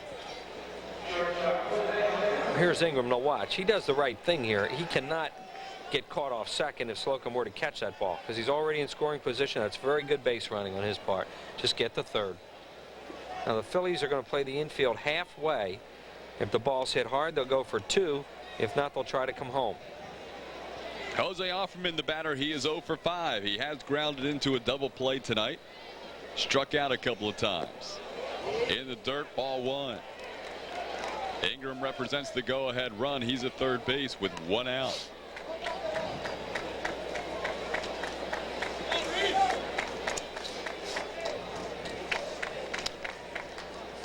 Phillies battling back to tie this one and sending it into extra innings. Now trying to keep it at 6-6. On the ground, the runner coming home. Jeffries has him hung up. Dalton running him back to third, and he tags Ingram. Second out, runners at first and second. Now we talk about the contact play. He did not go on contact. And by not going on contact, he has no chance to score. And even though Jeffries, you know, he looked like just hesitated just slightly. Watch. Well, you can't see the runner here. Now the ball's hit to Jeffries. See right there, it took a tough hop on him. If you go on contact, you have a chance to score then. They did not go on contact, and as a result, the Phillies make the play. We've been talking about that play a lot lately for a variety of reasons. And here it is. See, he goes after the ball is hit. And they get him. A nice play by Jeffries on a tough hop down there in that sliding pit. Swing and a miss from Piazza, 0-1. Now Slocum has to deal with Piazza. All he's doing this year is hitting .358, 61 RBIs and 313 at bats. Piazza out until June, from May until June, on the disabled list. He has put up some big numbers since then, though. Phillies also executed the rundown play well, Todd, too, because they ran Ingram right back to third, and they got him fast so that Butler, a good base runner, couldn't get to third, put more pressure on Dalton with those sliders in the dirt with him on third base, or where any kind of a hit could, you know, score that run. 2 outs, top of the 11th. Fouled away, Slocum ahead 1-2.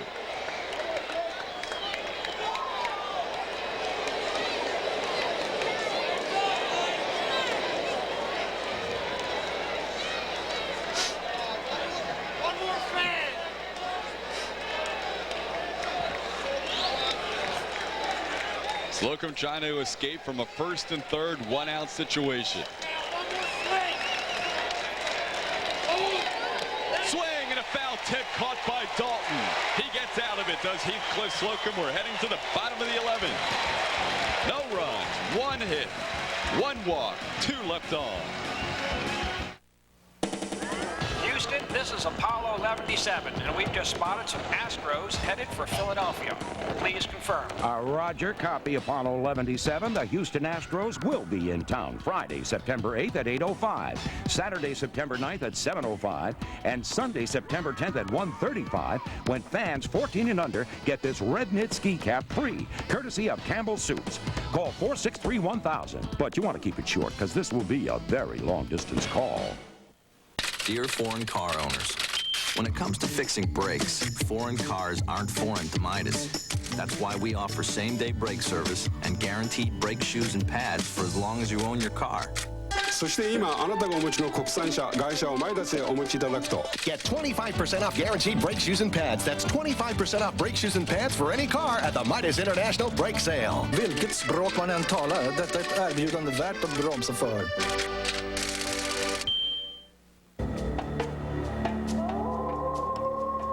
A wolf bit me. I don't think so, Will. You weren't there, Will. Not all who are bitten change. There must be something wild within. It feels good to be a wolf.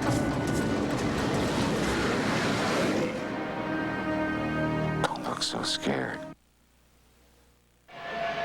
The always dangerous Mike Piazza, the batter, first and second, 2 outs. Top of the 11th, foul tip into the glove of Darren Dalton as Piazza looks back in hope.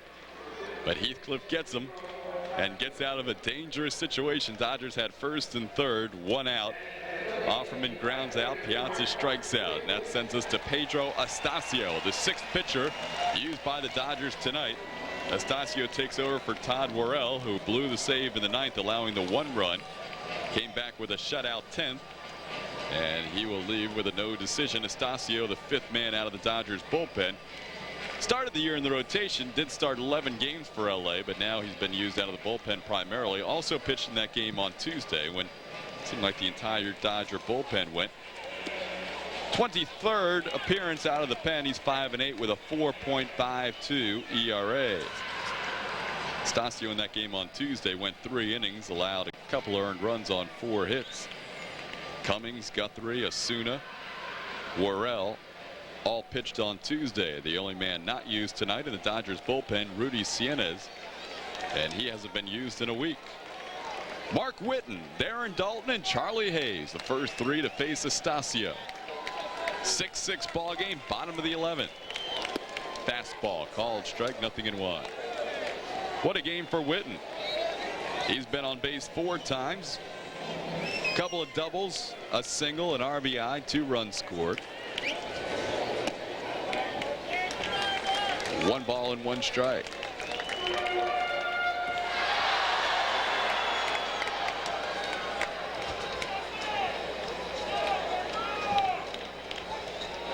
Curveball inside, it's 2-1. Astacio is a nibbler, and he throws a lot of changeups and breaking balls and hardly ever pitches inside.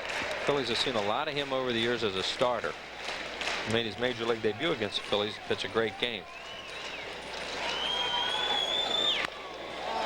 On the ground, Karros on 2 big hops flips to Astacio to get Whitten.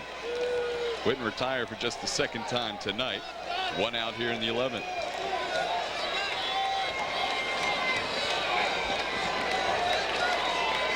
That'll bring up Darren Dalton. Dalton came about 3 feet from winning this game in the bottom of the 9th when he doubled off the top of the wall to left field against Worrell. That drove home Whitten with a game-tying run. 2 for 5 in this one with a couple of doubles and 2 RBIs.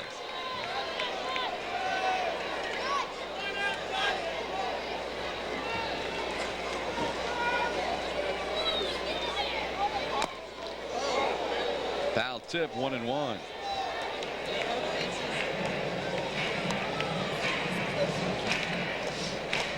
Tough way to start a 4-game series using this many pitchers for both teams.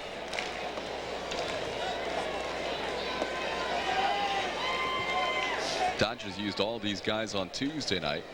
Ramon Martinez going the distance last night. Dodgers did not need to use their bullpen last night, but tonight using the same 5 guys. Called strike, it's 1-2 on Dalton.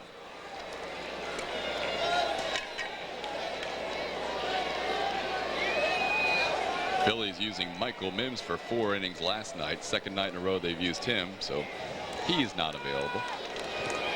Well, that's right. I mean, you look at the Phillies and you think, well, they have pitching left, but they don't, because Mims is really not available. Williams is shaky because he pitched a lot last night, and we already said Metallico can't pitch.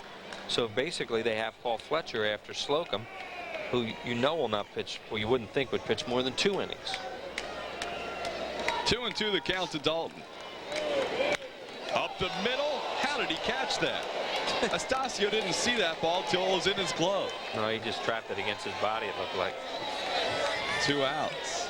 Boy, there have been a lot strange plays in this game tonight. Look at this ball. This looks like a base hit through the middle. Old gangly Pedro Astacio. It's a changeup. Darren didn't hit it real hard. All he does is put his glove down. He trapped it against his knee, jumped up into his glove, throws him out. Unbelievable. So 2 outs, nobody on, and Estacio will face Charlie Hayes.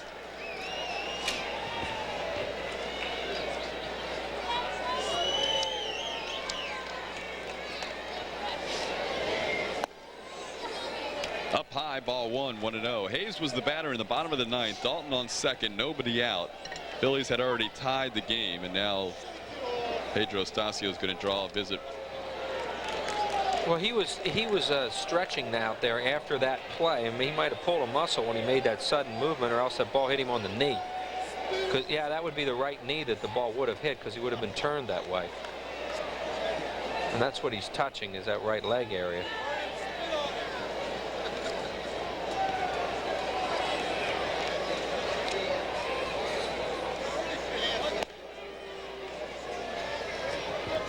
They're down to Cienez. Who hasn't pitched in a week. Right.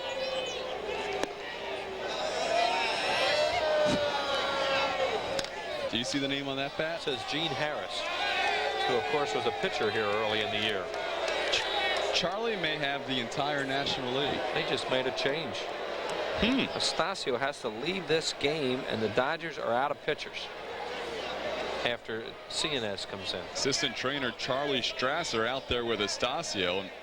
Didn't look like it hit him flush. It looked like it kind of grazed his leg, but apparently it did more damage than we thought. That's why Dodgers down to their final pitcher, Rudy Cienez. And Roberto Kelly's going to come in too. They're going to make a double switch because they have to stay away from his spot in the order.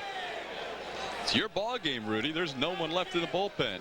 Roberto Kelly comes on to take over in center field.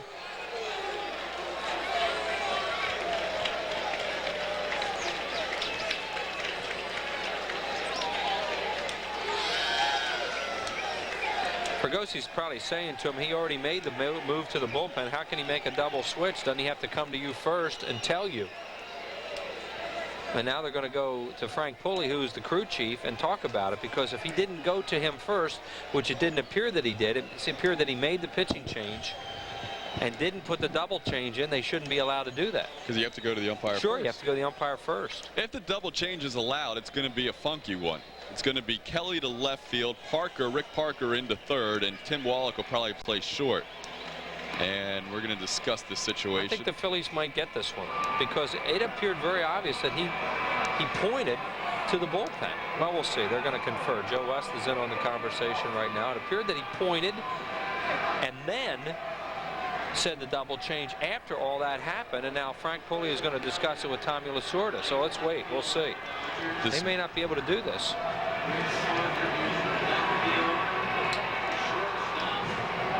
It was an unusual situation in that the trainer was out there, the pitcher was loosening up, and all of a sudden they had to decide to bring in a pitcher for Estacio, who left the game with an injury.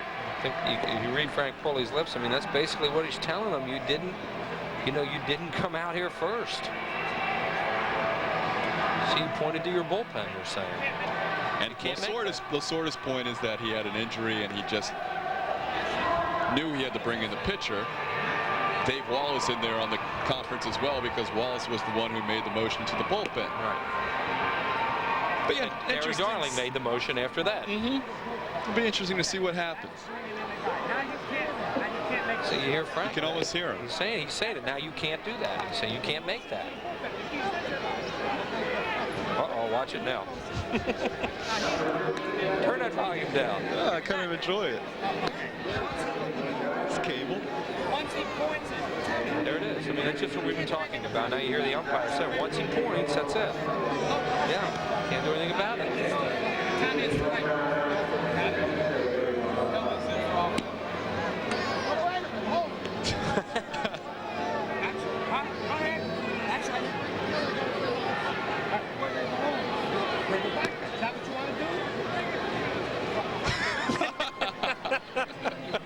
This is great stuff.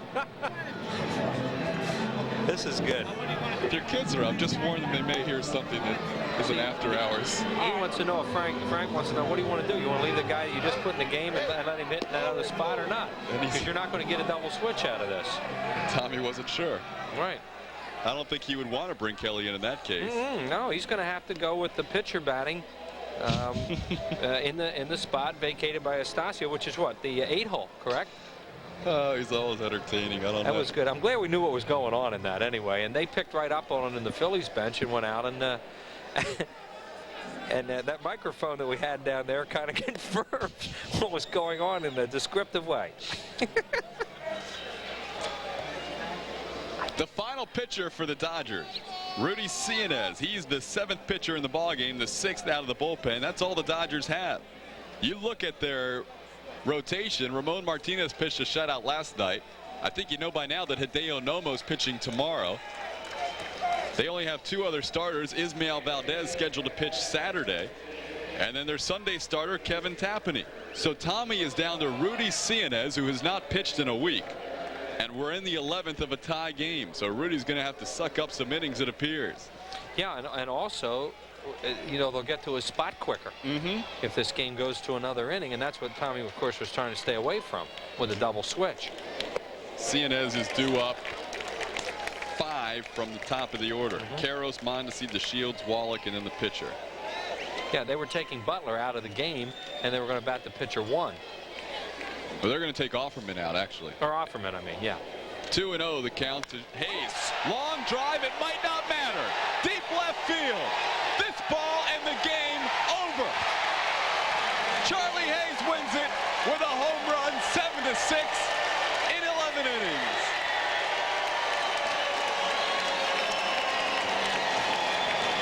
Welcome to the ball game, Rudy Cianez. What an ending that is. Look at Fregosi out there. After Charlie Hayes hits into that funky double play in the 9th inning, he wins it with a home run. The Phillies do have a pulse right now. They're fun to watch.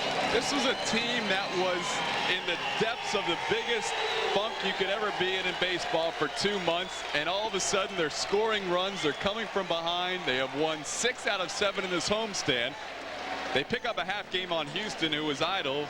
They stay even with Colorado, a game and a half behind in the wild card chase as Charlie Hayes wins it on a home run in the bottom half of the 11th inning, his 10th of the year. He is the first Philly to reach double figures in home runs this year.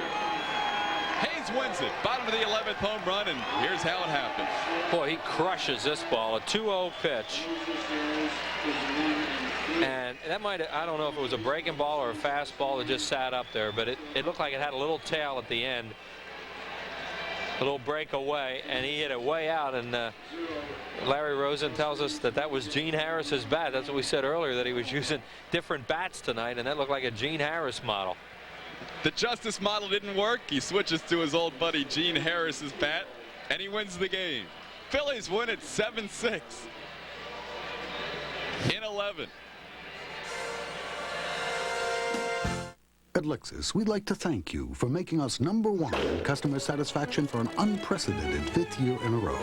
So now we're celebrating with a sales event.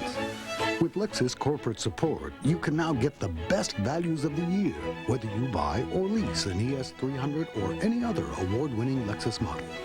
The customer satisfaction sales event, where the values are overflowing, but only until September 4th at your New Jersey, Delaware, and Pennsylvania area Lexus dealer. This is a gold card. It can't grant you inner peace. I don't know. No card on the planet's more accepted, so you could go someplace peaceful. And with a credit line of at least $5,000, you'll have the freedom to relax. And freedom like that might be the path of true wisdom. So I guess Gold MasterCard can help you to see the light. Just remember to wear sunscreen. Gold MasterCard. It's more than a gold card. It's smart money. Look for your Gold MasterCard application and apply today. Introducing the lineup of Phillies legends photo ball baseballs. Play ball! Collect all 5 at Burger King for only $2.99 each. Here's the play-by-play on how. Slide into your participating Burger King restaurant. Buy any large sandwich value meal. Run home with 1 Phillies Hall of Fame legend. Let's replay, slide, buy, score! Collect a different ball each week for just $2.99. Only at Burger King and only for a limited time. Get your burger's worth. What a steal. Joe, our nationwide insurance agent, said it reminded him of his first house. It needed a little work. Patty and her husband got their friends together. We got the place looking Great. I was able to help a little. I mean, since they now have a homeowner's policy with Nationwide, I could offer them a home car discount. It was a really nice little housewarming gift. I'm glad Joe saved us money because we still have a few little things that need to be fixed up, like Nationwide is on your side. Phillies baseball has been brought to you by Budweiser, the king of beers, who remind you friends know when to say when. By the Yellow Pages, 9 out of 10 people use the genuine Bell Atlantic Yellow Pages. By Mellon PSFS, the official bank of the Phillies, featuring full-service evening and 7-day banking. By the Pennsylvania Daily Lottery, don't forget to play. Proceeds benefit older Pennsylvanians. By Texaco Clean System 3 gasolines. Add more life to your car. Take it to the star. And by Independence Blue Cross and Pennsylvania Blue Shield. For 57 years, the health insurance company you can lean on. Final score tonight in 11 innings. The Phillies defeat the Dodgers 7-6, coming from behind. First time in 53 games the Dodgers have led after 8 innings and lost. And this is how it happened. Charlie Hayes with a 2-0 count against Rudy Cianez.